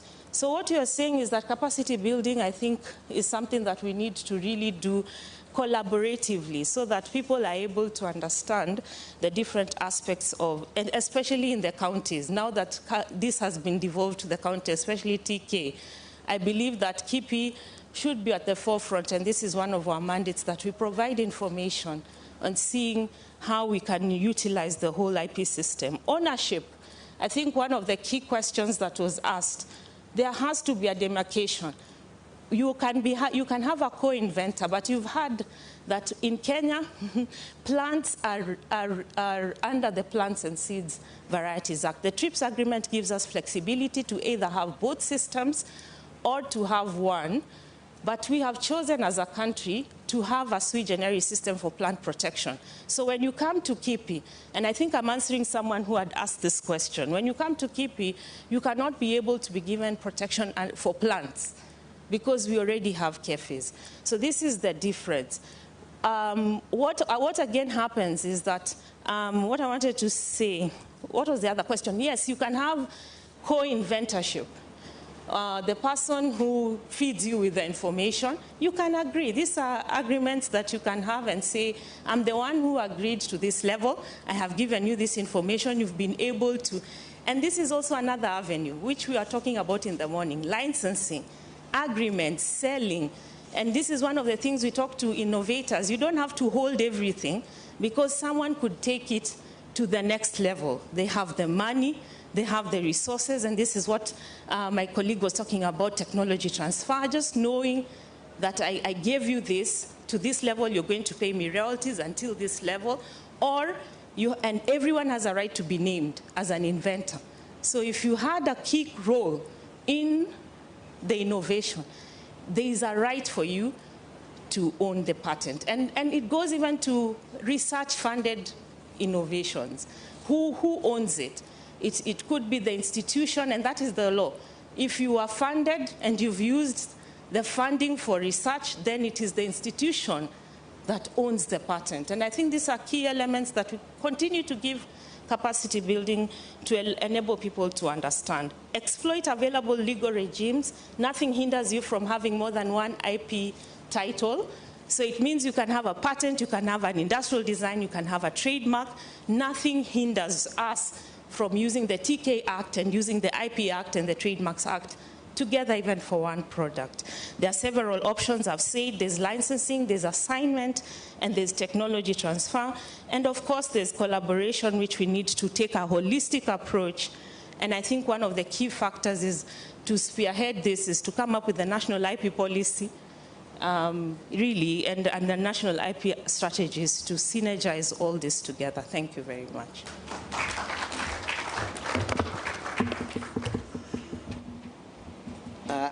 It's a tough job when you have to stop a Kenyan to talk about what they know best.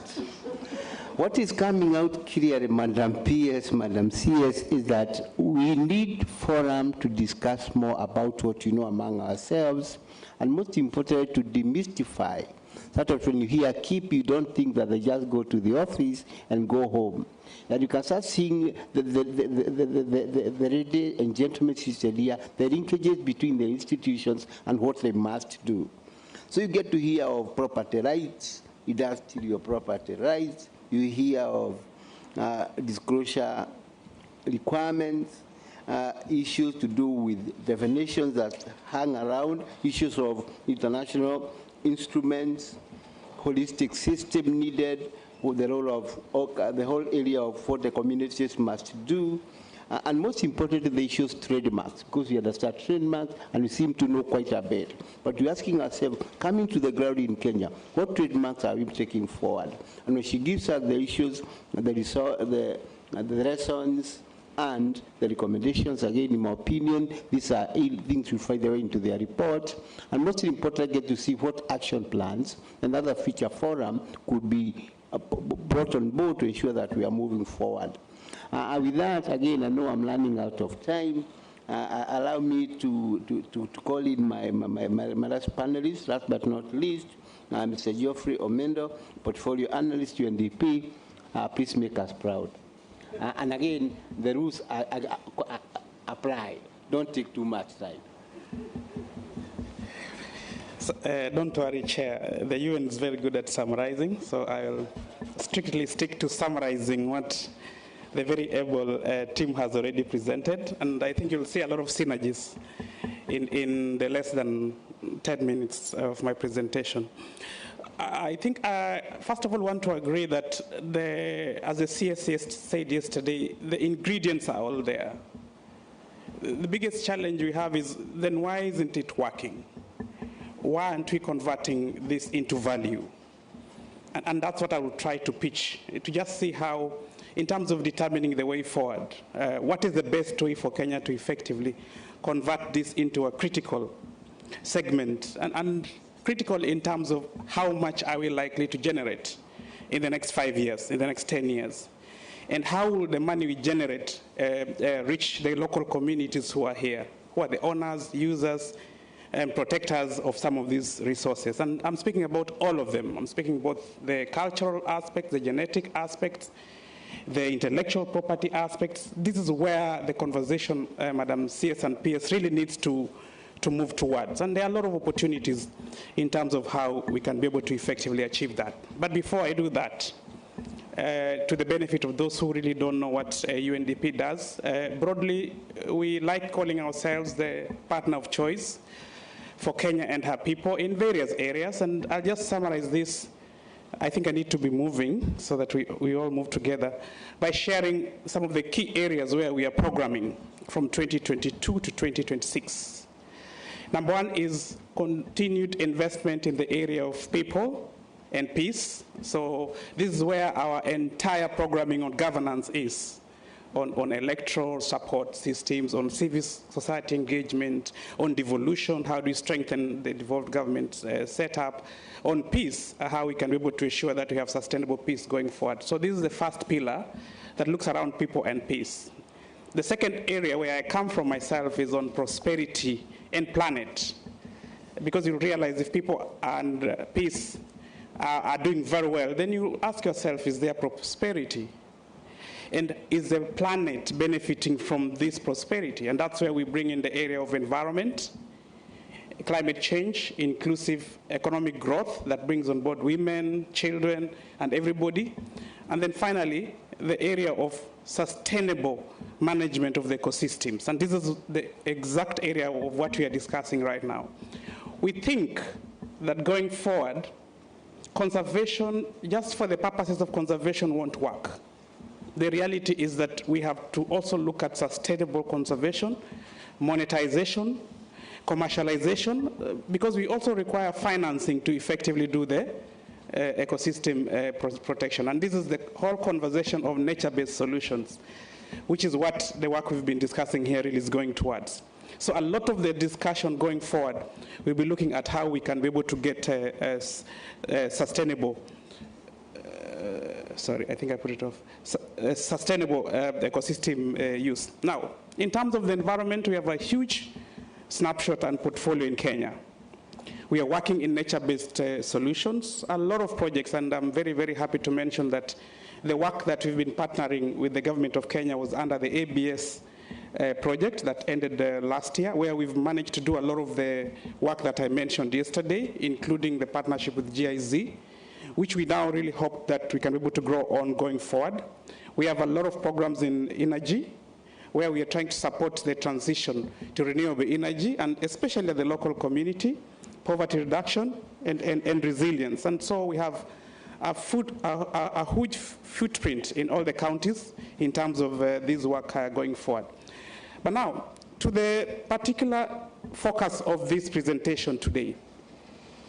For us to effectively get to the monetization, how do we discuss valorization? How do we add value? Do we have valorization strategies for all these things that we've been talking about?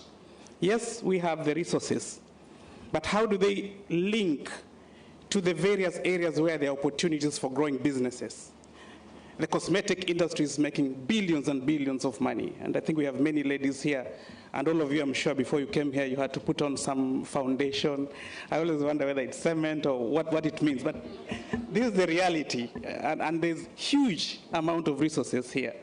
The flavors and fragrances, flavors, you know, the perfume you wear, and what goes into the food, huge potential for business. And we have all the raw materials here in Kenya. Food and beverage industry. And as I mentioned this, as a government entities, you need to look at how you come into it in terms of your act or your mandate, and how we can effectively come up with a national valorization strategy for all these things. The nutrition area, there are a lot of supplements that are derived directly from components that we have in this country. But I don't know whether we've sat down and thought through where these components are and how we can effectively create sustainable business around it. The pharmaceutical industry, the blue economy itself, there's a lot of very, very rich algae in our blue economy that are very important ingredients in this pharmaceutical industry. So as we have this conversation on blue economy, we really need to be really sure of where these resources are, and all this speak to the genetic resources, and there's also the component on the associated traditional knowledge. So diversification is key. Everybody has mentioned here that for you to get value out of it, then you need to turn it into a business opportunity. So Madam CS, how can we convert this into business opportunities? I know it's a secret because nobody wants to tell you how they make their money. But then how can you convert secrets into business opportunities? And that's where the challenge really is. And that is specifically on the area of culture, the area of intellectual property. So there has to be a serious discussion on how we can invest in some of these things. And UNDP has a few models that I want to share briefly as we try and make progress in this. There has to be investment in research and development for you to convert what we think is a good idea into a business opportunity. And I know research and development requires a lot of resources. So how do we then budget the little resources that we have at the national level and the county level to effectively support that? How do we leverage on private sector capital to provide resources to do research and development and convert this into business ideas that can be commercialized? So these are some of the things that we need to discuss. And Mr. Steve mentioned the area of proof of concepts. This is where we need to look at. Now, there are two models of valorization strategies that exist. And please don't politicize it. There's a bottom-up proposal. So I said very clearly, don't politicize it. It's the area where you have an innovation at the bottom that you think can be able to make value at the top and be able to tap into the global cosmetics materials. So you may know a tree that you think has abilities to cure COVID.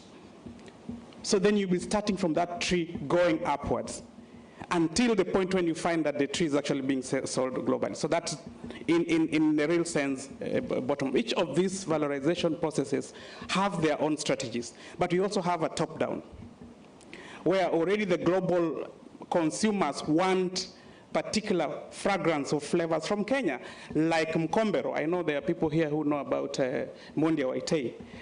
The people from Western region, we know the value of mkombero as a medicinal product. But we have investors out there who would like the fragrance or the flavor component of it. So they already know the demand for it.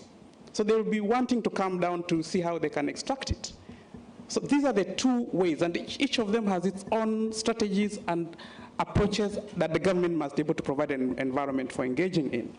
In terms of bottom-up, you have to invest a lot in research and development. So that's where we go to proof of concept. You have to make sure the global community is aware you actually have the resource and you have enough resources, sufficient numbers to be able to meet the demand up there. In terms of top-down, you have to be able to then provide a proper regulatory framework for the people to come in. And this is where we have a bigger challenge. In terms of innovation, how is the best way to really provide an innovative environment for this? The single electronic permit system is one such system. On the one hand, we have a researcher and an investor who wants to come into the country and get some of these technologies, and they're ready to pay for it. So the issue here is, number one, how easy is it for this investor to apply for permits? In fact, let me ask, which permit will the investor be applying for?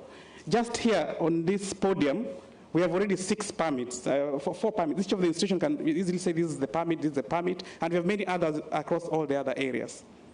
So it's important to have a thorough, transparent, collaborative review and approval process for the permits. We cannot allow the investor to determine which permit they want. It's government to tell the investor, this is the permit you need to get. But currently, we have a situation where the investor comes to the market and decides the easiest route to be able to stay around, and they're actually having a field day. And that's something that we need to see how we can do it. So the issue of the single permit system is very, very important. And Madam CS, I would really encourage you to convene all the CSS in this area, and Madam PS as well, and all the directors in the institution, so we can be able to agree on how we can be able to provide the right innovation to really provide a good platform for this. And I think this is what Hartmut and GIZ has been working on, but we need that political ownership and a clear position in terms of how to achieve this. Then we can be able to get the money from this sector, we can be able to get everybody to really benefit from this. As I finalize, UNDP has various scorecards that can be utilized in determining the valorization strategies. For example, we have there a very simple table. I think we'll circulate the presentation in terms of how you can effectively look at the value that's likely to come from this particular resource. You can see we have food and beverage. You need to know how many innovations you have in food and beverage, in pharmaceutical and health, in cosmetics, in handcrafts. Handcrafts have been mentioned a lot in this room, but how much value are we as a country getting from the handcrafts? I don't think we've ever looked at it to really contextualize how much we could make from the handcrafts. Zero. Flavors and fragrance, industrial products, and many other uses that our products have. So there's a way we can be able to analyze the species, the volume, the potential value for this, and then it can be able to give you a very good economic plan to come up with a valorization strategy, which can now go further to the whole area of regulation. But I'll circulate this later. I really don't want to take so long on this particular slide. As I finalize, in terms of opportunities, let me state here, and I'm speaking from the UN perspective, the responsibility to define a national vision is a national responsibility. It's government of Kenya to state this is our vision in this area, This is the purpose, these are the objectives, and this is the meaningful way we want you, including us partners, to come and engage in this area. So Kenya can decide that we can define a position where it's from Kenya to the world, where this is what we have and this is what we want to offer the world. Or it can be from the world to Kenya. The world can already define what their needs are, and then they come and meet us, and we agree on how we can be able to engage. So the terms of engagement need to be defined clearly, and I'll speak in my final slide on how to do that. And it must happen very fast. Number two, there's the area of proof of concepts. This must be commercialized. You don't commercialize anything before you really sit through the whole process of commercialization. So conversation need to move away from just discussions to proof of concepts, incubation, and we can bring in the youth here, because the youth can be told that if you get this line, you can grow it, and you can be able to bring a lot of value going forward. The ABS provides a very good framework, and UNDP has been working with various partners to really define a proper legal regulatory framework that can be able to support this in the ABS area, and we hope to continue doing that going forward. In terms of recommendations, you have to also to discuss benefit sharing. The biggest elephant in the room in all these mandates that we speak, Madam CS, is because of the fees that each of these acts actually have embedded in the act, which they're actually generating a bit of revenue. Just yesterday, I think NACOSTI has increased the license fees, which is fine. I mean, they're trying to mobilize resources. But now, if each of the entities does the same, then the investors are going to be confused. Which license are we going to go to? Which one is the cheapest? Which one is the most expensive? Yet all these resources, in my view, go to the consolidated fund. We are all contributing to resources that actually are supposed to help our national resource mobilization plans. So there's really no need to really have competition. This is what is driving some of these legal challenges. And then the issue of marketing Kenya. I would like, Madam CS, if possible, for Kenya to host a global conference on our resources. I don't know when we'll be able to host that. And across all the products, including the art, the dances, the shukas, the medical issues, let's host them here. Let all the investors come here. Let our entire foreign affairs architecture be articulating these issues, because we have a very huge footprint globally that can be able to be speaking about some of these values. Then we can be able to attract the investors. As I conclude, number one, it's important we sort out the issue of legal clarity. It's very, very key, and it's a national and also at the county level, because the counties also have to bring in the local communities in a very, very structured framework. Number two, the one-stop ABS system is important. That one system permitting process needs to be dealt with as fast as possible. And I hope that this transition will not affect the momentum that has been gathered, so that, if possible, before the transition, all the technical people have all these structures in place. Number three, let's attract more scientists and research and development practitioners into Kenya, because these are the people that can be able to invest in research and bring out the commercial outputs that can help us go ahead. Important to see how we can position Kenya and all the authorities to effectively be informed on these processes, because most of the time we realize investors go to the area where there's least resistance. But if the country is speaking as one, in one voice, then we'll be dealing with these people as united. And as I conclude, it's important to really strengthen compliance in this area and look at the monetary and non-monetary benefits that are likely to come to Kenya. So sorry so much if I took so long, but I think these are some of the perspectives I wanted to share. Asante sana.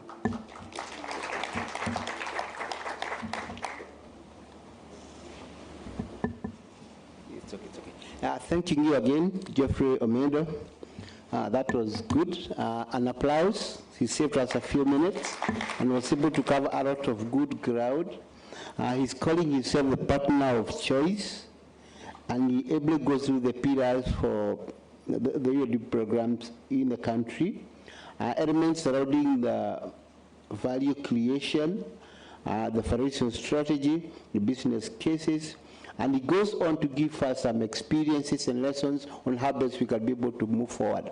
And I keep saying the beautiful thing that all this will be going to the formula report, and you can be able to see what must be taken forward in terms of ensuring that we are creating value and also giving a mighty forward for what must happen within this great republic.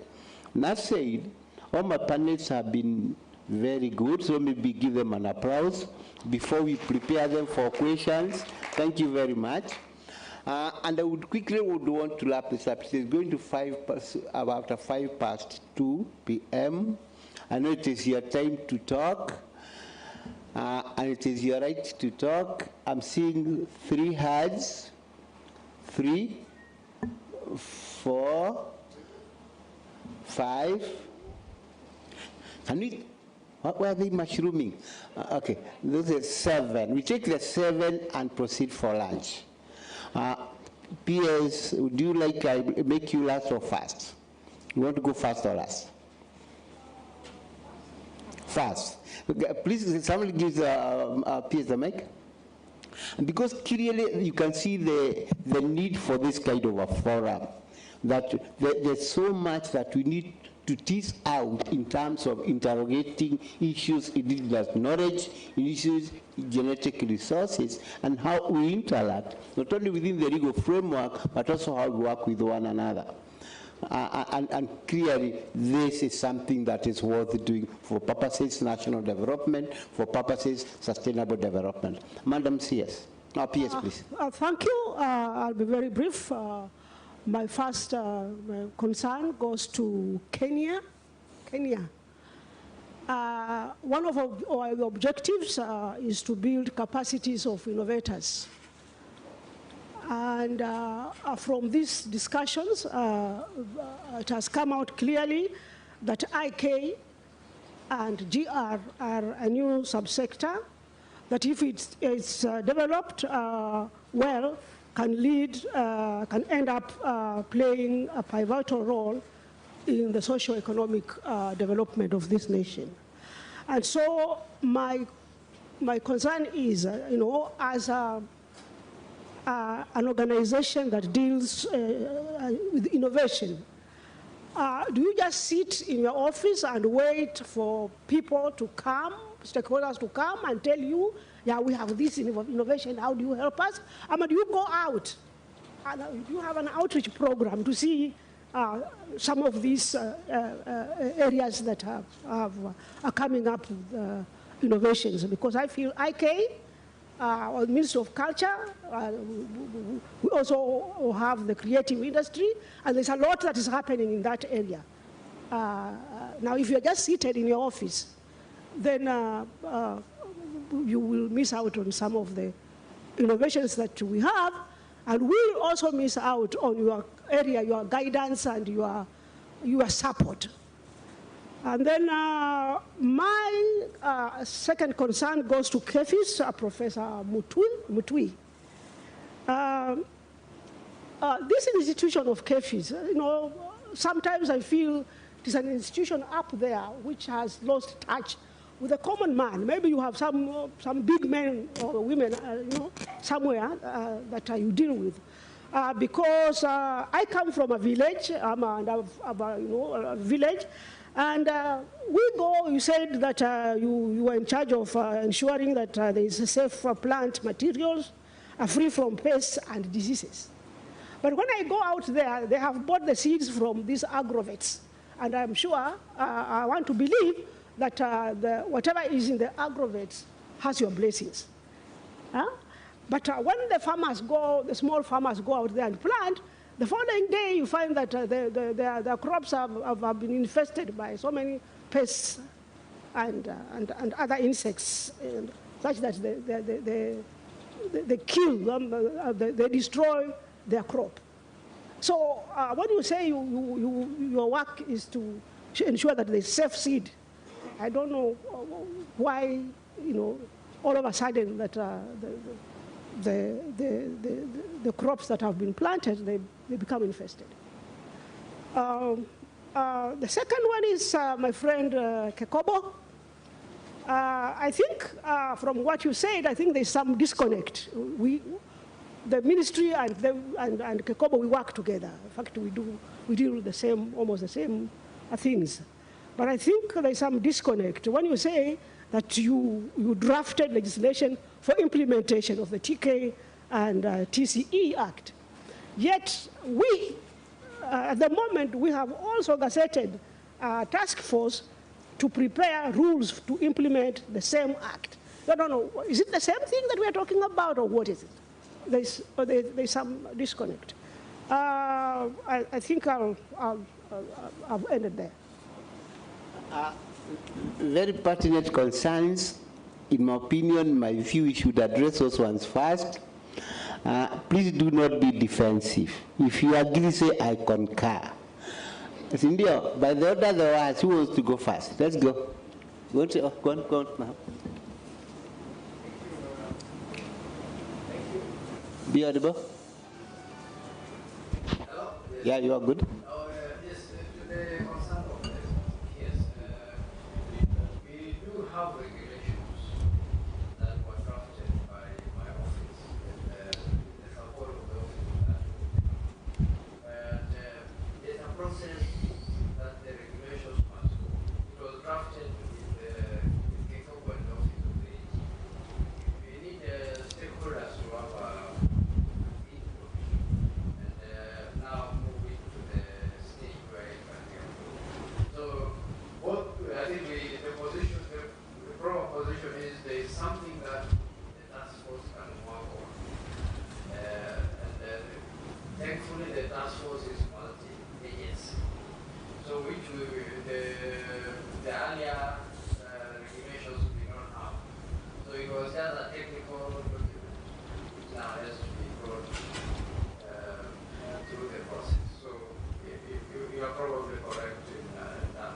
So there is something which will assist the task force which have created to accomplish its work. Thank you. Very well. Next.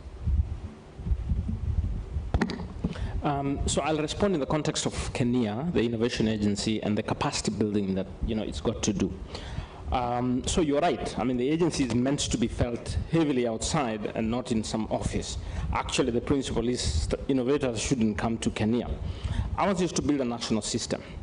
Now, first is that it's a young agency, and probably that's why it's also not known as much. I joined a little over a year ago now, and when I got in, I thought I was going to get 150 employees, only to discover I was the first one. So over the last 1 year, what we've basically concentrated on is building the capacity and growing the numbers, and now we're somewhere around 40. And strategically speaking, we should be having county offices where we serve the people out there. But then again, that's a question of budget allocation and resources. I think the resources allocation was also a function, do you have the manpower? So once you start building the institution, then also the resources proportionately grow. But just like the Israeli model, the strategy here is, for now, we're working through innovation hubs, all right? So innovators go to innovation hubs, and there are more than 100 in the country already. Second, universities, TVETs, which are now more than 300, is the place where interaction really happens. And our job is to support and ensure these institutions have the systems and the frameworks and the methodologies and the practices to build the capacity of the innovator. And we also have association of these hubs. So rather than also engage more than 500 institutions, the hubs have organized themselves into national associations. So we interact with the associations push to the programs to the innovation hubs. So there is a framework currently working. It's not the ideal, because as far as I'm concerned, innovation hubs need to be coordinated with a national agency, and the national agency need to have some kind of financial input into these innovation hubs for you to actually have influence in one way or another. So these systems are being built. As at where we've reached strategically now, we're getting a new board and also developing a new strategic plan. Definitely our presence will be felt a lot more as the capacity also grows. And I think partnerships like UNDP are now beginning to help us, shape, rather than always wait, for government to get organized. Treasury also will tell you there is so much limitation, but our ANA probably has now gone 3 times as much as, exchequer allocation. So from a fundraising perspective and partnership perspective, we're doing pretty well. Thank you. Professor? Yeah, thank you, PS, for the question. Maybe I gave the impression that we ensure that all the plant materials are free from pests and diseases. The true position is we want the farmers to begin with clean planting materials or seed. So whatever is coming in as seed or planting materials should be free from pests and diseases. Now, once they are planted and they are local pests and diseases, now it is the Minister of Agriculture, through extension, who are supposed to help the farmers to know how to control. Also, as KEFIS, we have offices in different regions in Kenya and all points of entry for the purpose of ensuring that the materials coming in, whether it's a seed or planting materials, they are free from pests and diseases. We certify nurseries for plant materials to ensure that all the planting materials are free from pests and diseases, so that whatever is being sold to the farmers, they are beginning with clean seed or clean planting materials. But whatever happens during the growing, they should be advised how to control pests and diseases. Thank you. Very well. Let's do it this way. Okay. Oh, yeah. You have more? No, I would want to go so that I control this better. Let me. Hadia. Okay, I was. Oh. I was. Let's start with Dr. I'll give Dr. I'm coming to you. Oh, go on. Go on. Yeah. Just a quick one. This is to appreciate all the speakers. Thank you very much. My question is framed to perhaps to invite response from CEO Kenya, but also our participant from UNDP, Mr. Geoffrey Omedo. Okay, so Kenya, you've come out and spelled out a very good, what would pass for a national framework on how to unleash innovation in this country. And that's very good. So we are 60,000 feet above sea level. But I was then thinking that we bring you to about 20,000 feet above sea level, perhaps even at sea level itself, and begin to reflect on the core agenda of this high-level forum, which is, what does it take to open up this new subsector anchored on indigenous knowledge and genetic resources? And then begin to say, in terms of innovation, there will be ideas. Of course, innovation is ideas. There will be ideas all along. But from Kenya, this is what we propose, perhaps for consideration, in terms of helping open up innovation in this subsector. So something like it's purpose-built. So moving from 60,000 feet above sea level, 20,000 feet to sea level. So I would like, perhaps, you may not necessarily respond exhaustively right now, but I think the discourse, the conversation begins from here. UNDP, this is really good. I tell you, I was blown off my feet when you talk about a vision. Vision, okay, a country must lead the vision.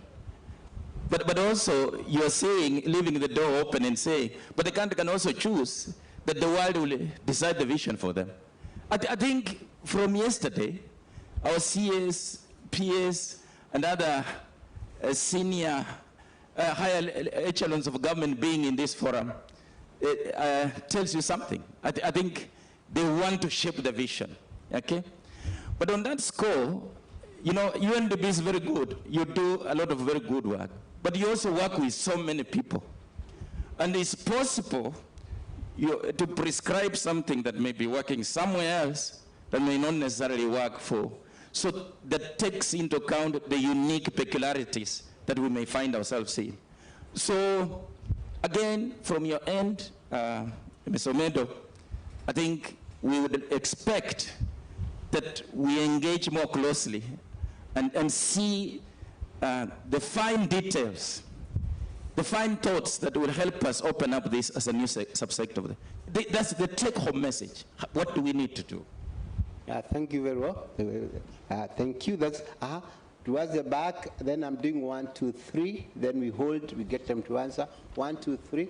Okay. Or you be the fourth one. You be the other one. Yeah, okay. Go on. Thank you very much. Make it punchy. Make it punchy. Introduce yourself. Yes. And ask whom you want to say. Thank you very much, Mr. Moderator. My name is Akimaren Riamit, representing pastoral communities Maasai from Narok. I must begin by saying that this is such a boiling pot of ideas. If the worst case happens that which won't happen, that we may not create momentum, I have already learned enough. Bringing this institution together is excellent. But my question, the first question I have relates to both, I think, Kenya and Kipri. And this is the experience of protecting collective rights versus individual property rights. What is the experience we have? You know, the cultural component of beadwork for the Maasai is collective. And I think this is really would be useful to hear what you've got to say. The second question to Kenya is, again, like Dr. Tarasha says very eloquently, they have presented a very fascinating vision and framework for what they do. And the question is, what is the place and the role of indigenous knowledge system in this framework, in the academy, in the summit, in the leaders, in the exhibition week? Because these are spaces through which innovation is sprung forth and it acquires a life of their own. And finally, to Kikobo, I wanted to differ a little in the assertion that indigenous knowledge is static. Indigenous knowledge is questioned, is reviewed, is readjusted intergenerationally. Indigenous communities make sense of the environment and they reinterpret circumstances and adjust knowledge to reflect realities. And unfortunately, this idea of indigenous knowledge being static is what has informed the lack of involvement of indigenous knowledge in development planning. And I think I just wanted to re-emphasize that. And finally also to Kipri on the question about whether we should talk about Kenya and less about indigenous nationalities. I think it is not about whether we should talk about communities, it's about where innovation is and which communities are these. So Kenya is a mosaic of indigenous nationalities. And the beauty of Kenya is a symphony the beautiful symphony that these nationalities create by bringing this knowledge to inform development and income for sustainable development. And I thank you for the great presentation. Thank you. Thank you. At this point, please welcome, let's as welcome Madam CS to say a word. Let's get her mic. She's been listening. She's very good in these areas, not only national but also internationally. Let's get to hear her voice. Madam CS. Well, thank you. Actually, what I was hoping to do was listen to all the questions that were being asked. And you had already, I think, put a limit to that. And after those questions have been asked, then I would just give some concluding remarks, allow the others to respond, all our panelists to respond, while I actually head out. And so, I think I'd like to just listen to what question everybody is asking. But before allowing the panelists to respond, then I can just say my piece and then leave, if you allow me.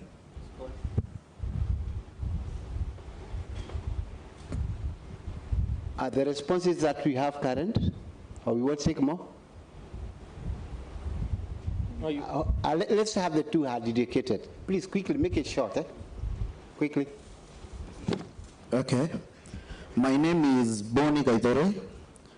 I come from a county where I believe is the cradle of the Agikoyo, Muranga County. So, I'll be brief. We as youth, we had we had a bad notion and mentality about culture. And I believe that has changed. So My question goes to Kipi. In Murang'a County, we have a theater group. And this theater group, we do traditional dances and folklores, plays. And we have a problem as far as individual property right is concerned, because sometimes back we did a dance. We used folk tunes in our dance, but the creativity is what mattered in that dance. Then somebody comes and says that that is his production. So where does it fall? Does it fall to Kipi in terms of patenting, or to, yeah, thank you. The other one very quickly. Hold. Everybody will get heard.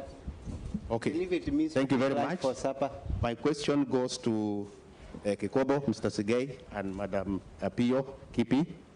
And I think when Imarian has also mentioned about the shared indigenous knowledge.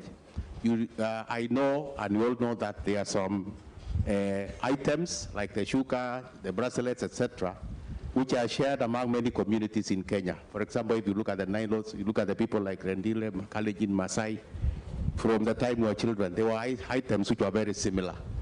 Now, what if you start patenting one? How will are you not attracting some resource-based conflicts arising from this shared indigenous knowledge? How will we handle that? And that is a question for the two. The other one is about Kenya. Kenya, I think was very passionate, and he explained many things about the young institution. Now, the question, Dr. Mwanza, is are there deliberate strategies that your organization, Kenya, is putting in place so that it can just involve the indigenous people and local communities in issues of participating in startups, whether they are joint ventures, whether they are foreign investors? How do we have you felt on the ground at the community level? Finally, I have a question, and this one involves, I'll direct it to Kipi and possibly also universities. For instance, I've been interacting with some students who are doing engineering, and some of them have very innovative ways in the way they are doing their projects. And after one meeting, we had a forum like this one in 2020 in Lake Bogoria. I realized that the Kipi was there, and we have other organizations. Now, when you ask them to approach Kipi and other organizations, they are very reluctant, and I've been asking, what's the problem? And there is a problem. They say that if we go and register, once we have a good project, and then they say maybe either the lecturer or somebody was supervising will go away with it. So how do we treat that matrix, which is a gap in trying to bring these young people into the mainstream so that they can participate in and also benefit from the innovations? Thank you. Thank you. From the far end, please quickly, hold. We will come back to you. Please address the issue so that we can get Madam CS Ambassador here. One. There are two questions that have been directed to Kikobo. Actually, one comment, and I think the comment is well taken. I think it's an opinion issue, so we are not argue that opinion because I haven't seen, especially dressing, I haven't seen movements in a long time in terms of how people appear and how they dress. Really, so it's a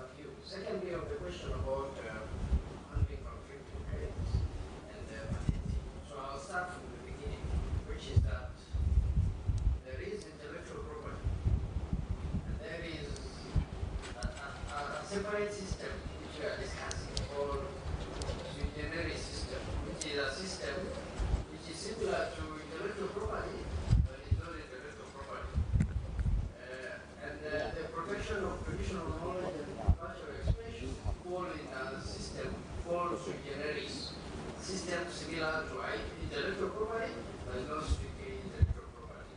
So when we talk of bundles and others that are conflicting things, we have a system within that law. But it's not correct to say that you can patent those things. They are not patentable. They are not items that can be patented. They may be items that people can create new works, copyright works, or design works that enjoy design rights also, and get value for. And I disagree that those things are similar. You may have a bundle, but every community has a unique method of presenting similar items. So there is always a unique, even within the community, one community. I find the Maasai in like India presents certain things differently. The Maasai in Arab.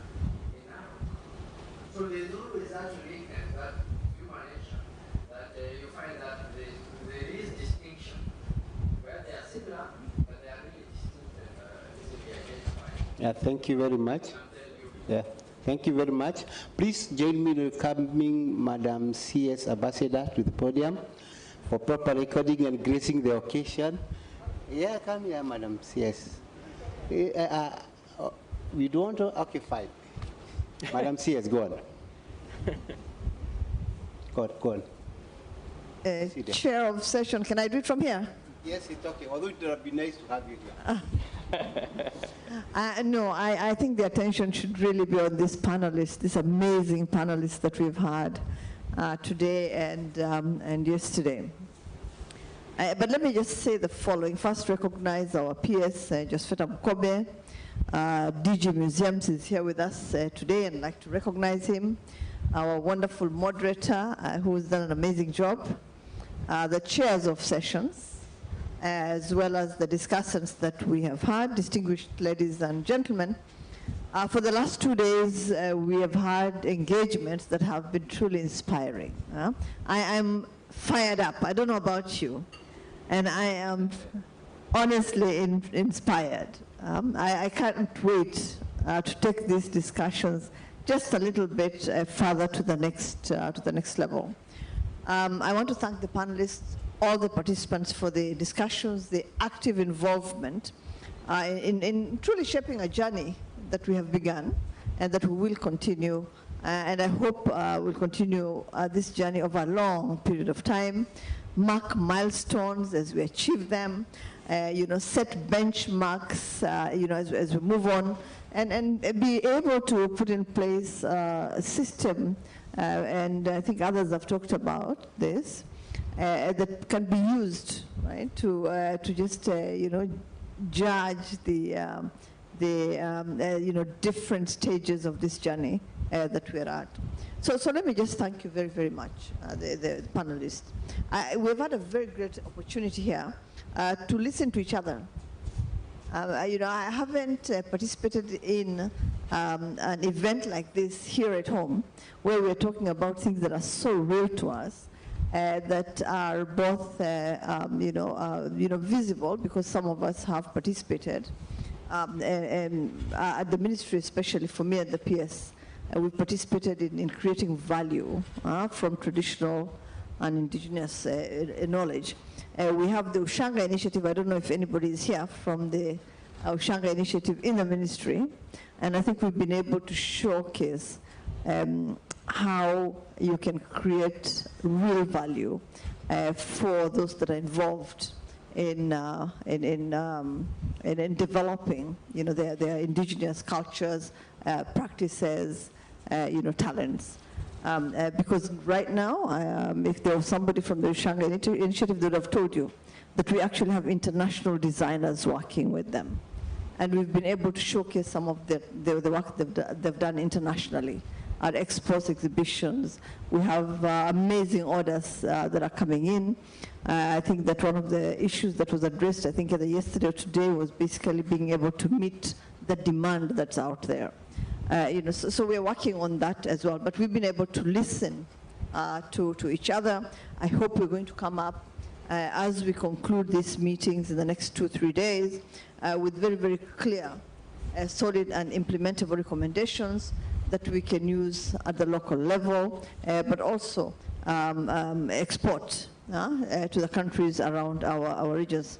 The presentations, and really I was sitting here and thinking that this is something we should have done a long time ago, and that we should be further down this road than we are today. By the Kenya National Innovation Center, the CEO, Dr. Mwansa, KEFIS, MD, and I know the work of KEFIS because we've actually worked together, to negotiate with the EU about the cyto and phytosanitary measures that they've put in place from time to time on Kenyan products. So we've worked on that together, and so I'm really happy to see Mr. Mutui here, Professor Mutui.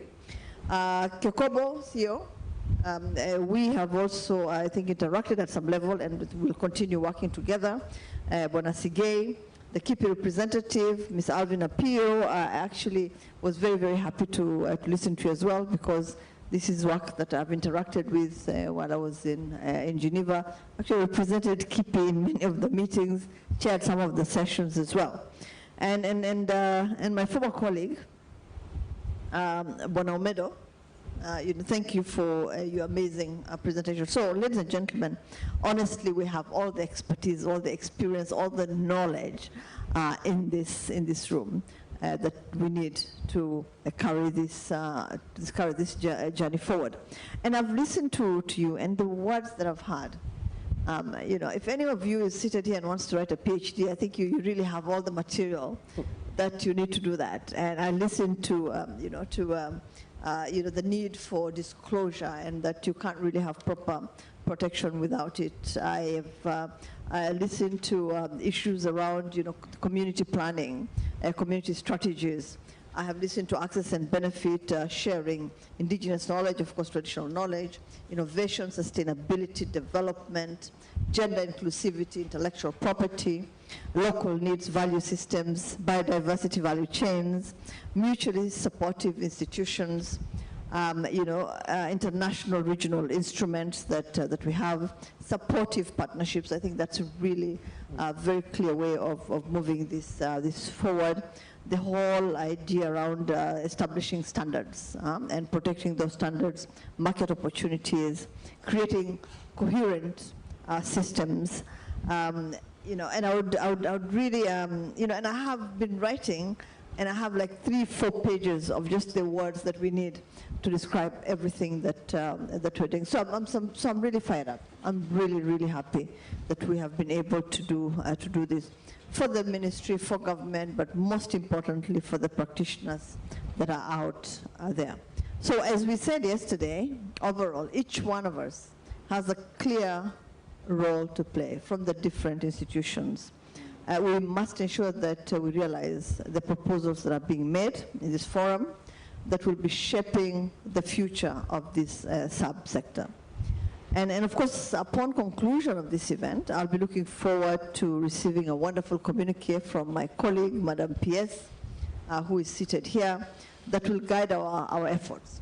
And the idea that we have at the ministry is, having these meetings every so often, right? To just look at where we are, take stock, and see where we need to go, where we need to go, forward, where we need to go next. And this work will be guided truly by the practitioners who are seated in this room, who will tell us, yes, we have set up a one-stop shop.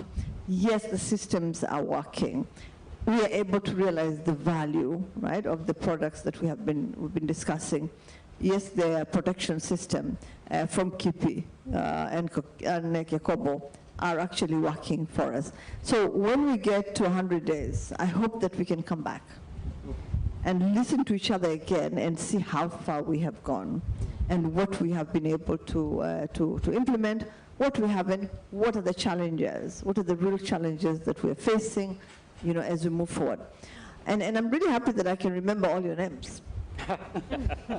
Because I'll be calling upon each and every one of you to make the contributions that I know you can make to just move this journey forward. I think all of us have a responsibility to leave behind us, because of the knowledge that we have, because of the expertise, the experience that we have, to leave behind a legacy that we can truly say has helped our people move from where they were when we first met to where they should be. And you know, as I close, I'm going to quote the Buddha.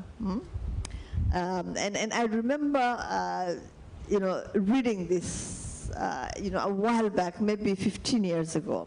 And this is what was said by the Buddha. Nothing ever exists extremely alone. That everything is in relationship to everything else. And I think that if we're able to work together, the goals that we're setting ourselves, the proposals that are coming forward, the needs that our practitioners have on the ground, that all that will be met, and within a meaningful you know, time frame. And you know, and I look at UNDP and I know that we're going to have a supportive partner. GIZ was here, and others I'm sure will come on board. So thank you very, very much. I got much more than I ever bargained for, that I ever thought possible, and I'm extremely, extremely delighted. Let us appreciate CS again for the insight, the direction. Really, all that you go to the communique, and plus the direction given, we really appreciate it's coming out clearly. This is the time and day to do these things. Asante sana. So with that, allow me to forward with the questions remaining, UNDP. So I'll be very brief. Yes, Dr. Taracha, if the statistics as at last year anything to go by, over 3,000 of Kenyan patents exist out there. So UNDP is just keen to see how a lot of this research can now effectively come in and inform the valorization, but also the conservation process. So I'm just emphasizing that that is exactly what we would like done. In terms of national vision, yes, but sometimes if I'm to use the example of the blind man and the elephant, so one blind man saw the tusk, another one saw the ears, another one saw the elephant from behind. So when they were all called to explain what they saw, they did not describe an elephant. So someone must take charge of viewing the entire system and then saying, now this is the Kenyan vision going forward. As it is currently, I can assure you, all the acts currently speak to just their element. Everybody's just looking at their own area. And that's why we really grappled with Mr. Kabaka there on what legal framework will best be able to deal with this. And that's why you've been hearing a proposal of maybe a new body, but we also know creating a new body may not solve the issue. So maybe one of the existing bodies can simply get an expanded mandate to effectively look at the whole picture. Now, the key issue here is from what perspective, in terms of system theory, what perspective do you want to look at it? Is it only commercialization or protection? Because if you take a commercialization approach, then it goes to another entity. If you take a conservation approach, you take another entity. So this is the kind of national conversation that needs to be held, and I don't think it has been held yet. It can be held again with all the technical people there, cascaded to the PSS, to the CSS, and then we can very clearly say this is a national position on these particular issues. Over.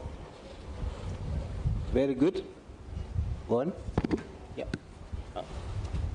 So I'll just build a little bit on that, because I know the question I'm asked is, okay, contextualize this 60,000 to 300 meter above sea level.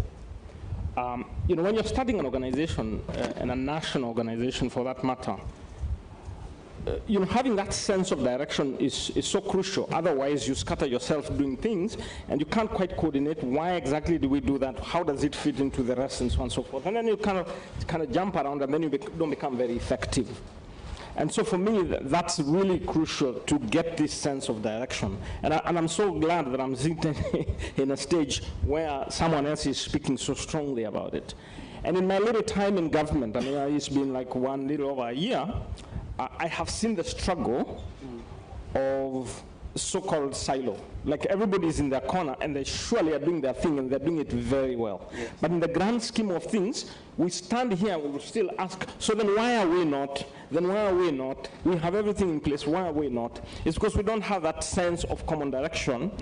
South Africans did a good job. They've got a 10-year roadmap. And sometimes we don't need to sophisticate this thing so much and say it must be policy, and then we have to go all these bureaucratic processes.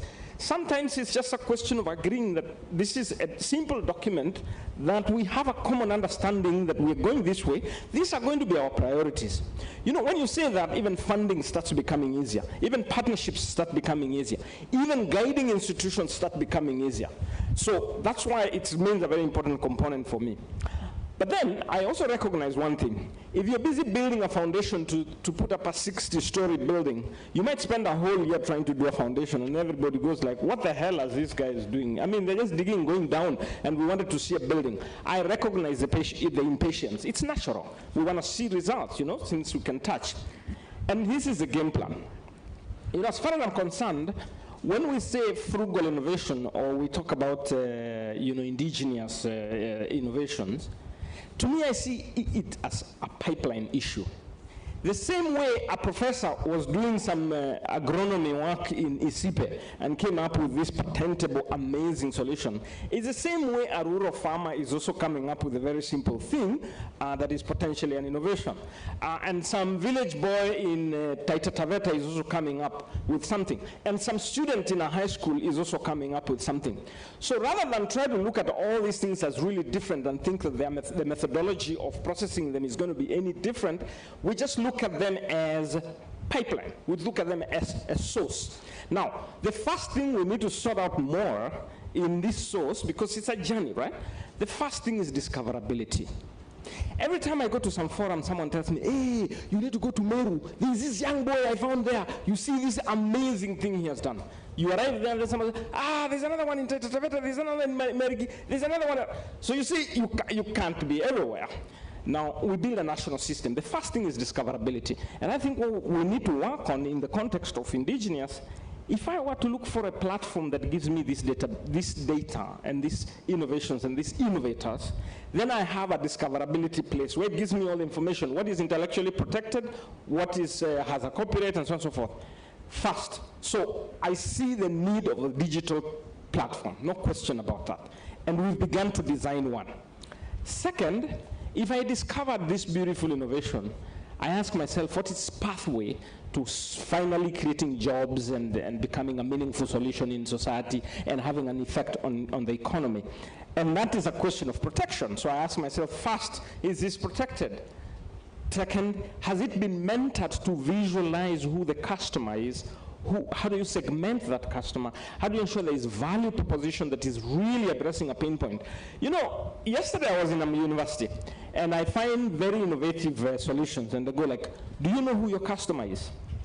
The output is very good, but do you really know who the customer is? Then there's a little bit of a disconnect as to whether the customer has been thought through. And that's why I say, the ballgame in building an enterprise is very different from the ballgame of doing research. You come out with prototypes, but that hasn't made a sustainable business yet. You need a certain set of interventions.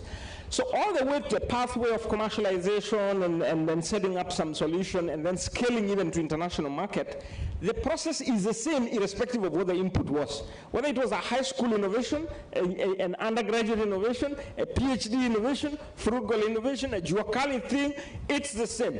And that's why in my diagram, when I described what is coming in and then kind of going into the commercialization all the way to the consumer, all you have differentiated here is the source. The source could be a simple innovation of a farmer. It could be indigenous. It could be a sophisticated PhD thing. But by and large, everything else that follows is about the same. And that's why, again, the national system has to kind of look like it works. I hope I've made some sense. Yeah, thank you. Quickly, Prof. Oh, you okay? Madam, you want to say something? I think there are certain questions that were directed to me in terms of collective versus individual. And that is what I was saying, that we have seen that the IP system in strict sense looks at individual rights. And that's why we saw the need to come up with the TK and TCA Act, which now looks at the collective right. But I've said within, and I think I need to say that we are not KIPRI, we are KIPI, Kenya Industrial Property Institute. And we have other aspects. That's what I say, that in trademark law, we have a collective aspect. And a trademark would only identify and distinguish a product from the other. So this is where the names, it could be a name and a logo together or separately. Sometimes it includes color and any other form of identifier. So that's why I said for us we need to agree whether in these collective products that we have, we are coming in to come up with trademarks that would identify our products and distinguish our products in the market. And that is what I gave the example about the Taita basket. So if the Maasai are sitting down and asking themselves the question, how are we going to market our products, then we need an identifier in terms of how we are going to distinguish your product from others. I think there was one from Moranga in terms of the theater, and I think my colleague Kekobo, the CEO, has taken it up. It's squarely under Kekobo.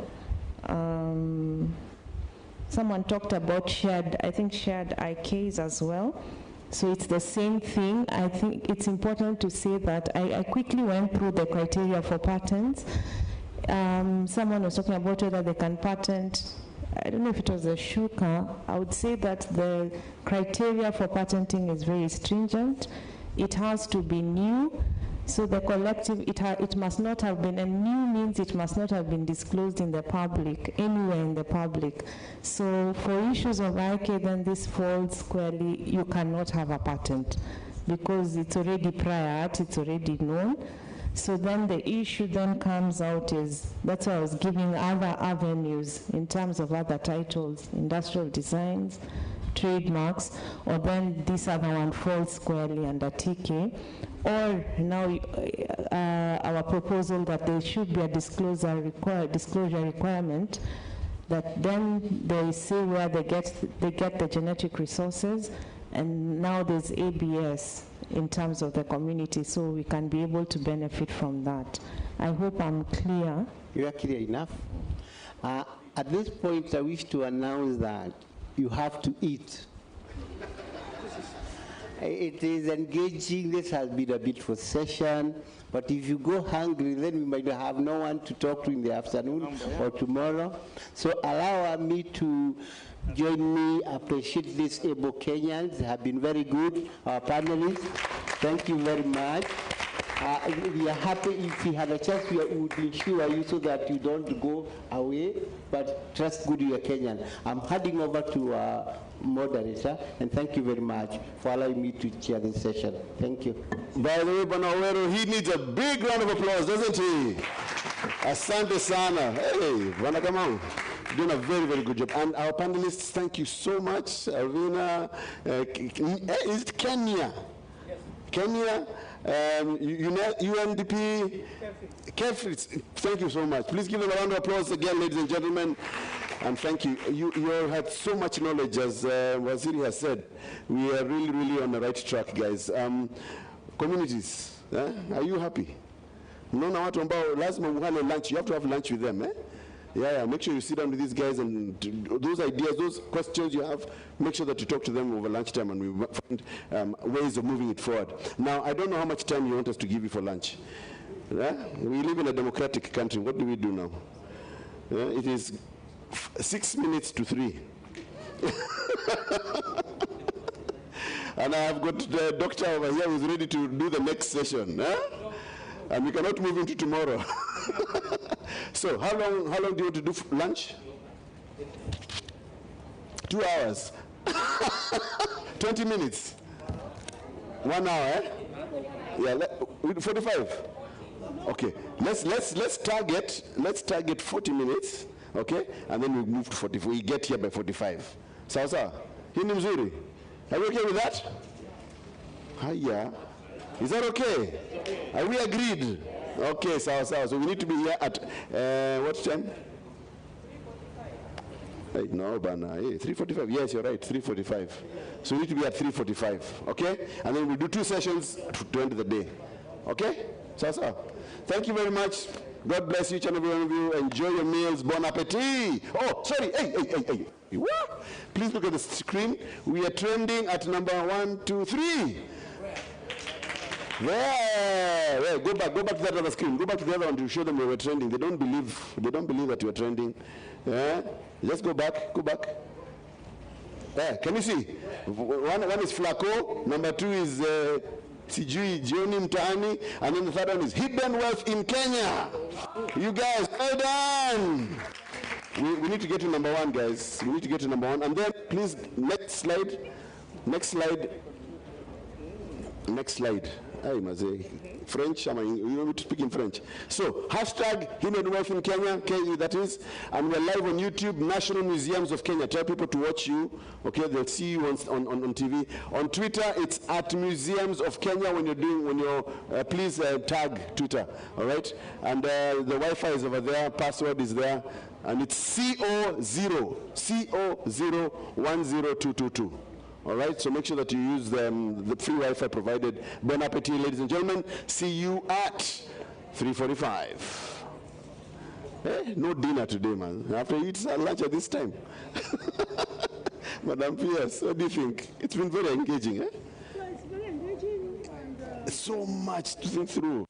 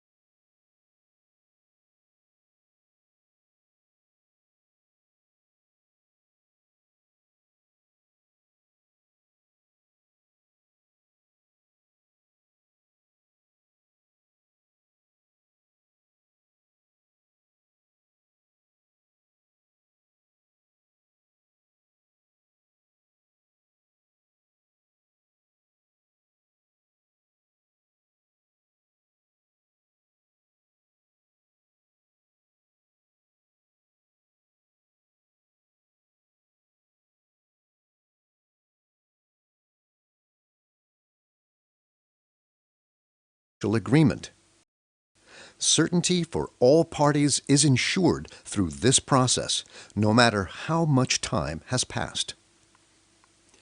Let's take a closer look at the key elements of this global system for monitoring the utilization of genetic resources. The CNA in a country is responsible for issuing a permit when access requirements are met and benefit sharing is agreed. When the information from the permit issued by the CNA is registered on the ABS clearinghouse, it becomes the internationally recognized Certificate of Compliance, the central document to ensure legal certainty in the user country. The ABS clearinghouse facilitates the exchange and flow of information with respect to the utilization of genetic resources. Furthermore, countries that have ratified the Nagoya Protocol are obliged to share information on their national ABS procedures in the ABS clearinghouse. This information helps users to understand the particular ABS requirements of a given country. Checkpoints gather information from users on when and how genetic resources are being utilized in order to report back to the ABS clearinghouse and thus inform the provider. Typical checkpoints are patent offices, funding institutions, publishers, market approval authorities, and other institutions dealing with innovation, product development, and commercialization. The checkpoint communique is a standard form for compiling the information gathered by the checkpoint in order to make it available to the ABS clearinghouse and forward it to the provider. All countries have to put all these elements in place. Only when these elements are operating effectively will monitoring the use of genetic resources between countries be possible. This will contribute to increasing transparency and trust and result in more ABS agreements and partnerships, which in turn translate into advances in science, more innovation, products, and benefit sharing for users, providers, and the conservation of nature.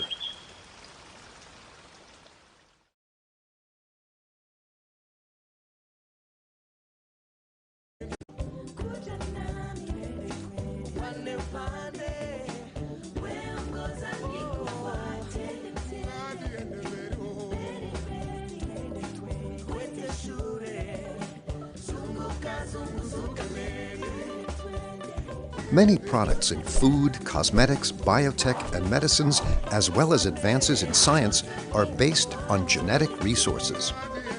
Already in 1992, the CBD had established access and benefit sharing principles, which includes the obligation for users of genetic resources to share benefits with providers of those resources.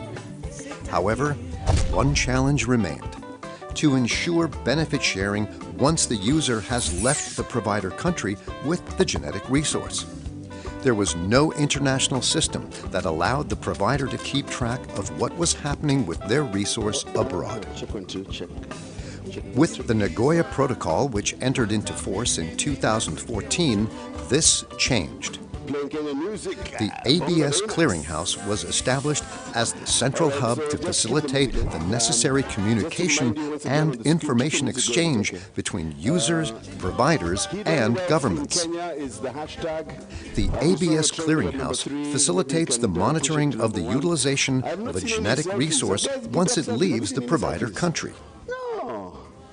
The Nagoya Protocol sets up a system to inform the provider country on milestones related to the utilization of genetic resources abroad. However, to make this system work, every country needs to take action at the national level. Therefore, a country must establish at least one competent national authority, or CNA for short. The CNA issues a permit to grant access to genetic resources in accordance with domestic regulations. Key information from the permit must be transferred to the ABS clearinghouse. The submitted information now constitutes the internationally recognized Certificate of Compliance. Do you have one? Anybody got one? Now, let's turn our attention to a user. After possibly many years of laboratory work, she has succeeded in research and development and now puts a product on the market.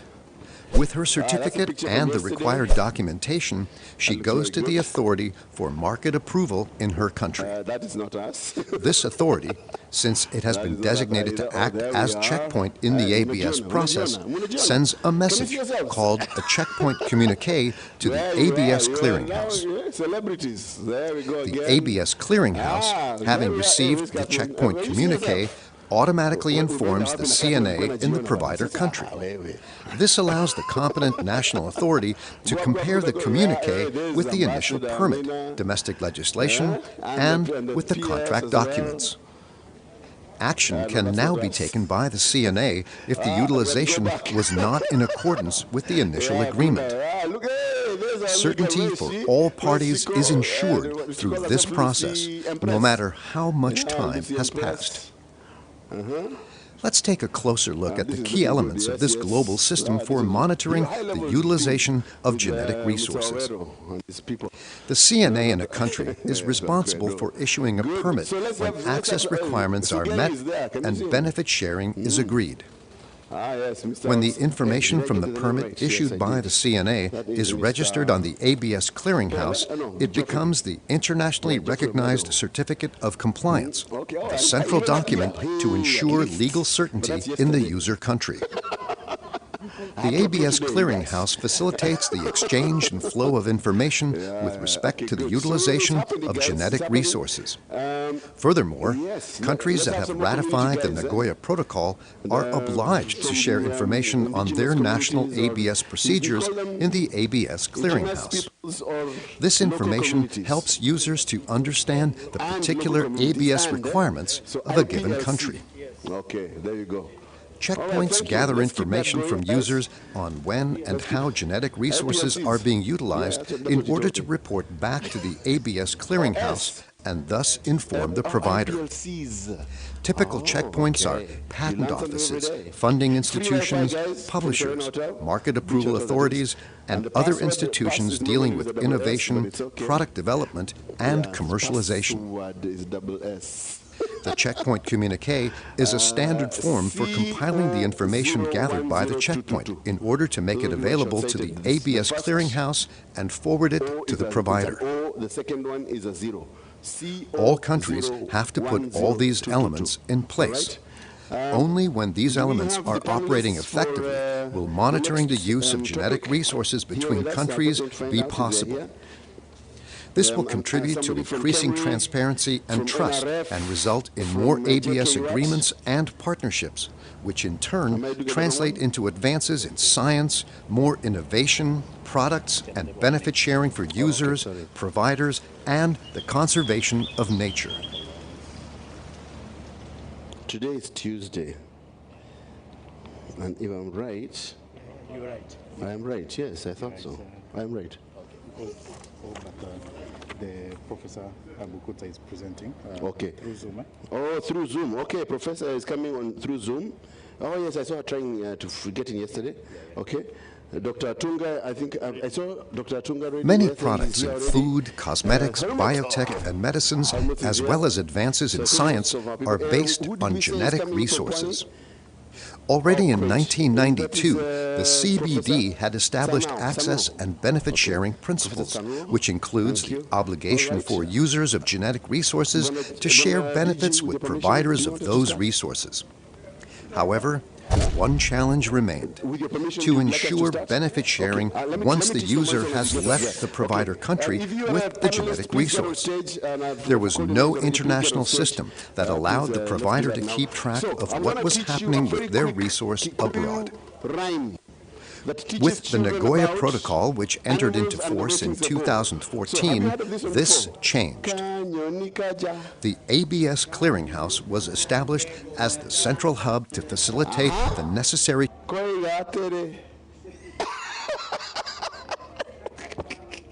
Okay, let's teach you the first part. Kanyo nikaja. Amesho Yako kwa jana medeko. Yes, you're the one, in fact, you're the one who's going to teach us. Please give him a microphone. He's going to teach us that one of Kano Nyikaja. May I just confirm something? Yes. I've got mixed up. Where are we now? We are here, role of research and development, yes. I'm representing Dr. Professor. Fantastic. Professor? Professor Sam Karaoke of Cambridge. Okay, and your name is? My name is Festus Tolo. He needs to know, eh? Oh, he needs? Yeah. Oh. Tolo. Festus Tolo. Thank you. So just give him that. Okay, have you given him? Mpatie. Very quickly. Are you ready? So, Kanyo Nikaja, okay? Kanyo Nikaja. Kanyo Nikaja. Gakogwaja. Namideko. Da Korea tere. Haya. Da Korea tere. Nyamishore wati dako. Haya. Dati da kairi. Kairi. Dati da kairi. Gyanavanya beregete. Beregete. Beregete. Nadina ino kia magoto. Magwairi yaine. Magwa iriya ine. Magwa kago sophisticated. Magwa. Magwa. Yeah, magwa.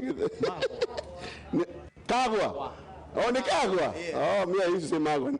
Kagwa iriya ine. Kagwa iriya ine. Kagwa iriya ine.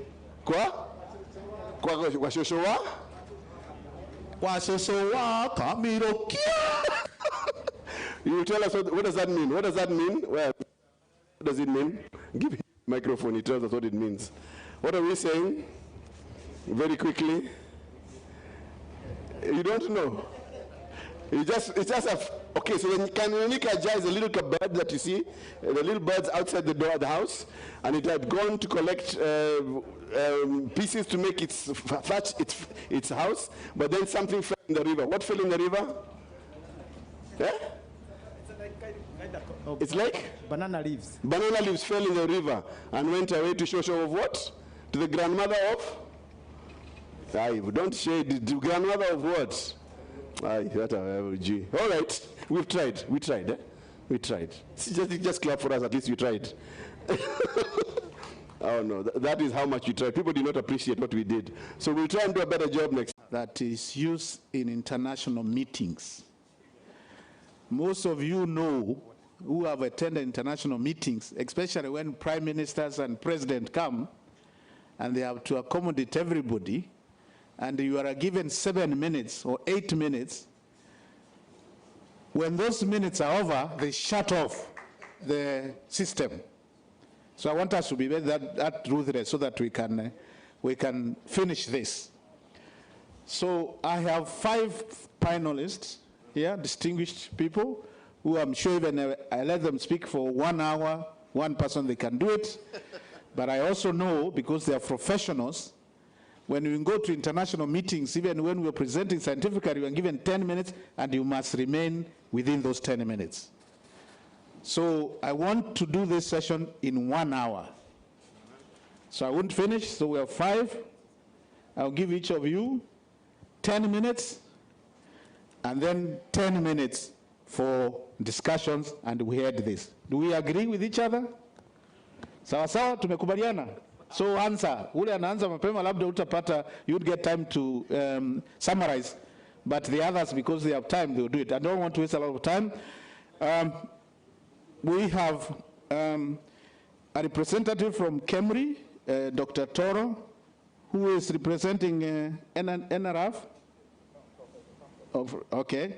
And JQ what, DVC? Nobody? Okay. Pwani University, very good. Tunga, I know you. Dr. Hamed Maya. And the rapporteur is who? Is Twala. Where is Twala?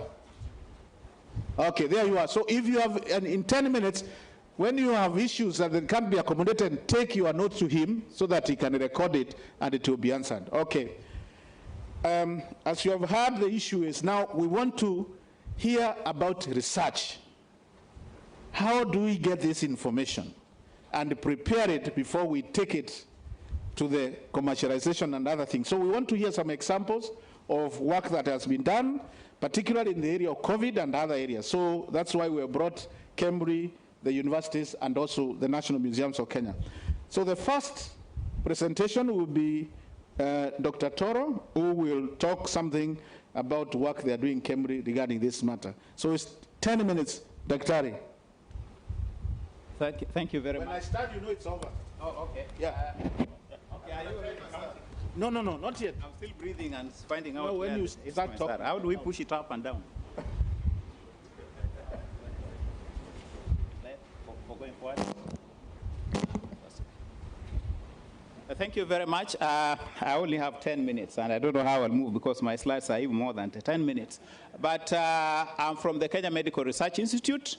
Cambridge is very pleased and glad to be part of the forum. Our main mission as Cambridge is to improve human health and quality of life through research, capacity building, innovation, and service delivery. So that is our key main mission. And around that, we do a lot of research in area of identifying medicinal therapies which can be used in management of different diseases. Now, the topic today is the role of research and development in commercialization of intellectual property and indigenous right knowledge, genetic resources case studies in COVID-19. As you have heard my name, I'm Festus Tolo, the Deputy Director, Center for Traditional Medicine and Drug Research, Cambridge. Now, the role of research and development is quite broad, as we know, and we know there are many sectors where research and development is done. But the main objective of research and development is to have a product which can be useful. In our case, when you're doing medical research, a product which has therapeutic value for management of different diseases. And the research and development can be divided in two main sections, where we have the discovery phase, and then we have the development phase. So these two phases are key, and each one of them have steps which are necessary for the research to be taken place. So when you're doing a medical research, the key thing is that you must have ethical approval of what you want to do. So this ethical approval is a stage-wise process, and it can take up to 2 to 3 months for you to get that approval done. Then once you have got that approval, then you start the initial stages where you start identifying. So if you are using a natural product, for example, then you start sourcing for that natural product through talking to traditional healers or going to where you can source the raw material, maybe the forests and so on and so forth. You have heard that for you to go and collect, you must get a license. So I don't want to repeat that. And then once you have got that product, you come and process it, and there are initial stages which will assist you identify the therapeutic agents of interest, and from there you start the development phase. So as you can see on the slide, because of time, I will not go through, but those are the stages which are necessary when you're starting actually the discovery phase. Then you go to the next stage, which is the development stage. And this stage is a processed stage where you have to look at certain things. The first thing to look at is usually the safety. You look at the safety of the product. If it's safe, then you look at the chemistry, the phytochemistry.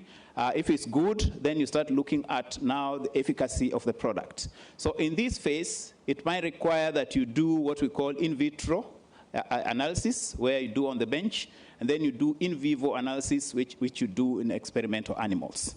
So when that is good, then you move to a stage where now you do what we call clinical trials, which is stage 1 clinical trial, which is a small trial on a selected healthy individuals. And here the key thing is just to look at how safe the product is. Then you do phase 2 clinical trial with a bigger population, looking at safety, and then you start bringing in a bit of efficacy. And then you go to phase 3, which is actually like a market surveillance and fine-tuning the product so that it can be available, it can be put in the market. And then you go to the approval stage, where you find like the Pharmacy and Poisons Board look at your data, and they see that it's okay, and then they can actually register the product, give you an okay to have the product rolled out, or they can deny the product due to certain things. So those briefly are the key elements which you need to develop a product. I don't want to go into concepts of knowledge, indigenous knowledge, because we have heard a lot about it. But what I would like to mention here, that this is one of the components through which you can get your raw material to start identifying a therapeutic agent. So you can get this from traditional medicine, and that can help you now start looking at an entity which can be developed as a product for management of disease. Now, also one resource is the genetic resources, where we look at medicinal plants, which are abundant for us, and we are very grateful. It can be another resource where you can be able to now start looking at therapeutic agents, which you can now develop into drugs. Now, yes, I've said it's very important. These two aspects are very important, and this is where the problems sometimes start. You go and talk to a herbal, traditional healer, you get this information, and then as a scientist, you go and sit at a corner somewhere and you're developing your product, and you don't reference the traditional healer from where you got the information. Or you have gone to some particular area, you have talked to some communities, they have shared with you certain information regarding some of their medicinal products, plants. You have collected this, now you're working in your lab, and you are not actually even thinking of the ones who gave you. So this is where problems start, and it's always important to remember that you got this information from people who need some feedback, who need some benefits once you develop this product, and also, if possible, payment of some royalties when the product is already in the market. Now, just very briefly again, we know that herbal medicine and traditional medicine, these two, are different, have been major contributors of medicinal products. There have been templates for development of very renowned medicines. We know of quinine, the earlier drug from medicinal plants, quinine, which comes from the cinchona plant. This quinine is very potent anti-malarial, and from it, synthetic drugs like chloroquine has been developed.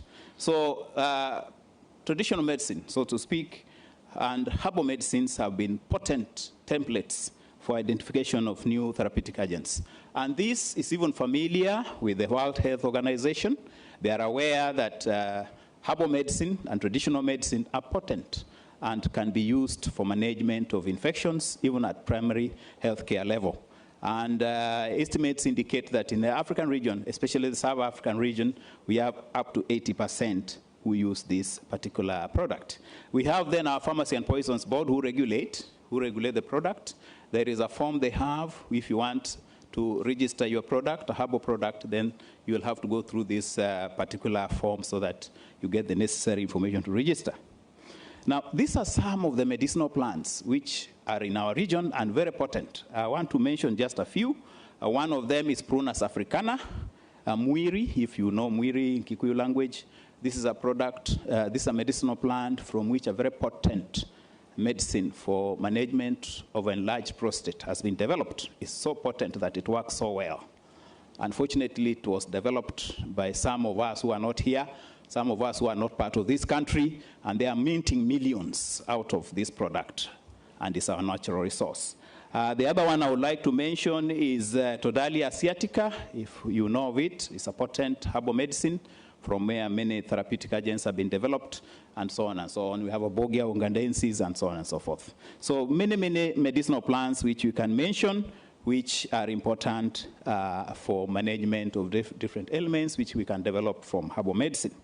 Now, very briefly also, just to mention the problems which we have incurred when we get our raw resource is that there's a lot of destruction of the raw material, poor harvesting, development where you find that some forests are brought down, and therefore we lose our resource.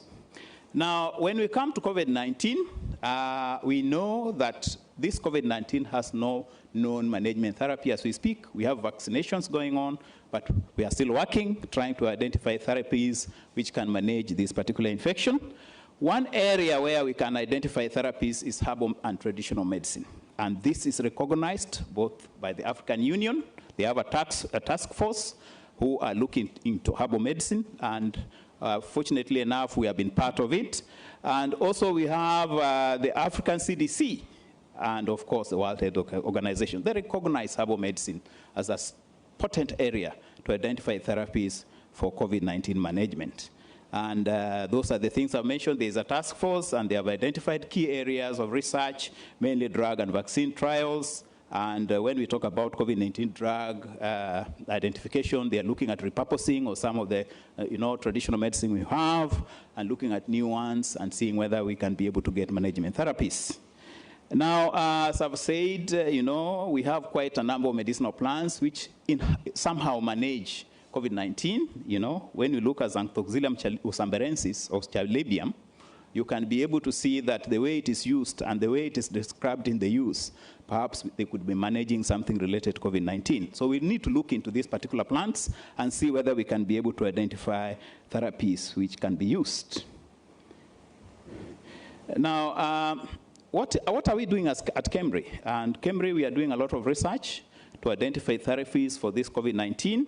One study is a multi-center study where we are looking at a particular product which we had developed earlier, known as Zedupex, and we are mixing it with other medicinal plants and looking at the therapy against COVID-19 virus directly. We have isolated the virus, we have it in KEMRI, and we are using that live virus to identify therapies. Very risky, but it has to be done, and we are doing so. Also, we are collecting from renowned herbalists. I'm using that term very carefully because not everybody you see carrying, some jerrycan or tying a shuka with a color shoes is a herbalist. You will be very deceived, I can tell you. So very few of them are authentic, and therefore we only talk to authentic ones and collect from them, and we do our research. Time is over. There's one thing I wanted to share. I want to share this last slide to tell you how serious it is about fake medicine. This is a fake letter purported to have come from KEMRI. Can you be able to see it? Yeah, that is a letter which is a fake letter.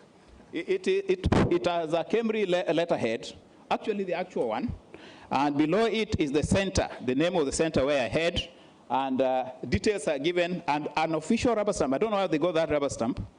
And then the name of Dr. Kamau is appearing below, who is not known anywhere in the circles of KEMRI. So you can see what I'm talking about. It's very serious. So there are fake people around trying to cheat you. Be careful. Thank you very much. Thank you very much. Very good. Good, Dr. Wonderful. That's very good. Next, NRF. I don't want to commentary because I waste time. Good job.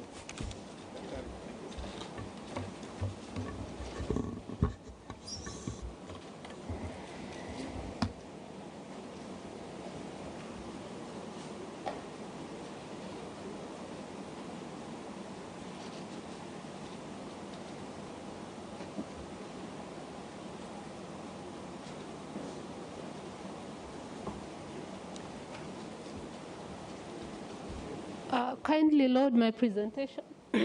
Load my presentation. Which one? Okay.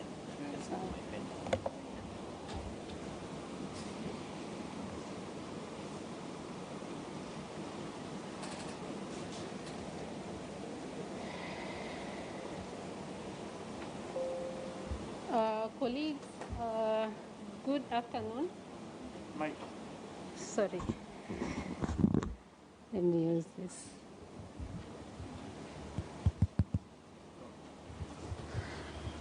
Good afternoon, colleagues.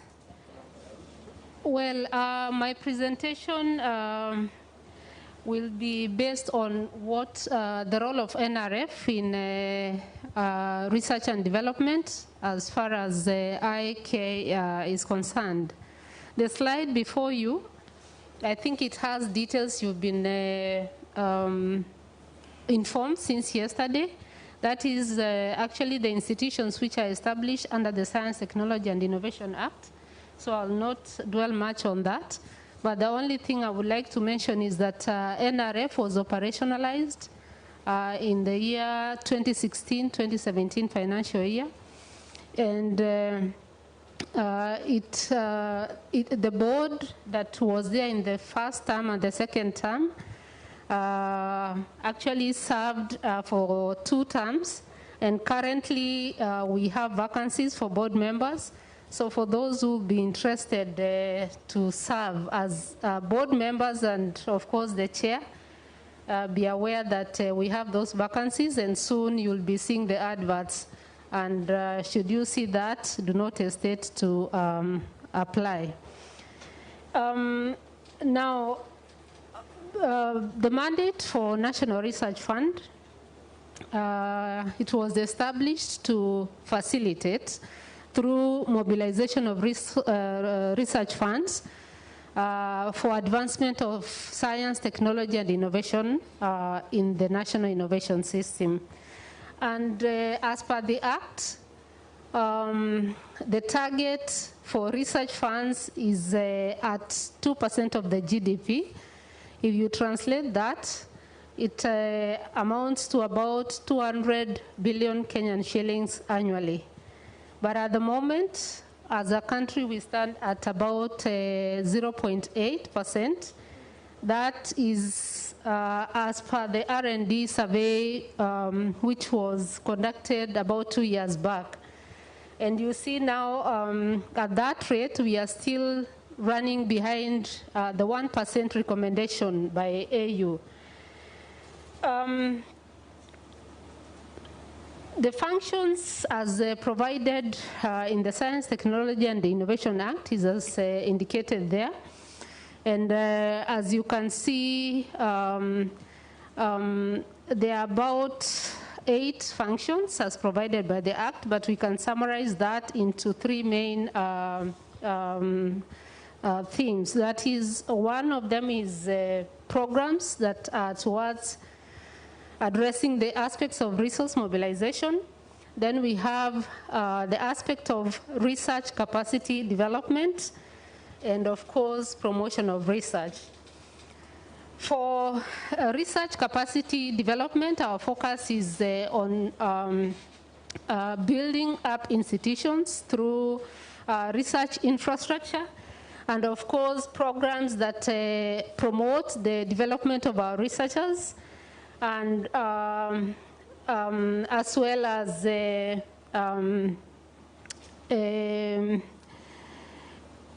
promotion of interdisciplinary collaboration among researchers, so as to discourage the silo mentality that has been amongst the scientific community or the researchers.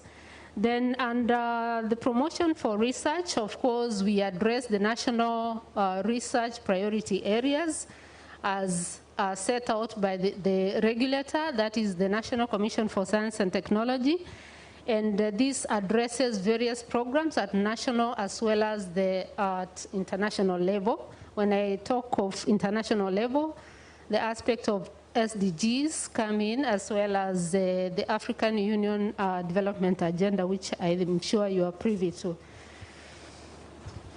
Now, as I mentioned, 2% is the target that the government has put in supporting research in the country, and this 2% is expected to come from other sources, not only from the exchequer.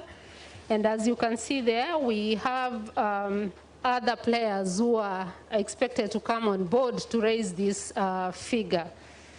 As of now, or since inception, we have received about 3.5 billion Kenyan shillings. That is what has been invested since NRF came on board. And out of 5.3 billion Kenyan shillings, we used part of that as seed funding to get additional funding from development partners through core funding programs. And that slide shows how we've been faring on in terms of what we get from the exchequer, which of course is not that encouraging. As you can see, we started with about 440 million in 2016-2017. The subsequent year, it was raised to 1.6, all the way to the current status where we stand at 323 million Kenyan shillings. In fact, this arrow is supposed to be diving downwards, not the way it is presented. But this is the position as far as what we have received so far. This slide shows on what happens with other governments in the developed countries. You can see Australia has a budget of about 25% of its GDP, followed by the US, which is at around 10%, all the way to Slovakia, which it could be around 2% or so, and the rest of the countries were below that. So this, actually, this slide shows how serious the well-doing countries have put to research, and this is the reason why they are where they are. So as a country, if we cannot raise this, the level of funding in research, then it will be the issue of talking, and we won't be able to move ahead. Out of the figure I highlighted in my previous slide, these are the programs we have managed to support. So far, we've put about 3 calls. And as you can see, the first call, we had about 158 projects supported under the various national priority areas. And the total budget allocation for that was 1.9 billion, which of course, it was running for 3 years. I can see some signal. My time is almost up. So if I go to the next slide, those are the key national priority areas under the indigenous knowledge. I move on to the next one, how we are performing with regard to the projects we have submitted, which are addressing the IK aspect. And at the first call, you see agriculture and livestock-related research, whereby we have some of the IK aspects addressed. We had most of the budget going to that thematic area at about 36%, followed closely by health, whereby we also had a number of programs addressing IK programs. And the third was environment and natural resources. The second call, the trend was, it was the same. At this time, at this point, we were actually focusing on the Big 4 agenda. Food security took the giant share, followed closely by health at 36%, then manufacturing and housing as indicated. Now, out of the programs we have supported, these are the investments that have already been given to our institutions. The research infrastructure. We supported about 20 research centers in various institutions. And for your information, we have these facilities available for our researchers to access for their research. It ranges from bioresearch, we have a bioresearch center at Pwani University. Cambridge, we have supported stem cell research. And Kefri, we have a first marine hatchery that is in the process of being installed. Mary University, we have supported an East African WHO collaborating center for echinocosis diseases. And various other research centers in the institutions as indicated, but you can get this information on our website. And to mention, at KU, we have established a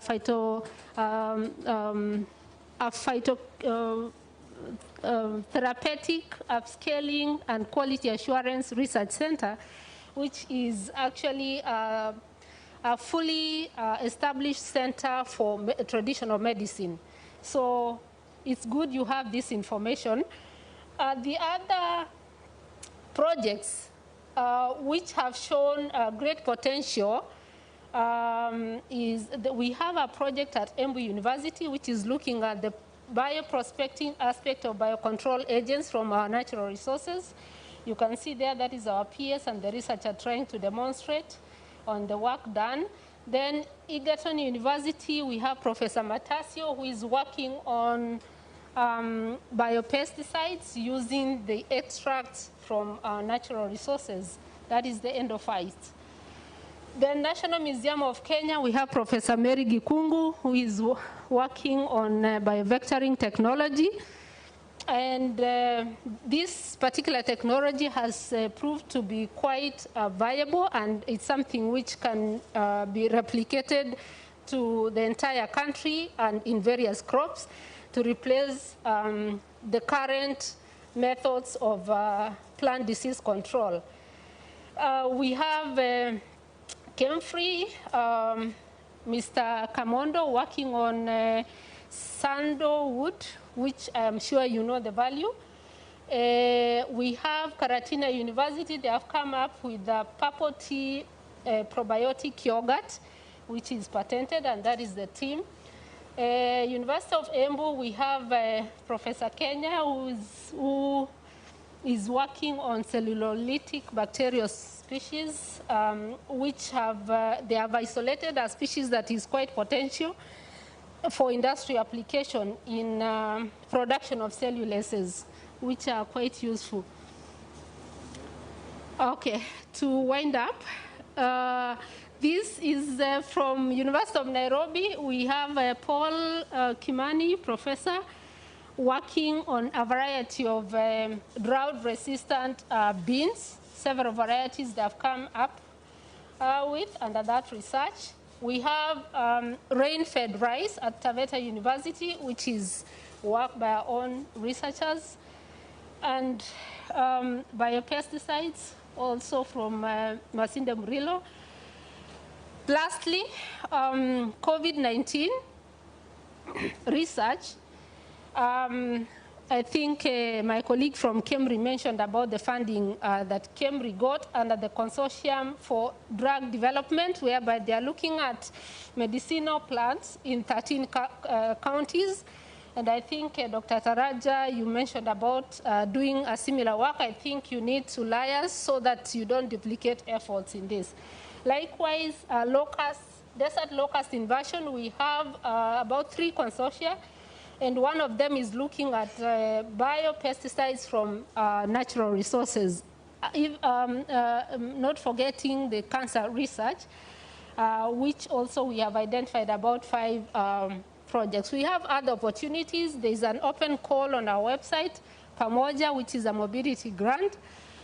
It's a program we are working with the government of France. So for researchers who would want to get some skills that we don't have locally, identify your partners in France and you apply. You'll be able to stand a chance of getting this mobility grant that will enable you to move to France to enhance your skills in whichever area that you're interested in. PhD scholarship with the government of Germany. Sorry, I'm done. So it's applicable for faculty members at our universities and research institutions. It's an annual program. And I think I should stop there and say that as our recommendation is that whatever that comes out of this forum, we need to take it up, start small with the low-lying fruits as we grow. Documentation was an issue that should be taken up, And of course, we take the consortium approach in implementation of the research to promote the IK. Thank you.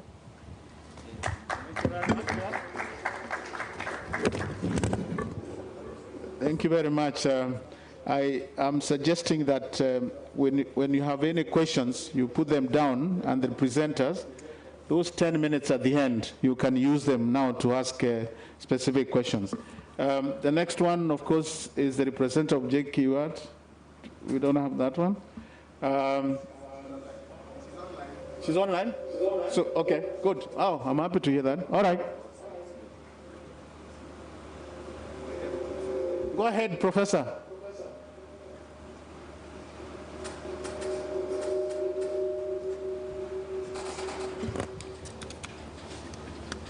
You have 10 minutes. Professor, are you there?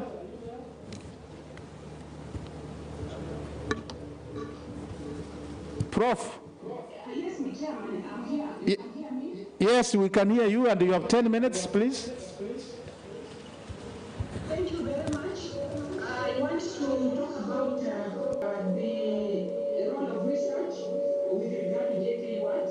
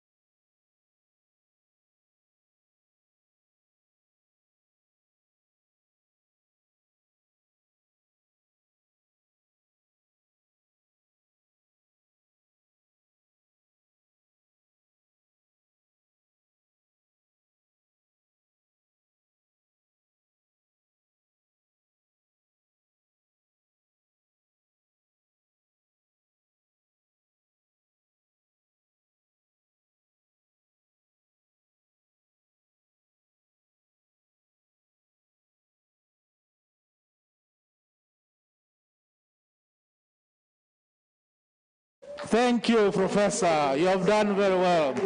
You can hear the applause. And I want also to congratulate you for the good work that is going on in JQAT. And we are looking for a one-stop for this work. This would be a good university to start that. I don't know, but you will decide. Because they're already doing a lot of this work and they have a lot of experience in this. And of course, National Museums of Kenya, I must not forget that. We organize this workshop. The next one is the representative of Pan University. Please. This is the university. Just follow the same steps.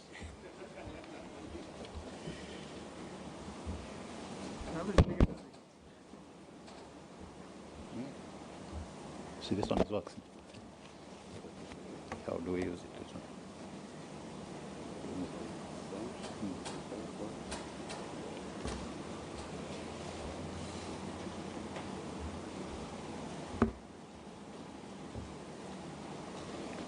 Colleagues, participants, ladies and gentlemen, good afternoon. Muniru Tsanuo, the DVC in charge of research and extension. And I'm glad that I'm following my talk to my colleague, Professor Bukuta, who had just talked. And it's on the same topic of role of research and development in commercialization of intellectual property, property from indigenous knowledge and genetic resources, case study including COVID-19.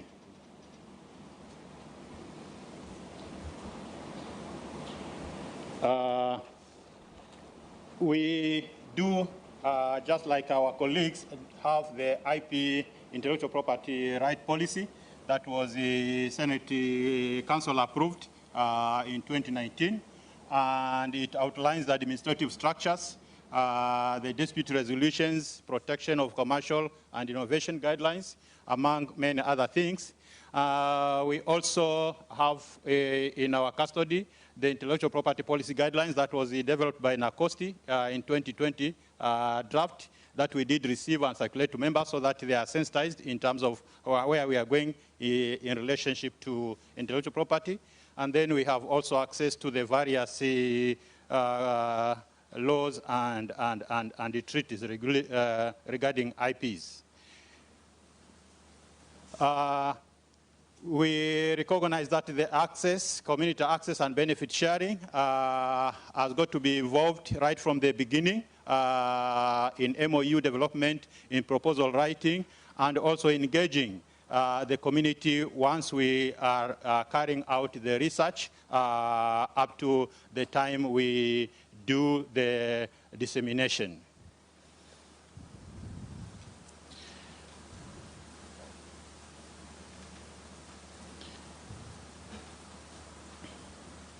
Now, the indigenous knowledge and the genetic processes is recognized as a frontier in terms of developing new products. It gives rapid identification of products, especially in bioprospecting. We have rapid selection of varieties and also rapid development of vaccines and other therapeutics. And also in terms of phytochemical screening, we end up with getting some products slightly faster than using the other methods. Our case studies at Pwani University cuts across both social and physical sciences.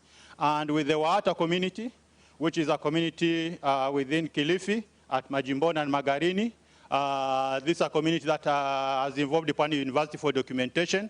And what they would like us to have with them eventually is to have a dictionary, grammar book on the Waata, a book recording on their cultures, and also history. Possibly we shall work with museums and see how they want to have their artifacts and all that preserved. There is the issue of conservation of forest, because this community has been living amicably within the forest areas, although now they are also practicing subsistence farming. And then as an academic institution, we would also want to work with them for grade 1, 2, and 3 books for the CBC competence-based curriculum. and they are also interested in having a cultural center, which they would like to own, manage, and run. And with that, therefore, we'll also have got to work hand in hand with the Kilifi County government that we have an MOU with, and currently we are in very good working collaboration, and we get a lot of support from that place. In terms of the output for this kind of work, we did a joint workshop with the water people. We also have a proposal for the documentation of their language, which was submitted to our funding agents. And then they also participate in our graduations and in some of our conferences. The Pwani University case studies, I would like to mention here that Pwani University, we have the Pwani University Bioscience Research Center that the director, the CEO, Nakosti, mentioned in terms of the support. It was established initially in collaboration with the Cambridge Wellcome Trust. It's a state-of-the-art molecular biology laboratory. And then Cambridge came in to support further expansion of the same. So with that, we are able to do gene sequencing. And one of the work that we are doing is to sequence baobab to understand the genetic diversity. We are also exploring the indigenous crops, finger millet, solanium, and manavu. This is work that was funded by Bill and Melinda Gates. Then we are also sequencing of marine microbes, and this to do with the green economy, marine metagenomics, and some of these publications are available on international peer-reviewed areas. And then we also have the conservation and utilization of indigenous species. And here we're looking at plant metabolites. And we also have a botanical garden, which we are using both for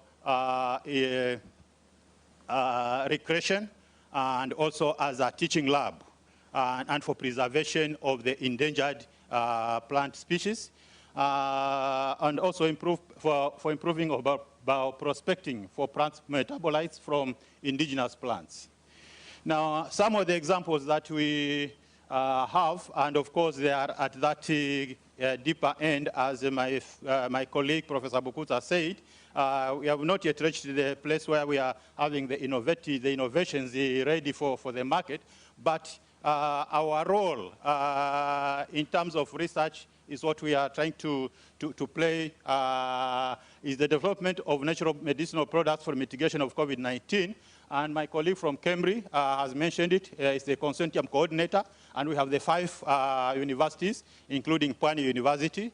And we have been told the funding agency is the NRF. I think they have pumped around 50 million. And the main aim is to develop medicinal products to mitigate COVID-19 pandemic. Then we also have, this is a COVID-19 global literature coronavirus preprint preliminary report. It's not peer reviewed, but it highlights in terms of our contribution in terms of this COVID research. And this paper entitled Transcriptive Dysregulations Associated with the SARS-CoV-2 Infection in Human Nasopharyngeal and Peripheral Blood mononuclear cells. And it's just published in 2020. Oh, thank you. There is work on genomics, which is a postgraduate work going on. And I would just like to, this is something that we have discussed all along in terms of the challenges. The issue of permitting, like this project of which involves the baobab, it involves about 10 or so counties. I'm seeing the same challenges with this one of natural products. It across a number of counties. There are some counties that are well organized in terms of giving you the information and having those permits. but in some places, our researchers are made to even queue at the governor's office. And it's very frustrating for them to stay there for 2 hours, 3 hours, and once the governor comes, and then they're going to go back to some other small offices and some junior offices down to have their work done. Then we also have the issue of having one kind of shop where we can get everything cleared. That will be a very good thing out of this. And then we also think that we should have a clear standard operating procedure for fast-tracking permits. And one of the things that was also said here is the issue of the online application. If possible, that will be very good to our researchers. I think the challenges are formed part of my conclusion, and I would like to say thank you very much for listening to us. Thank you. Someday I would like to become a professor. They are very good, the way they are keeping time. Thank you very much. That's very good. The next speaker is one of my own, Dr. Tunga, from Institute of Primate Research.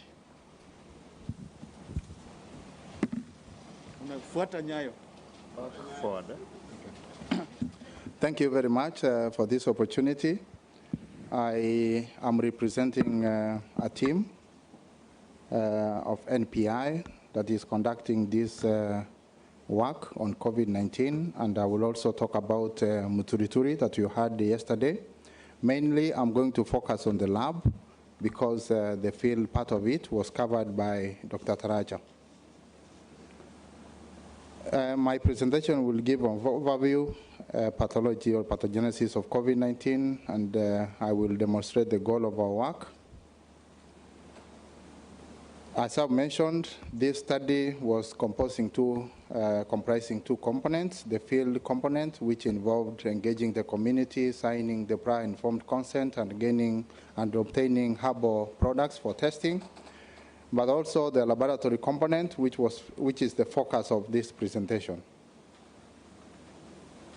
As we all know, COVID-19 is a global pandemic. Millions have died, and millions have also lost jobs. We had a lot of challenges of developing vaccines and drugs, and even now, after getting the vaccines, we don't know the long-term effect of these vaccines. And we also learned a lesson that actually developed countries need to prioritize their needs and also their people, because you realize the flights were not moving, and even after the vaccines were developed, actually we were not given the first priority. And therefore, we need to develop our homegrown solutions, and we need to copy examples of countries like China, Brazil, and the rest that have been mentioned since yesterday.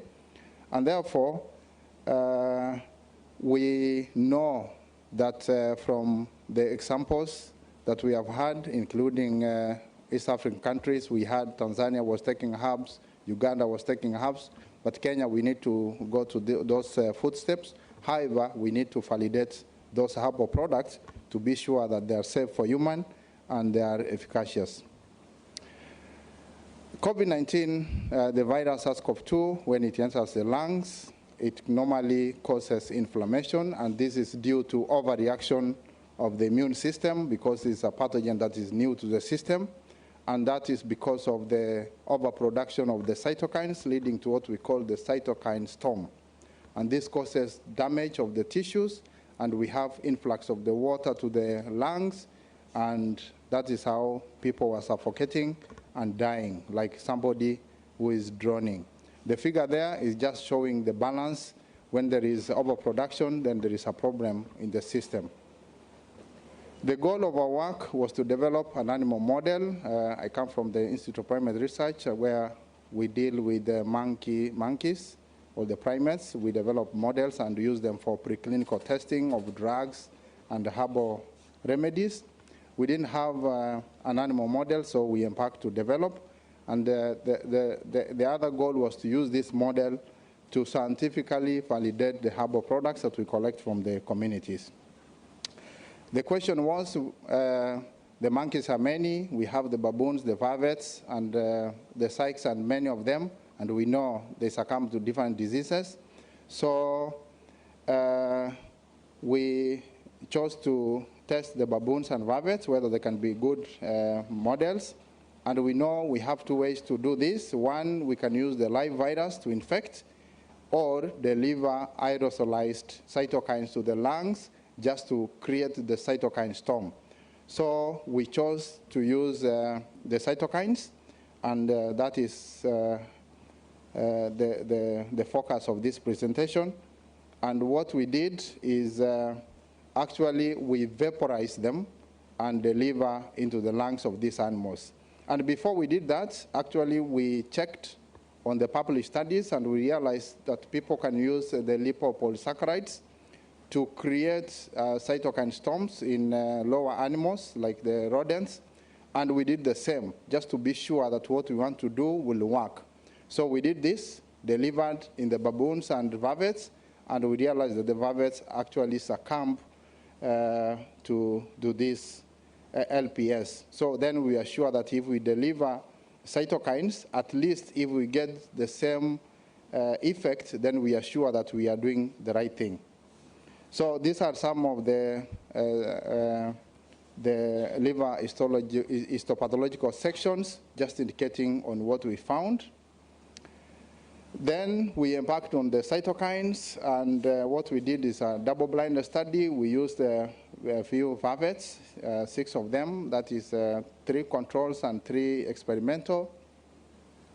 And we gave a mixture of cytokines, took X-ray and blood samples, and on evaluation using the X-ray, we realized that actually they suffer pneumonia-like symptoms. But the question was, probably they could have suffered this kind of challenge before we gave the cytokines. So we repeated the experiment, and in this case, we screened them before using the X-ray and checked that they didn't have any inflammation of the lungs. And we did using, again, N is equals to 6 animals, and doubled the dose. And what we realized is that actually they suffered pneumonia-like symptoms, and 1 died after a week. So we achieved the model. And of course, we are not using X-ray alone. We are also measuring temperature to measure fever. And we had a digital system, temperature loggers, that we are inserting beneath the skin. On the remedies from the community, it has already been mentioned, but our target is actually to test at least 30 herbal remedies from the 10 counties that have already signed prior informed consent. I want to go to the second part of the study, the Muturituri you had. Muturituri seed communities in the coast, I think we shall have a trip. They have been using this as a contraceptive, and we want to test it. We know that there is a big challenge of overpopulation in the world. In Kenya alone, we have 45 million, and the whole world 7.5 billion, and people are looking for a contraceptive. And the interventions that are available, we have condoms, oral pills, and many others. And all these, we know they have limitations because some of them are under the control of a male partner, and they have several side effects as indicated. So we want to focus on a natural non-hormonal contraceptive, and we think Muturituri is one of them because we already have testimonies from the community that actually they have been using, and it has been working. So this is how we designed the experiment. A baboon is a very good model for reproductive studies, and we did a small study using 4 baboons, and we realized that the experimental animals, we had 2 in these cases, 2 control and 2 experimental. Both the control became pregnant and gave birth after 6 months, and one of the experimental became pregnant, and one did not become pregnant. So we felt that there is something that we need to repeat this experiment and see what happens. And the one that did not become pregnant, we stopped Muturituri and allowed, again, mating for other 3 months, and it became pregnant. So we concluded that actually Muturituri could be a good reversible contraceptive. So the experiment is going on for a larger number of baboons, and at the end of the day, I think we will get good studies on this, and we shall report back. That is IPR laboratories. We have a COVID-19 testing and research center that was set up through the funding to IPR, and the DG helped us a lot on this, and the CS. And I want to acknowledge the institutions that actually are part of this study: the Department of Culture, Ministry of Sports, Culture and Heritage, Wildlife Research and Training Institutes. We have Kavaka, Priscilla, who are with us here. Kemri, we have Dr. Alan Olekwala, who is representing, Kenrick from NMK, and the local communities that have actually given the products. Thank you very much. I didn't have enough time. I could have given you a video, but thank you very much. I now pronounce you a professor for doing that good job done. Our last speaker this afternoon is Dr. Hamad Maya, who is from GIZ ABS. It's only professors here speaking today. Mm-hmm.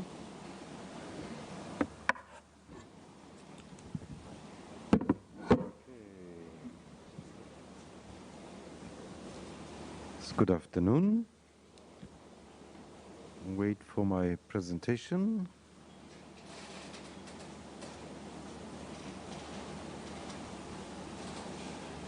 Okay, here we are. So this goes. I click this. No, this is okay. Very fine. Yes, I was asked also to present in this session. And because we and also GIZ is not supporting really research. We are not a research organization.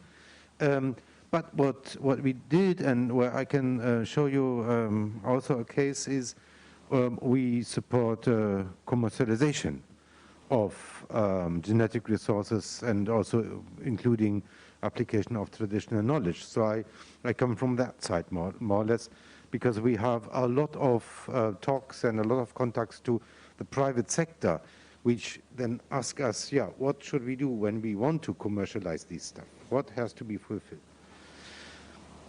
Oops. I also have to be a bit quick. Well, first, when I researched this whole thing, I bring you this from Germany. That's a phytopharmaceutical, Asberitox, a very successful one. It's anti-inflammatory. And indeed, this was the first foreign phytopharmaceutical which was registered in China in the 90s. And actually now in China, they use it and they try it to fight the COVID symptoms, because it is anti-inflammatory. That has actually been shown by trials. And so that is something traditional on COVID. I was astonished. I didn't know that just until a week ago. That's interesting. So it's the extracts from these plants. You can see these are traditional plants used in a lot of medicines. So what is the message we hear from the private sector on commercialization? You see, what they want is legal certainty. And for that, they also go an extra mile. So it's not necessarily that when you build up a system that they run away and go to another country where there's no systems, but they want legal certainty because they don't want to end up with a product that cannot be marketed in the end because of missing document. And when it comes to the traditional knowledge, and I think this is also what we need to recognize, it is not only one category we are talking of various categories. A lot of traditional knowledge is already publicly available. You can read it in books and publications. So you don't need to ask the people any longer because it's all there. That's where a lot of science starts, with publicly available traditional knowledge. And then, of course, it's held by communities. This is what was the main topic of this meeting. But also, you have traditional knowledge that is held by individuals, by healers, which is sacred or will never be shared. That also is element of traditional knowledge. The holders can be also a variety of entities, communities, families, individuals. And what we hear then, if a company actually makes a decision to market products that are based on traditional knowledge, whether they are with research or without, they want to be sure that they do it right, and they need to know in the end who's actually the holder of this traditional knowledge. Who should we ask, and who can give us consent, who has also the right to negotiate for ABS contracts.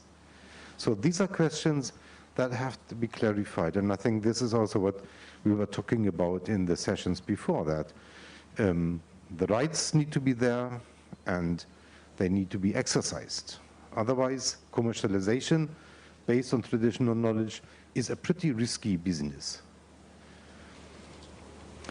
This is one case we supported for a very, very long time. It is Rooibos. That's a new product in South Africa, so it's sort of Rooibos coffee. Nestle is producing that. And what happened, of course, they're using, of course, Rooibos for tea since ages. That is what Nestle and other companies do. And the whole story began with patents. So Nestle Switzerland published or applied for patents on Rooibos and very good, and medicinal applications. That sparked a lot of opposition. It was challenged. It was shown that the patents contained a lot of traditional knowledge, so it was not really an invention. It was prior art. They were never granted, but they kicked off a huge process in South Africa to recognize rights and to strengthen the communities so that things like this can be easier challenged in the end. We supported the Khoisan Council in developing a biocultural community protocol, to set up procedures for access to their resources, to their knowledge, and how to negotiate benefit sharing agreements. And actually, in 2014, based on that biocultural community protocol, the Khoisan Council and Nestle South Africa signed a benefit sharing agreement on this Rooibos coffee with 3% of the net sales of Nestle in South Africa. So that was our first real case also with industry to go into this whole complex of TK, traditional knowledge, etc. And it went further. So because of the recognition the Khoisan got in South Africa, in 2015, after an extensive scientific study, the government of South Africa officially recognized that the traditional knowledge about how to use Rooibos is with the Khoi and San people. And then, of course, they decided now to really engage with industry to see what can be done with ABS. And of course, there's a lot of industry doing Rooibos, and so we had a lot of sessions and then decided to go a different way, not to have ABS agreements on this TK application with every single company, but to have a sectoral approach, and there is a South African Rooibos Industry Association, so to negotiate one big contract with the complete Rooibos industry of South Africa. And actually, after really a long time, in 2019, this sector-wide agreement was signed between the Khoisan Council and the South African Rooibos Council. It brings 1.5% of the farm gate price, which is around $1 million per year for the council. They expect their first money this year. So, and this sector agreement was actually, a turning point in South Africa. We are engaging with other communities, with other value chains in the cosmetic sector, in the nutraceutical sector, to also engage on this sector-wide agreement for other products. Yes, so that was the case we did. I flipped through this very quickly. So then I looked into literature to find out, is there actually a lot of scientific research on the properties of Kenyan medicinal plants? The majority of publications I found are more or less reviews or oversights on the traditional use of medicinal plants. This is a very, and I think we should distribute this, that's a very good article which gives you the state of art of this piece of science in Kenya. There is not so much on actually the properties. So there, the biochemical medicinal research on plants, that is not that prevalent in the literature. So I'm very glad to hear today that that's also ongoing. You have research projects on that, also with the COVID case. So I found this very encouraging. And again, let me just, this is my last one. And I think these are more or less the questions which came to my mind, and I think that also were put on the floor here. First is, and I think this was also made clear by the lady from KIPI, traditional knowledge as such cannot be protected as classical IPR. You must not patent it. Yeah, that's a wrong patent if you have a patent on TK. And that is the reason why the World Intellectual Property Organization since years tries to develop a sui generis system. And also Kenya went that way with this TK Act. You have a system on its own which tries to establish a protection for traditional knowledge outside of the classic IPR instruments, because they just don't fit. And so that is what Kenya did, and I think this is now a big task for Kenya to really make this work, to implement it. So this will be one of the parts, one of the things on your list of how to implement the topics we are talking about. Yes, I think with that I will stop, so to save time, and I guess also that we will have the opportunity in the end to distribute our presentations, etc. Thank you. Good job. Good. Everybody today is a professor in this session. So we hope everyone can do. Now, we're at 5:20, I believe, or 4:20, is that? So I want to finish my session in 10 minutes.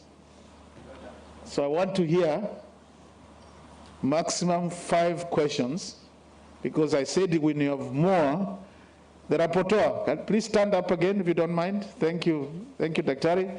There is the rapporteur. So you take the questions there just in case your question will not be picked in this session. So 10 minutes.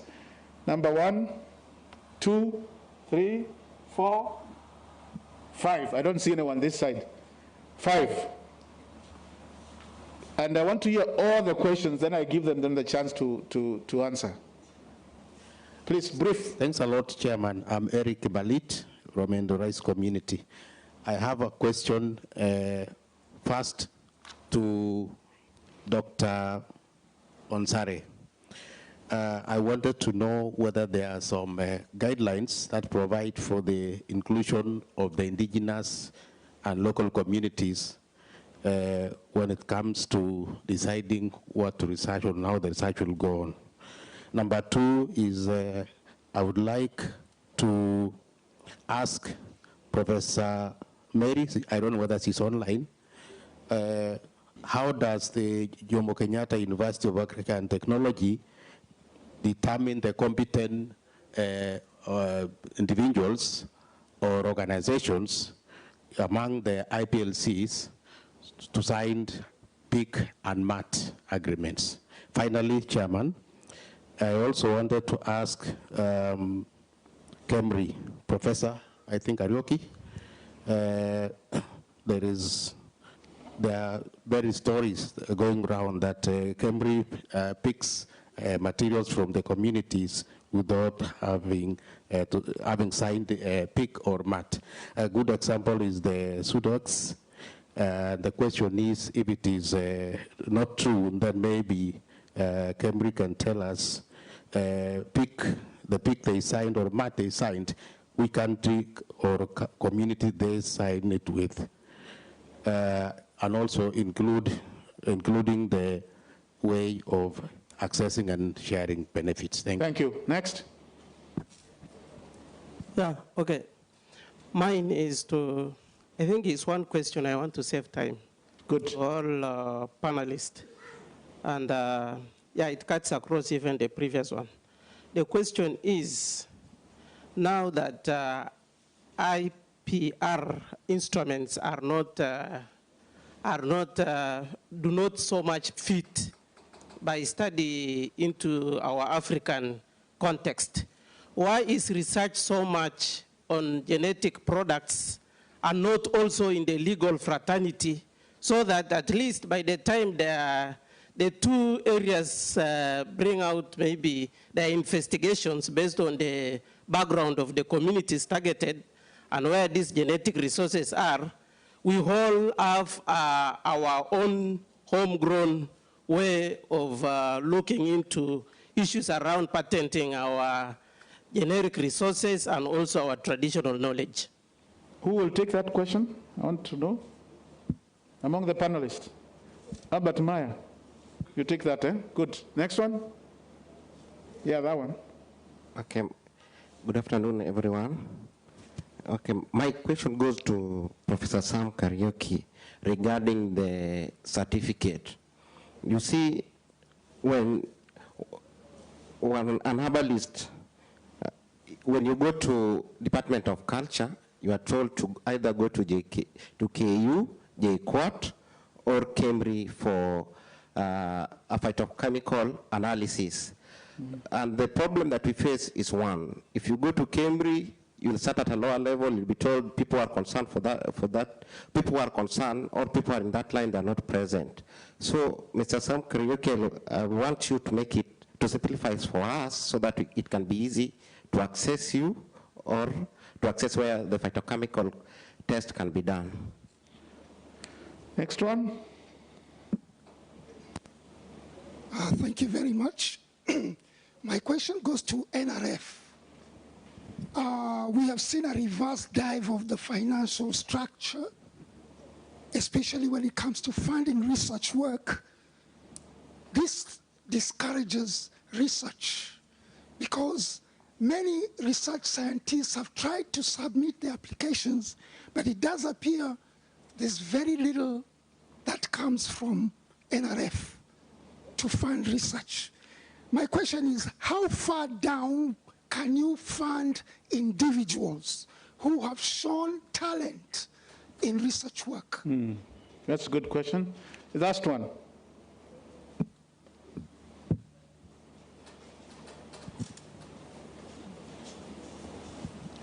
My name is Japhet Wanda. I am asking the Professor Kemry. He mentioned that he gets these remedies from the herbalists at the local, at the community level. But up to now, we have not seen any advancement of their medicinal remedies, and they have not been given any information concerning those remedies. And when will they be brought up so that they can at least benefit from the remedies that they give to the researcher? At the same time, they are not giving any information concerning the remedies. When? Good. Dr. NRF, why don't we start that way and end up with the last question? Put it on the mic. There's a place you press down there. Oh, yeah. Thank you very much.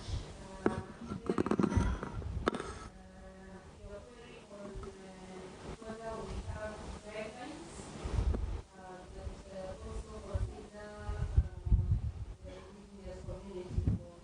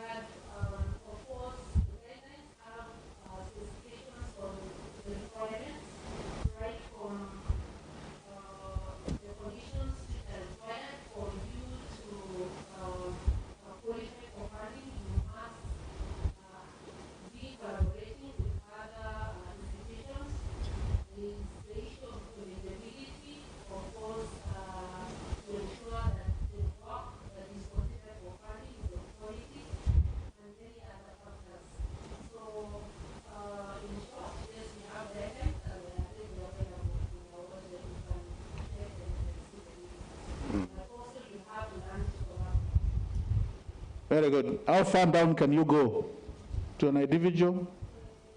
Assumption is that if you are not tied to an institution, you have no chance.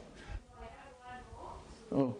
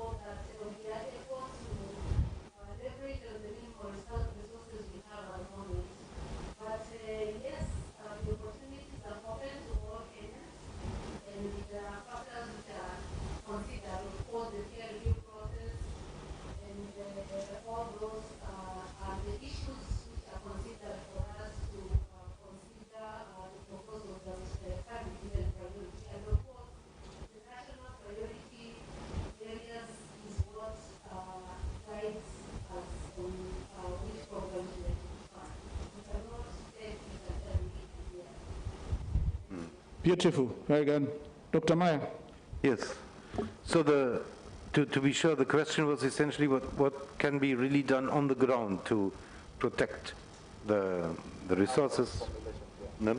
And urban formation, exactly, yes.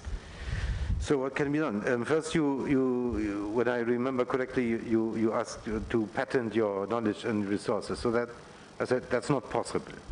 No? That's not the right form to protect. But and anyway, genetic resources as such, plants, animals, also cannot be patented. It's not an invention as such. But therefore, this TK Act is there.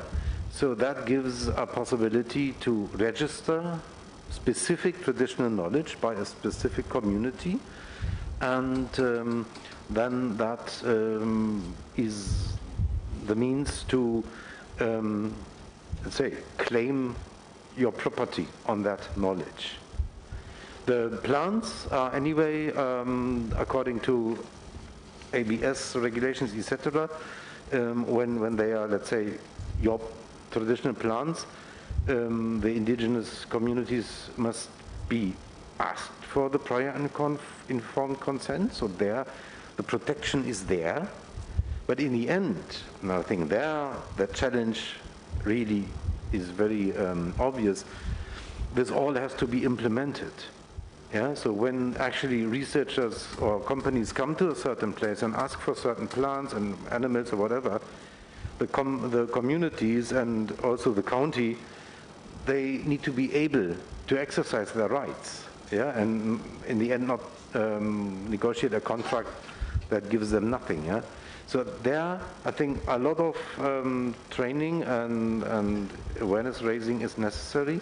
Also, on the side of the registration of the traditional knowledge, as far as I understood, these systems are also not yet in place or not fully in place. So I think there need to be a concerted effort by the national level and the county level to make this system work. Otherwise, you have rights, but you can't use them. Yeah.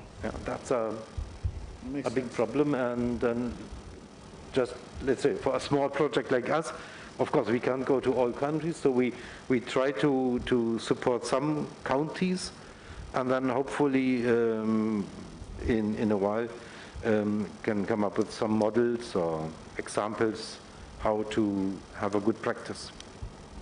Good, very good. Dr. Tungas, do you want to comment on anything? I think I didn't have a specific question, but I just want to comment on what you said. Actually, the reason why we're here is to discuss and find a way forward on the issue of patenting and the issue of commercialization of the herbal remedies that are coming from the community and how they can be protected. And it is true that really, if they don't sign even a prior informed consent, then have nothing. But we know at least there is some effort to sign a prior informed consent. But is that all? And I think that is the point that you are raising. So as we discussed, you know, this issue again came, I think, in the morning when Kekobo was here and Kipi were present, and I think it was discussed but not really finalized. So I think let's keep it moving. Let's keep the discussion moving and find a way forward on this, because the question is, can you patent? Who can patent? How can the community be protected? But we know, at least with a prior informed consent, there is some level of protection and there is some level of benefit sharing that has been negotiated. And I want to believe also Kavaka, who has been dealing with these issues, when he comes here maybe tomorrow, he can clarify or he can give some comments and some examples on these issues. Thank you. Professor Chanu, anything? Yeah, just to add, I think we've just learned that some of the information we get for the natural product, especially, I'm a natural product chemist myself. And at times you find yourself getting this information available in books, and you use that. So when it comes to now the protection, I think in most cases will relate to where you are going to harvest that material, and especially when you now want to involve the community where you want to come up with a product. But for the researchers like ourselves, I would like to share some caution, because it will, in some extent, it may also render the advances in terms of doing more research work slowed down, because it would mean a postgraduate or a PhD student, a plant that he knows it's used for treating malaria, and he cannot be able to go to pick that plant and investigate on it, and has got to involve all these processes of getting the prior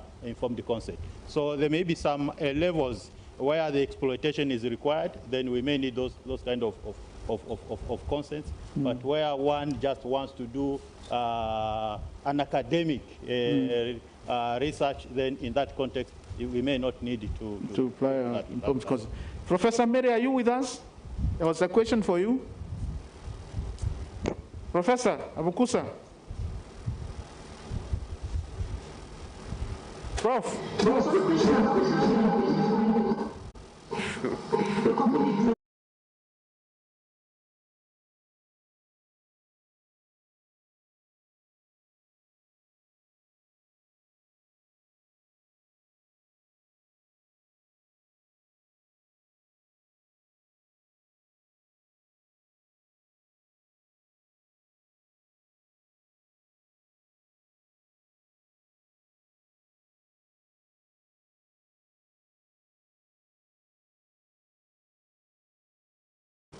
Give him a mic.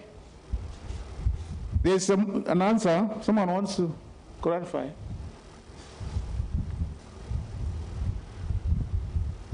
Thank you very much, Prof. I think when you use local administration, sometimes these IPLCs are people normally who are not given first priority in many areas in our communities. They're marginalized in a way. So sometimes the right people are not given opportunities. But like in our case, in Endorais and in Ogiek, we have registered organizations like Endorais Welfare Council or Ogiek People's Development Program.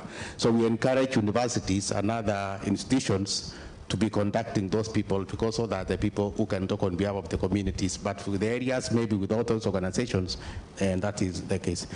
Chairman, allow me, I think I did not ask my question properly to Dr. Onsare, is that all the things he said are right, but do you have in those guidelines description of providing for the process on how you can involve the IPLCs, not for them to be researchers, but to be actors, so that they are organized and they can be involved in a way they live and see how the benefit sharing is done. That was my question. Thank you, Chairman. And I think what you do, once we finish the session, why don't you engage with Dr. Jemima, and then she will explain to you. Finally, KEMRI seems to be an issue.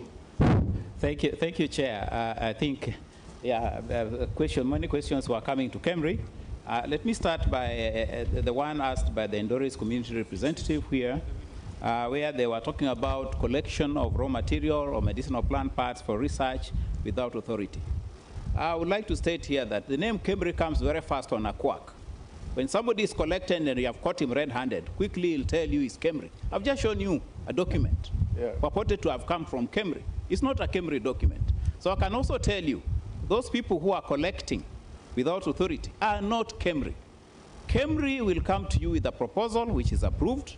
KEMRI will show you a letter from KWS to collect. KEMRI, if they have to talk to you, will show you an informed consent form, which you'll have to consent to before you talk to the one who is actually engaging you. So those three things are very key, and if those things are not, you are not seeing them, then I can tell you that is not KEMRI. KEMRI's name comes very quickly and is misused. Let me come to this question which was asked about certification of herbal medicines, the product. Now, KEMRI, our mandate is very different from certification, from giving certificates. KEMRI does not give certificates. You are registered by the Ministry of Culture. You are supposed to be certified by the Pharmacy and Poisons Board. They are the ones who register your product. As KEMRI, we do research. We look into the safety and efficacy of the product, and we can advise. You need to visit KEMRI any day on a Wednesday without even arranging an appointment, and the Center for Traditional Medicine and Drug Research will engage you on that very effectively.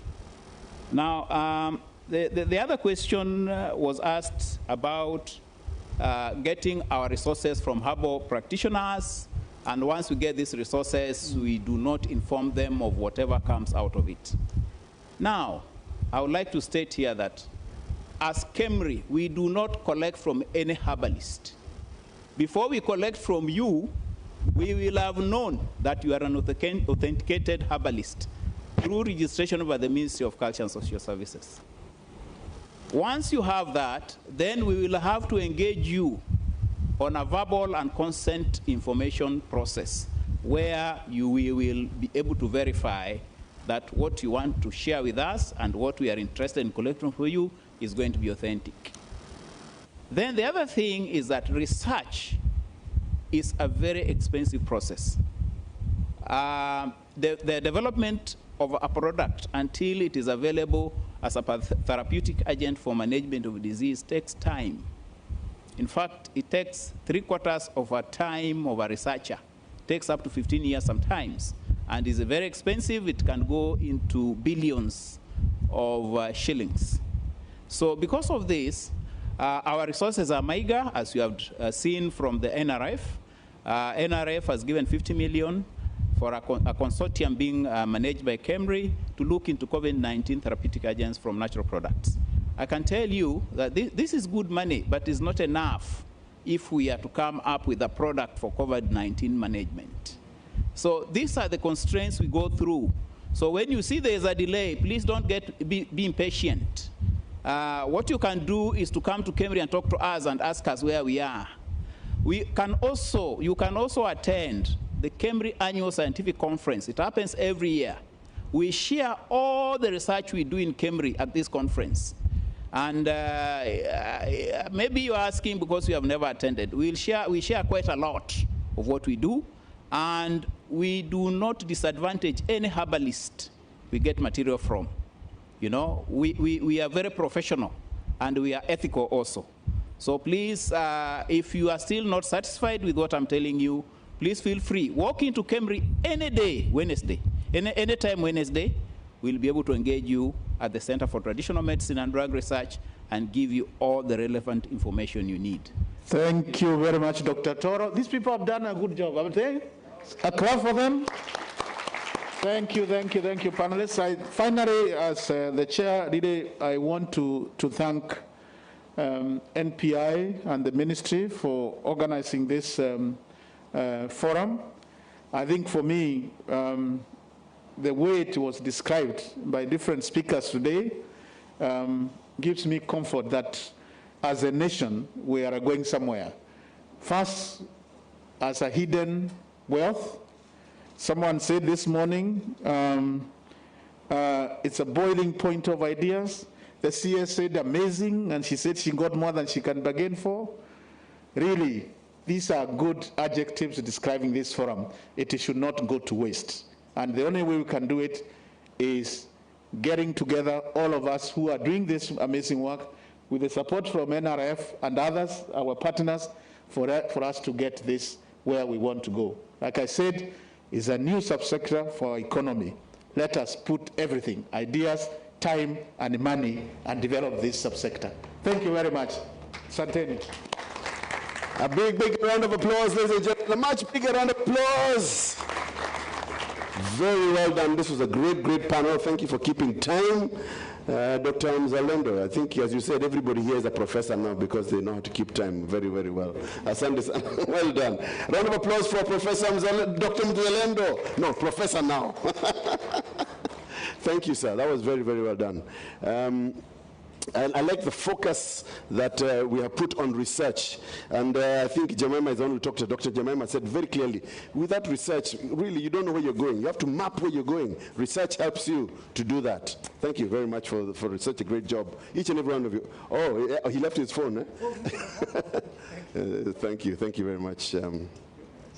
So, ladies and gentlemen, we want to do one last session, and it'll be just as quick, and then we go for tea. In fact, it's not for tea. We go, have tea, and then go. We go going. All right? So, allow me to now invite, been preparing. I think he has learned from the best, none other than Mzalendo. Dr. Oscar Magenya, thank you very much, sir, for being here. You are from the Agricultural Research and Innovation Secretariat. Well, you're the secretary at the Kenya Ministry of Agriculture, Livestock, Fisheries, and Cooperatives. He is going to be going through the topic, and the topic is topic 3, enhancing market access for the indigenous knowledge and genetic resource intellectual assets through appropriate standards and enabling regulation. We have one participant who is coming online. Her name is Madam Maria Julia Oliver, Deputy Director, UEBT, from the Netherlands. Then we have Dr. Edwin Borowo, who is the Assistant Chief Pharmacist, PPB. Dr. Nyangala. Dr. Nyangala, yes, Dr. Nyangala from PPB. Yeah, thank you. And then finally, Dr. Joshua Njiro, Head of R&D, KEBS. Oh, and of course, Dr. Ivan Njoka, who is the SG for Kenya National Commission of UNESCO. This will be your panelist today. Karibu sana. Yeah. Yes, please come on stage and let us start. And just as we did, I think you'll do the same, 10 minutes. Yeah, thank you. Yeah, and I've got something to show you from the back. Yeah, thank you, moderator. Good to see you guys. Give them a round of applause, please. I think we need to appreciate ourselves for being very patient up to now and being houseful up to this hour. So it's really very encouraging. If you look through, as we have been discussing these things, the flow has been really very good. We started in the morning about potentialities in the IK and GR sector. Then we looked at the institutional environment, the Kenya, the KP, the KFIS, the research and innovation, and now we are distilling a little bit more to be able to focus on how do we look at the markets and the commercialization. The challenge we have is standards, because if we crack this area of standards, then it will help us commercialize. And so we want our panelists to tell us a little bit more about what is the problem about this area of standards, and then to propose some ideas about how we should go about that area. So we have our panelists already, and we'll walk in the footsteps of DG about the time management. 10 minutes, and then at the end of it, we'll have the discussions. So thank you very much. I think we'll start with the panelist who is online, Maria Julia Oliva. I think we can have her.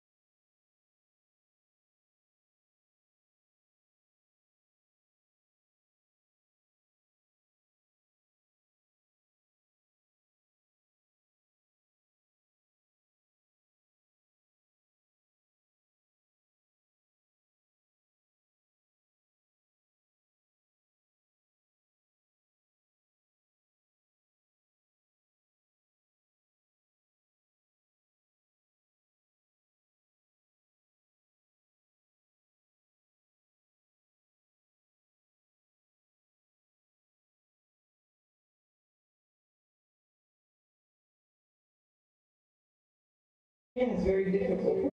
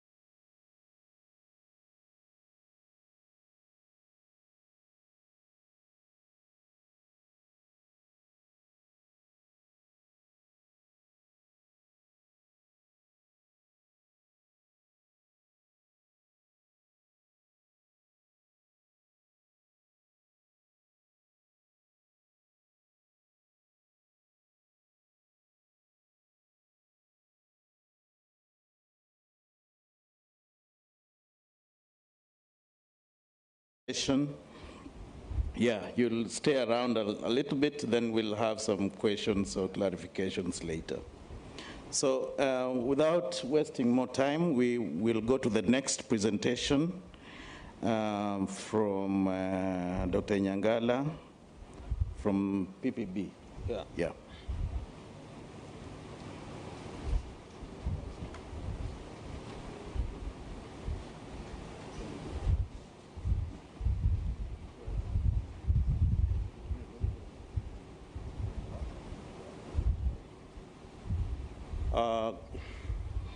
Ladies and gentlemen, good afternoon. Yes, my name is Dr. Ronald Nyangala, Director of Product Evaluation and Registration at the Pharmacy and Poisons Board. I have a small presentation about marketing authorization for health products and technologies, where products that arise from the indigenous knowledge and genetic materials would be found. I'm also going to make some presentation a little bit on the Ministry of Health, the role in this matter, because Ministry of Health is not represented. Therefore, I will talk something about Ministry of Health.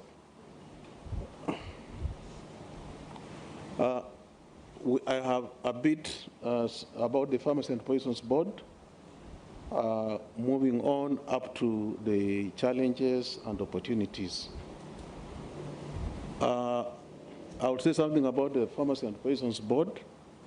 That is the National Medicines Regulatory Authority in Kenya that is mandated, among others, to issue or to grant or revoke marketing authorizations for health products and technologies, where all the medicines, whether herbal, whether conventional, whether medical devices, whether nutritional supplements, are included under health products and technologies.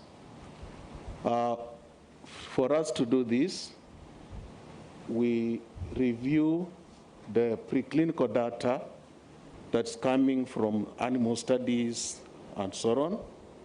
We also view the clinical data that has been done on using human beings.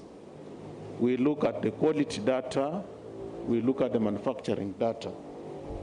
And some of this data actually may include the innovator data, patented data. Some of them may be indigenous knowledge, and some of these may also be about genetic resources. So we view all this data, and that's why, as someone said, revealing this data to Pharmacy and Poisons Board or to any other regulatory authority is very important. Under health, we normally refer to indigenous knowledge as traditional medicine, because we are dealing with medicine. So we'll consider this as traditional medicine. That's the indigenous knowledge that is relevant to medicine. So we consider it as traditional medicine, and it has WHO definition, which is stated, you can all see. It mirrors in closely to what the IK is. So it is what has been there, what has been communicated, like someone said, from the grandmother to him, and then now we pass on to the son or daughter. There are so many types of traditional medicines in this world. We have Ayurveda, which is mainly in India, acupuncture. Traditional herbal medicine is well spread, naturopathy and homeopathy. But in the case of Kenya, mostly what we see is the traditional herbal medicine. That's what has been documented in many, many instances. In many, many counties, you found that there are a lot of data on traditional herbal medicine. What I want to say about market access to traditional medicine is that we do not have a proper system. There are no proper guidelines, no proper regulations on the practice of traditional medicine. But we have the law and very clear guidelines on registration of traditional medicines. So there's a difference between the practice and the law is very clear. Section 63 is talking about traditional medicines and other health products. If you look at the Health Act, Section 63 is talking about the regulation of health products and technologies. Section 70-something, 73, 74 is talking about the practice of traditional medicine. So there's a difference between the practice and the, so we need to differentiate that. And when we look at the way we regulate our products is that we use standards set by KEBS, which is our national standard setting body. We also use WHO standards. We also use, if the product is under British Pharmacopoeia, we'll use the standards under British Pharmacopoeia. If the product is under European Pharmacopoeia, shall I use those standards? If the standard is under Japanese, so there are so many standards that we are using, but all we do is that we look at this product, if it has standards, KEBS has standards, we shall look at those, we adopt those standards. If KEBS has no standards, we shall adopt WHO standards. If WHO has not those standards, we shall adopt even the Indian Pharmacopoeia. There are very many standards on the herbal products. What do we do in these guidelines? We use these guidelines, we look at 5 areas. One of them is preclinical studies. We need to know the results that have been done by the scientists on animals. Especially, they'll give you the dosage, how much can you administer. They'll give you safety information. They'll give you sometimes even the efficacy. You see pharmacological studies. You can carry out pharmacological studies on the animals. Then we also look at product development data. How did you move this from to scale up from the lab to the commercial batch?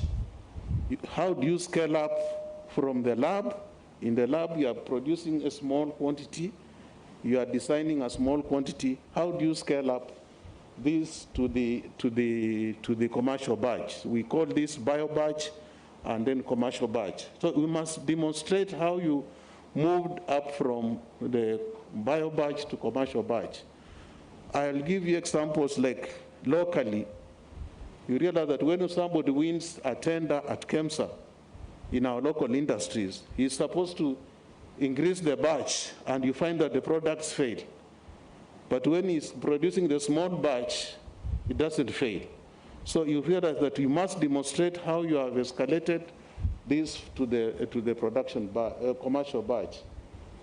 And then, of course, on manufacturing, shelf life, and then post-approval surveillance. We must ensure that you follow this product in the market up to the end of the life cycle. So we have pharmacovigilance, we have post-market surveillance. All these are taking place during the life cycle of the product. And for herbal products or traditional medicines, we may carry out clinical trials, and they are not very necessary. We may rely on the historical use of the product for purpose of efficacy.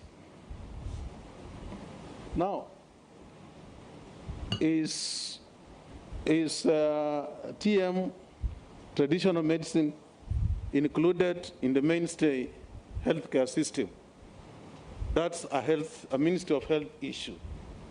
I was going to say this, that the Constitution demands that health is a right, and describes health, gives the description that highest standard of health. They are not just saying education. Like education, they have just said every Kenyan has a right to education. But in terms of health, they have said every Kenyan has a right to the highest standard of health, including reproductive health.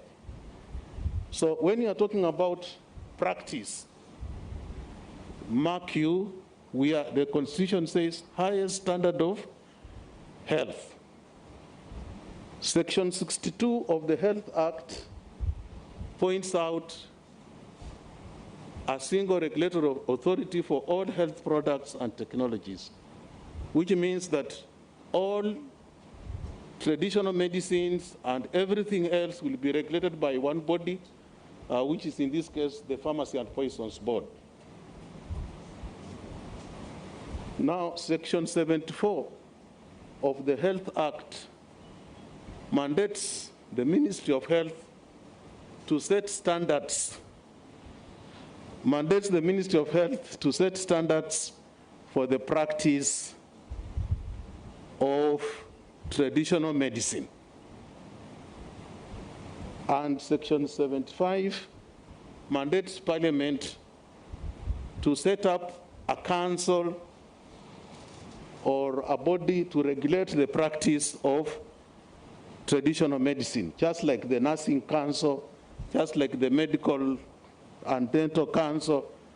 The ministry is supposed to, the Parliament is supposed to set up a body to regulate the practice of traditional medicine. Both have not been implemented. So what are the key challenges to appropriate integration of traditional medicine into mainstream healthcare system? The first one is delayed implementation of key aspects of the Health Act, Section 74, Section 75, lack of areas of convergence between practitioners of English or Western medicine or modern medicine and practitioners of traditional medicine. Lack of effective system to promote trust between researchers and traditional medicine practitioners. You find that if you talk about someone going to take his medicines to Kemri or to KU, they say Atanibia, Watanibia. So they are not willing to take their plants to Kemri for research. Inadequate resources to support training and investment in traditional medicines, manufacture, research, and everything else. Of course, there is some plants are extinct, and maybe we may not have those plants in future. There are various opportunities. We can have opportunities through capacity building, through formal and informal training for traditional medicine practitioners. There are opportunities in terms of commercialization of traditional health through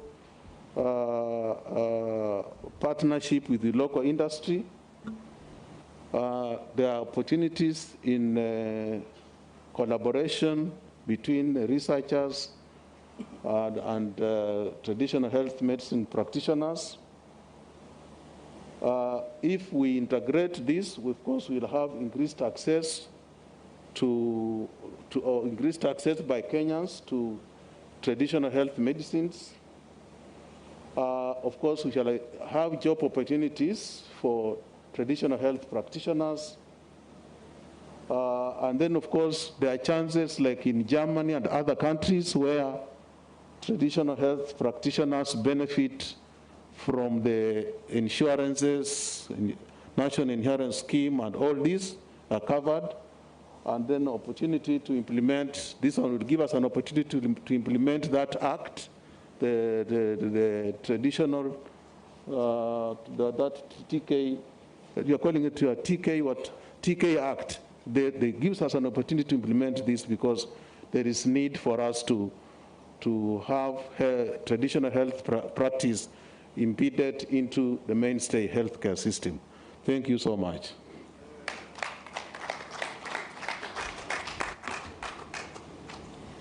Thank you so much, Dr. You know, it's important that you had to shed some light over this because the understanding is that the Pharmacy and Poisons Board only has regulations, guidelines for registration of alternative and complementary medicine. But we have had a bit, but you can hold your questions, then he'll make clarifications at the end. Now, the last one is, let's hear from Dr. Njoka from UNESCO. Welcome. I'm sure I'm not the last. Sorry. You're very far. Okay, kindly let me have my presentation. I was supposed to talk in the next session, the topic 4, which apparently will be held tomorrow. Unfortunately, I will not be around, so I requested that I present, this evening. Thank you for that. Let me begin by just simply talking about, saying about UNESCO and NATCOM. We know about UNESCO, what it does. In the interest of time, NATCOM is the Kenya National Commission for UNESCO, which is the focal point for all UNESCO programs and activities in Kenya. Established in 1964, first as a department under the Ministry of Education, later as a state corporation, through an act of parliament. And we work with relevant stakeholders to promote fulfillment of UNESCO's mission of building peace and sustainable development through education, the natural sciences, social and human sciences. Culture is one of our major programs, and then communication and information.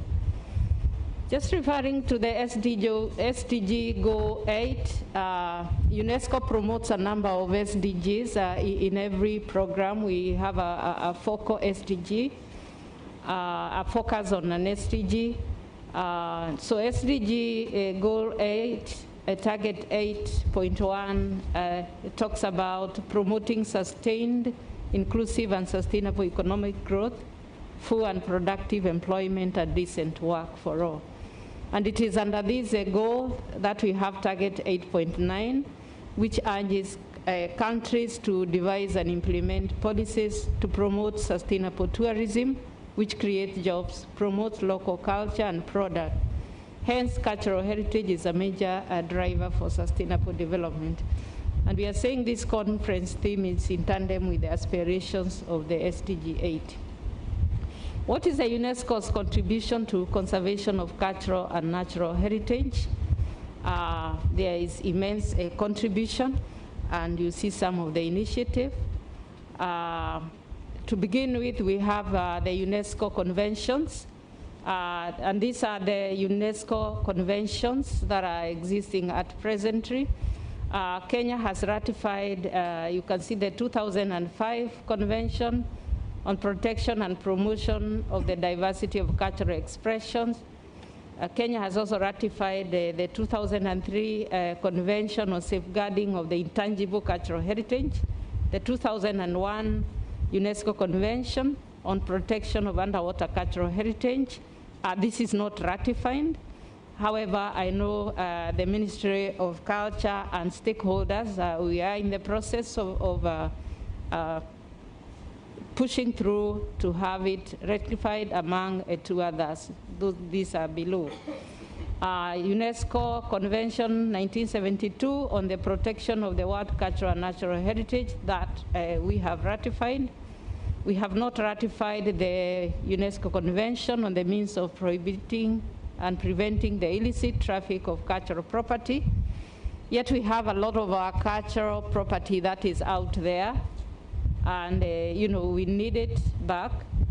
The 1954 UNESCO Convention for Protection of Cultural Property in the event of armed conflict and its protocols, we also need to protect our culture and our heritage in case of a war so that it's not destroyed. Another initiative by UNESCO is the UNESCO World Heritage Sites, and we know about them. The list is there. There are 7 of them. And these sites have great potential to contribute to the improvement of livelihoods of communities living around them if managed well. And we are saying that these sites can become hubs for production of unique branded cultural products based on community diverse cultural expressions and from the genetic resource of the local fauna and flora, thus contributing to sustainable development. And we can have products that are really branded with the World Heritage Site brand. We can have Mount Kenya honey. We can also have, Great Rift Valley branded as, the World Heritage Site, Dektukana, and so forth. We have UNESCO natural science frameworks and designations, and these promote protection of indigenous knowledge and genetic resources, as well as access benefit sharing. And among these include a local and indigenous knowledge system links program. This is a UNESCO program, a science program. You can read about it. You have UNESCO Biosphere Reserves, oversighted by Man and Biosphere National Committee, which is housed at the Kenya National Commission for UNESCO. And we have, 6 of them. These biosphere reserves, the Mount Kenya is a biosphere reserve, Amboseli, Malindi Watamu. In fact, where you are going, Arapu Sokoke, it was recently, that forest was recently included as part of the Malindi Watamu Biosphere Reserve. The Kiunga Marine National Reserve is also a UNESCO reserve. Mount Elgon is also a UNESCO Biosphere Reserve. We also have Mount Kural. And we are saying, they combine natural and social sciences with an ecosystem. So they provide a system of man and, biosphere coexisting for sustainable development. And the communities indeed can have, can produce cultural products from these, biosphere reserves. So you can have branded products with the name of biosphere reserve, like Amboseli, maybe honey, or even cultural artifacts. We can have them branded. And if you visit many biosphere reserves in Europe and America, you'll find products branded, with the biosphere name, and this can sell globally. So this is a resource that we haven't exploited, and we can do that. UNESCO Global Geoparks. This is a pretty new designation, and we are currently in the process of developing the first UNESCO Geopark in Great Rift Valley in Baringo to start with. And this is going to be the 3rd in Africa, but the first in Kenya. Again, It promotes use of geological heritage in connection with all other aspects of the areas, you know, the natural, the cultural heritage. They integrate, you know, research areas, you know, training. So this is a new designation besides the World Heritage Site. And we need a lot of, the site needs development. We've been trying to develop it for the last, I think, 5 years. But we need support. We've gotten a lot of support from UNESCO. We are hoping that it's going to be designated this year. We are still quite far in terms of infrastructure because we have to provide, you know, access roads to the geosites. And when we talk about geoscience, it's like the falls that we have, you know, the hot springs. We have caves, you know, in Baringo, Great Rift Valley. We have geosites that are very, very attractive and which can provide a geotourism. I don't know whether any one of you has visited like the Gorogoro National Park. It's a geopark in Tanzania. It attracts so many tourists. I don't know whether anybody who has visited the Gorogoro geopark, I see a hand there and another one. It is amazing, yeah. So we can do it. We can package even our caves. There's a lot that we need to do. I see I have, you know, 2 minutes. I just made reference to Article 11. What are the NATCOM programs that we have? We have a number of programs. Indigenous language and protection of cultural heritage. We are promoting you know, preservation of indigenous languages. We have the international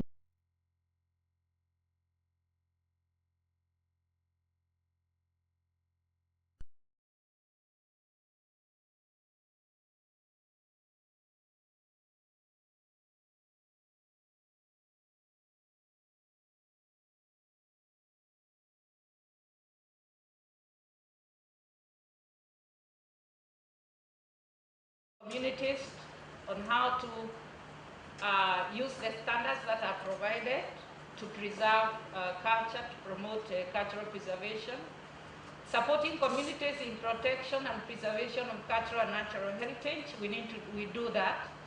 National government needs also to create awareness, capacity build. We did see yesterday that we have a big problem in funding counties. And one of the gaps that are existing is, you know, they are not aware. So we need to do that, and national government also needs to create awareness. Participation of communities, this has been mentioned. Documentation of heritage, this is very, very critical. And I encourage all the counties to do that. Our commission and UNESCO has spearheaded development of cultural indicators. UNESCO realized that actually there are no existing cultural indicators.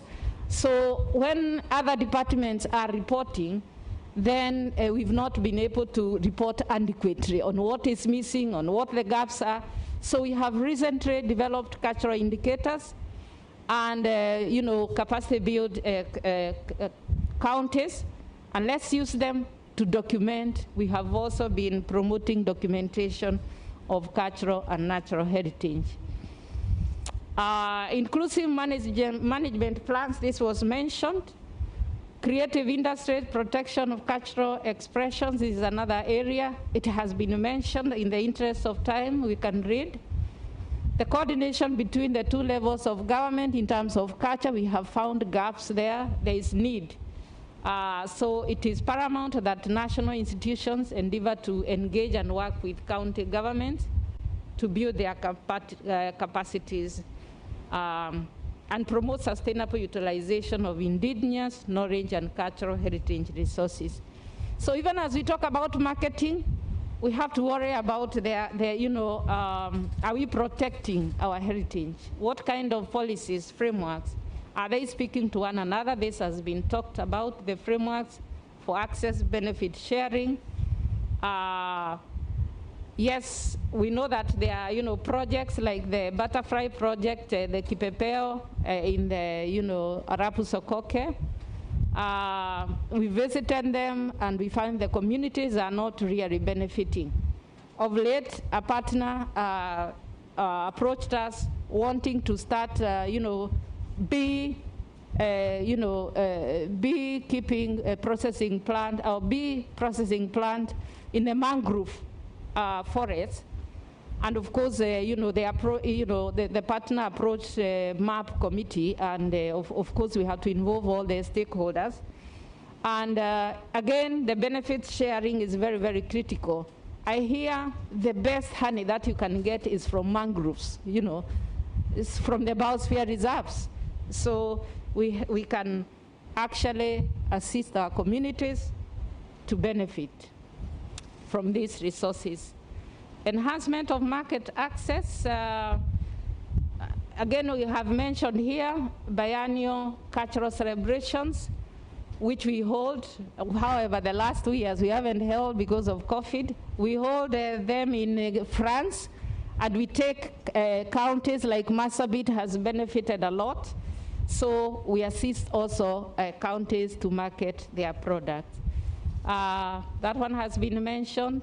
That one was also. So in conclusion, ladies and gentlemen, we are saying that UNESCO does promote, conservation of culture and natural resources.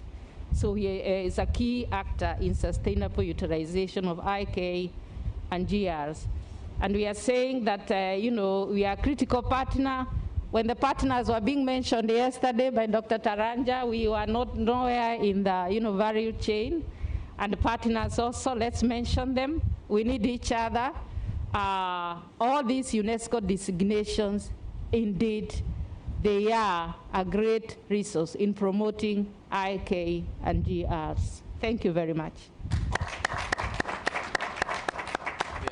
Thank you so much, Dr. Njoka, for that very incisive, very educative presentation. The challenge, Daktari, is how do we tap into the largesse that is been given by UNESCO? So very good opportunities, technically, financially. So the very, very, very last one, I think we can now hear from Dr. Njiru, who is the head of research and development at KEBS.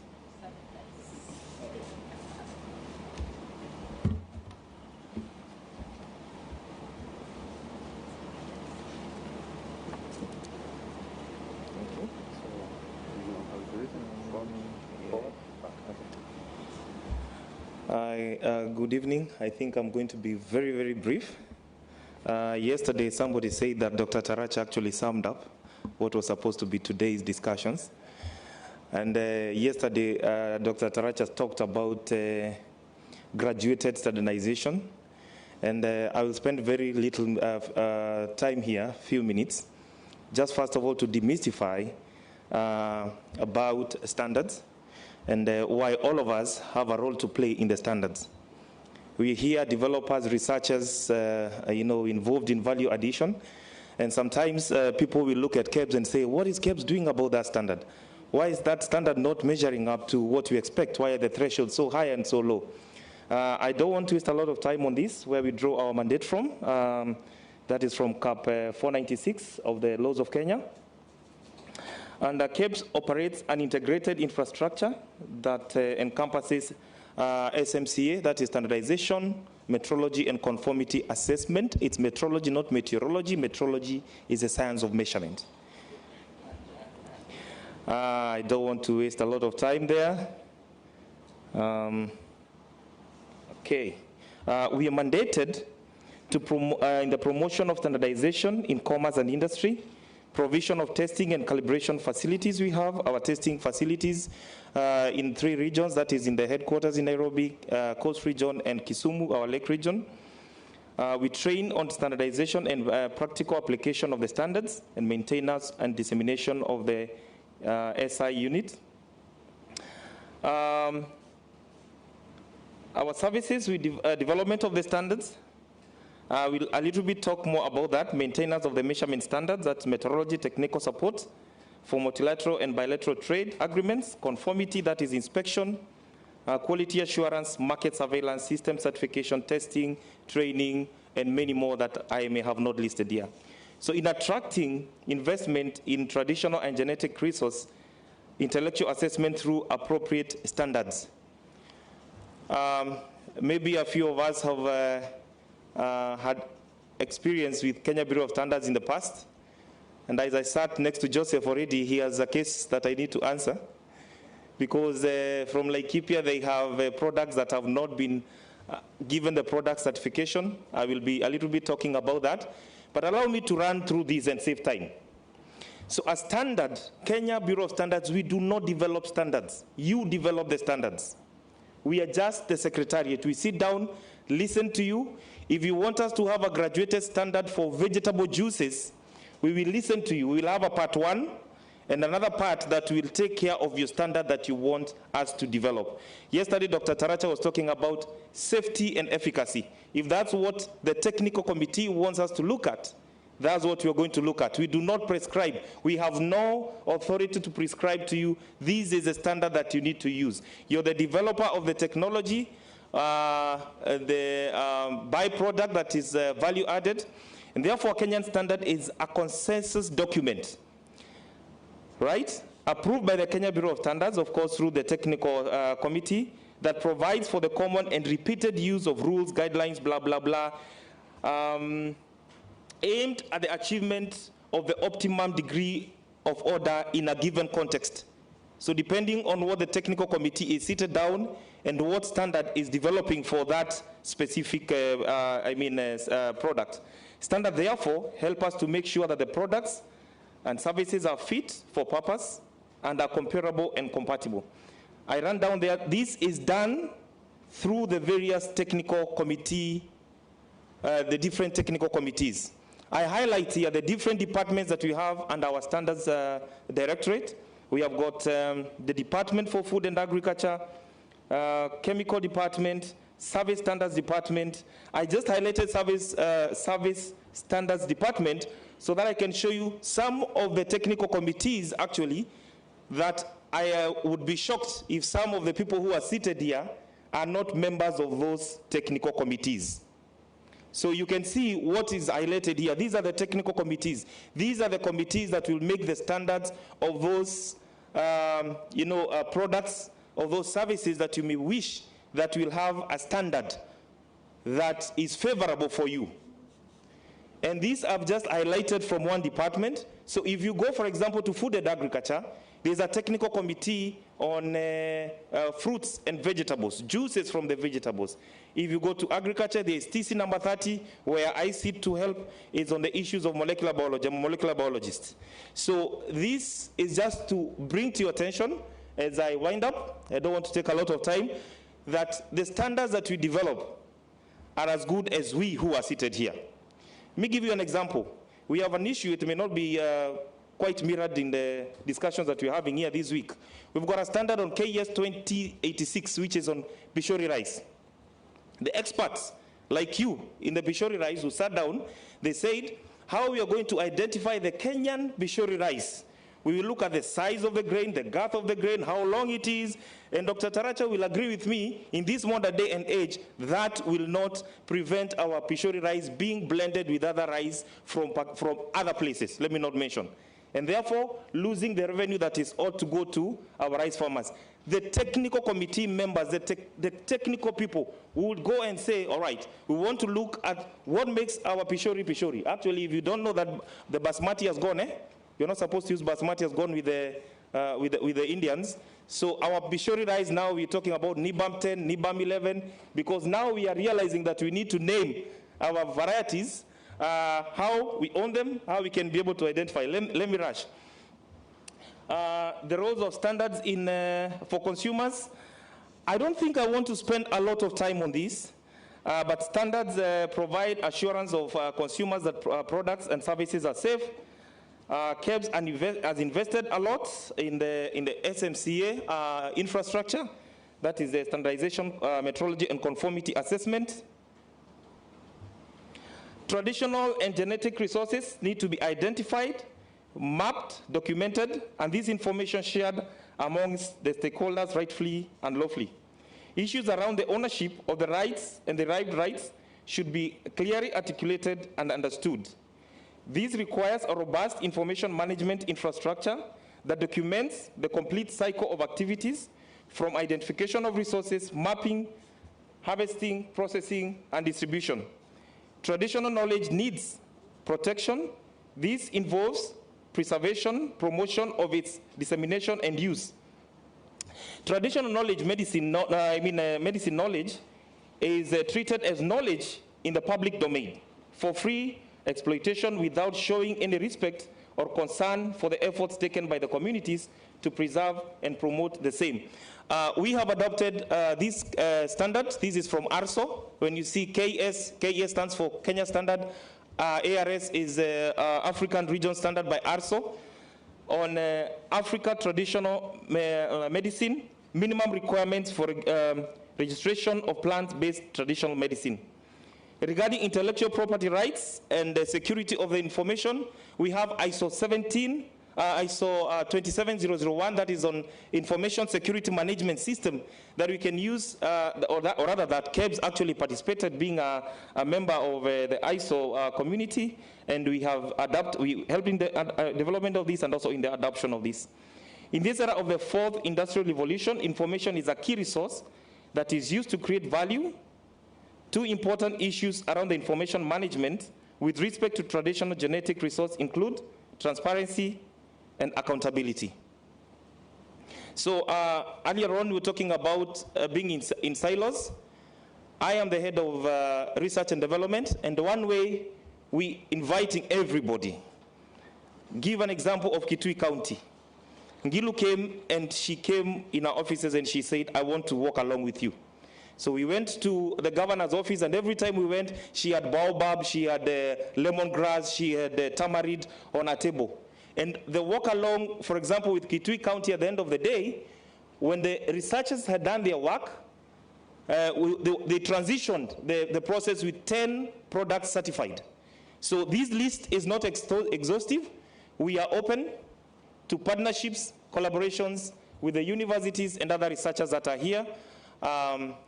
Value addition in these natural products so that we can realize. KEBS is there to eliminate the barriers to trade. I don't want to continue. Thank you so much.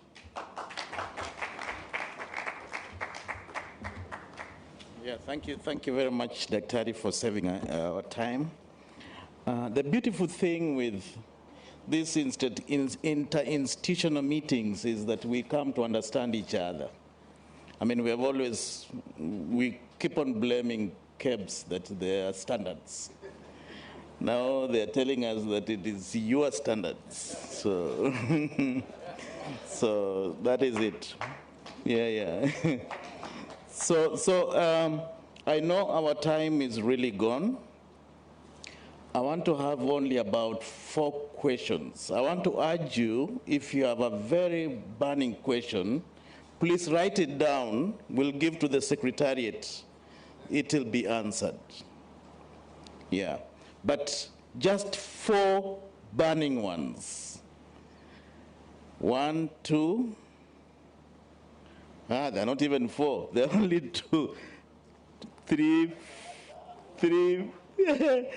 4. Please. Yeah. Then we have 2. Yes, yeah. Then we have 2, and then 2. So can we start at the end, please? Be very concise. Actually, thank you, Chair, and I really appreciate the presenters who have done a good job so far. Mine is not a question.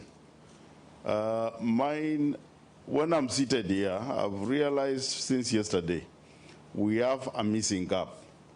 And the missing gap is lack of awareness of information, where to get what.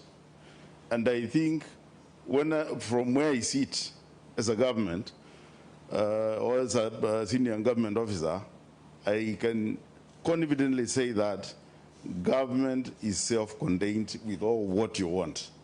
It's a question of knocking the door. You are told this is where to go, and then we are good to go. So even IK orders, from the presentations made since yesterday, you have seen you can get assistance, you can get all what you need across the government. Thank you, Chair. Yeah, thank you very much. Then we can have the next one. Thank you very much. My name is Dr. Amos Lewa Mavita. My question goes to Pharmacy and Poisons Board. And especially I want to know what actually informed this registration norm that traditional medicine should be termed borderline supplement instead of it being given its proper name as traditional medicament or traditional medicine. You know, this discourages, and it tells us that the Kenyan product does not merit to be medicine, but only merits to be a supplement. What informed that nomenclature? And I think maybe I should ask that. Okay, thank you. Then, yeah, yes, please.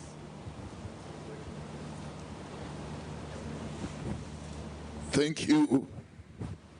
Be Good is my name.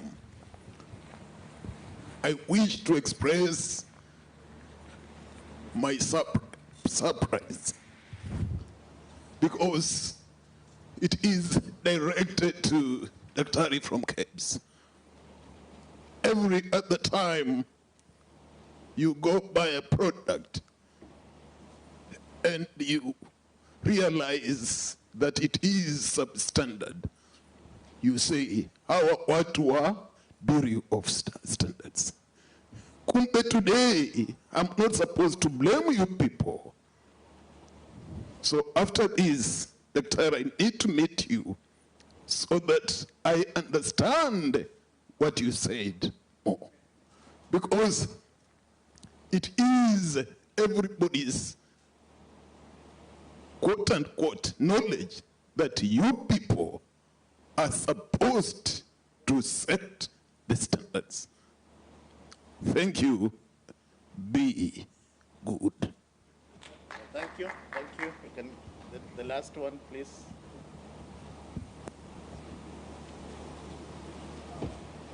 Thank you.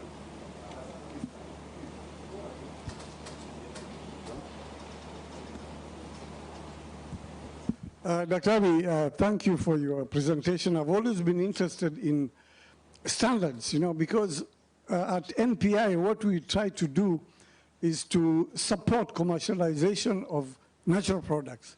For example, we work with the women group.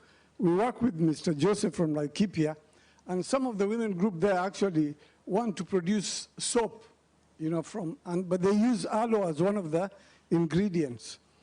Such women groups are all over the country. And they use different amounts of aloe, different amounts of other ingredients to make their soap. So when you say that we actually are the ones to develop the standards, how do you think, because I think in defining the standards for soap, because all this soap will come back to KEBS, you take samples and then analyze whether it conforms to the standards that we have agreed on. So how do you develop a national standard when you have different women group around the country using different amount of ingredients in making their soap? How do we go about developing a national standards when in practice actually we have different groups you know, using? So how do you come in and help in standardizing that process? Yeah, something. Maria, are you still online? Yes, I'm still here. Yeah, you know, it will not be fair if she has been sitting on the line. And is there anybody with a question for Maria, please? Just a short one. But don't worry, I've so enjoyed this discussion, and I actually traveled to Kenya a number of years ago to really do an assessment of the situation and the potential of biodiversity in the country. So very good to get an update to this event. Okay. Okay. We really appreciate your patience. So I want us to start. Maybe we can start with Dr. Nyangala. You just take your questions and then as we go like that.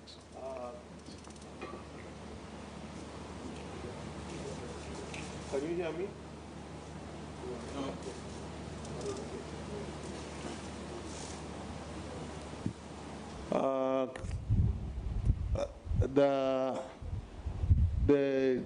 The Health Act came into effect in 2017, and the ministry made two decisions. One was to change the structure at the ministry to have a department of traditional medicine.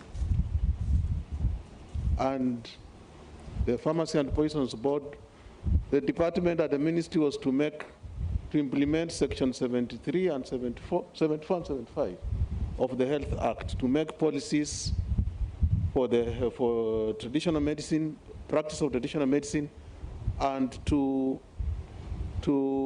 make the law for Parliament to approve a bill for Parliament to be taken to Parliament to create a council for traditional medicine practitioners.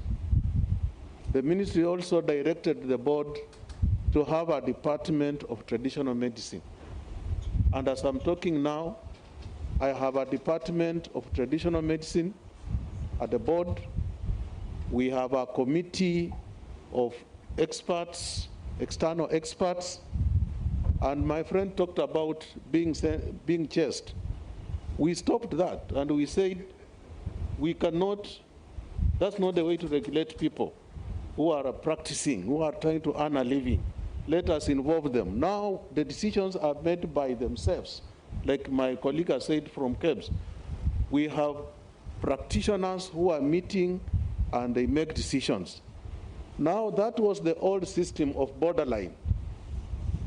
That was before 2017. Now you are supposed to have a registration certificate after the product has been evaluated, the data has been evaluated by a committee of experts, and I invite you even to apply when we want one or two people. I invite you to apply and join that committee so that you may see what we are doing and you may be part of the process. Please, there is no borderline product. It was there before 2017. From 2017 onwards, we have even a certificate of registration. Traditional medicine is just treated the way we treat English or modern medicine. There's no difference. Thank you.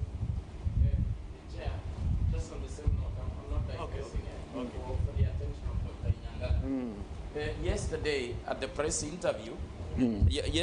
press interview, Chief Administrative Secretary from the Ministry of Health was asked a question by the press regarding measures the ministry was taking to mainstream traditional medicine practice. And he stated to the media that there is a bill in the works to that effect. Is that what you are referring to, Dr. Nyangala? There is a department at the ministry, that is the Department of Traditional Medicine. And they have developed a bill I'm a member of that task force that is developing the bill to be taken to Parliament on the practice of traditional medicine. On the practice of traditional medicine, yes. Products is done with. Okay, thank you.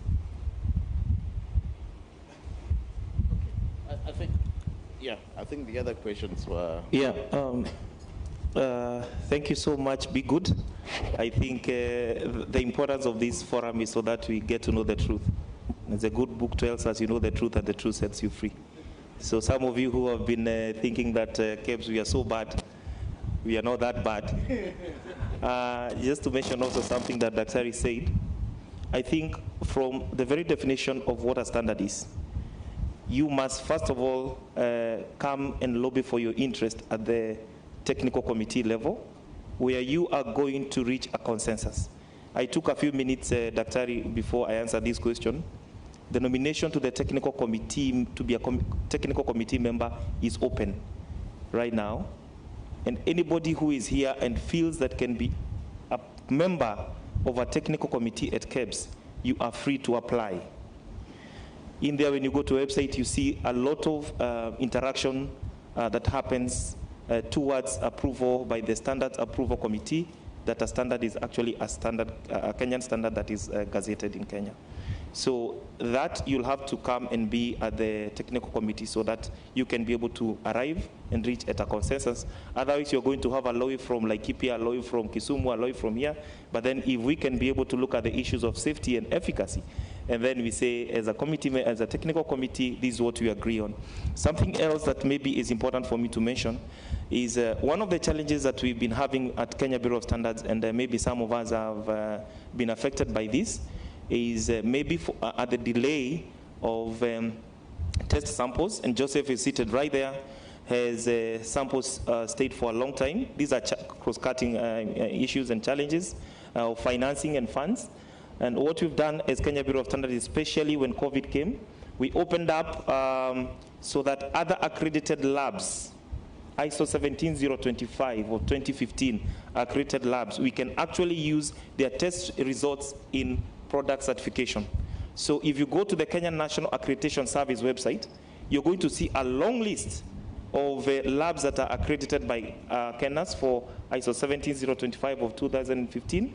And actually you can present your samples there, and KEBS is going to use that test report in the process of product certification for your product. So that helps to cut down and to ease the process of product certification. So thank you very much. With all those few remarks, let's give applause to our great team of panelists for the beautiful work. Thank you very much. God bless you. Big round of applause for this wonderful, wonderful session. Bwana Rapporteur, you did a great job as Mkenya. Thank you so much. Daktari, really appreciate you very much. You've done very well. You had so much to say, Paul Lebana, and we trust you very much. But I think we've learned a lot. One thing I would say to the communities, guys, everybody who is here is available for you. So when you're going for lunch or tea or whatever it is, don't hang around the people you know. Go to someone new, get to know their numbers, and get to know you. When you have an issue, you have someone to call at Camry, you have someone to call at KEBS, you have someone to call at, and he says, oh, you remember we met in, can we organize, can we talk about this? We'll even send a delegation and they will receive you because you already have a relationship with them. And that is one of the things that this does for you. And that's why you're here. So we'd like to thank the development partners and the government for bringing you here and making sure that you're sitting here with us. You talked about some committees that you're not on. Now you'll be on them because you're talking to the people that make those decisions to form those committees. Sindio? Have we agreed watu wa nini? Mashinani? And we were told not to talk about bottom up, but because Dr. Lewa, you're happy about that, And thank you for that point. That was a very, very good point. Very, very powerful question that you asked there. Dr. Racha, is there something that you'd like to say? You look like you really have a lot to say. Please give. Housekeeping. Yes, housekeeping. Yes, thank you. I don't want to. But just before we do the housekeeping announcement, this is just to deeply appreciate each one of you for the time, the input, and the continued interest in pushing this high-level forum from what it was yesterday to today, and the commitment to continue pushing it tomorrow and the next day. So we can't thank you enough. The other thing related to that is that, I don't know, we may not have done a good job in announcing the planned excursion to Arabuko Sokoke in Kilifi. when the announcement first came earlier today. But just under 1 minute, by the show of hands, how many people think they will go to Kilifi? So I think there will be a critical mass here because we are fearing that we've already put measures. Again, another hand? Very good, very good. So I think we'll make quorum, okay, because we put systems in place, and there are people there waiting for us. So that's one. Second one is, again, this is applying to only a section of you. So we apologize to those this announcement does not apply. So those participants who are meant to be facilitated by the ministry, I did make a promise yesterday. So kindly, if you're expecting facilitation and you haven't been facilitated, please stay behind as other people leave. Okay? So there's somebody who is walking into the room to do just that. Okay? So I think you know yourselves, isn't it? Yeah. I mean, if you came from home and you received the letter of invitation, it must have talked about that. Okay? So, Bwana Moderator, yes, sir. That's all I had to say. Thank you. All of you, enjoy your evening and let's see each other tomorrow. Thank you very much. Before we go, please, ladies and gentlemen, please remember to register for the Arabuko Sokoke. We need the names. Oh, there it is. So are you doing that here? Wait, yeah, please register. Please go around, madam, and make sure that those people who are registering, register. Let's make sure that our names are on that paper so that the plans are accurate and that we have enough food for everybody. Yes, sir. Yes, sir. There is a one. Attention, please. Thank you very much. About Arabco Sokoke visit, I was asking at the reception desk, and they told me there's no need to register. It is automatic that when you're here, you'll attend. Oh, really? So this could be creating confusion. Maybe you better update. Okay, I will update them because the information I have is that we must sign up. All right. So please sign up. All right. Finally, we are trending at number what? Yeah, we've slipped. We let down 1, 2, 3, 4, 5. Number 5, but the president has overtaken us. I can see that. Where are you? Where are we? Okay, good. Look at some people there. Tunaona? No, that's not us. The same pictures, my friend. Okay, so let's keep taking pictures and we continue tomorrow. I would like us by tomorrow evening to be trending number 1. Okay, so that means you need to get your relatives and your friends and people in the offices. Yeah, people at your offices to be able to do so. So to all the chairmen for today, thank you very much, Cyrus. I really appreciate your good work. Thank you very much, Mzalendo Kibunja Daktari. Thank you very much, Mr. Wawero, who did a very good job. And thank you very much, Mr. Magenya. You did a fantastic job. Yeah, thank you very much. Each and every one of you. Please give them a round of applause. They did wonderful. See you tomorrow, ladies and gentlemen, at 9 a.m. Kuna chai, alafu kuna dinner. So if you want to save money for dinner, you can have tea. Like me, that's exactly what I'm going to do. All right, God bless you all. Unaniona?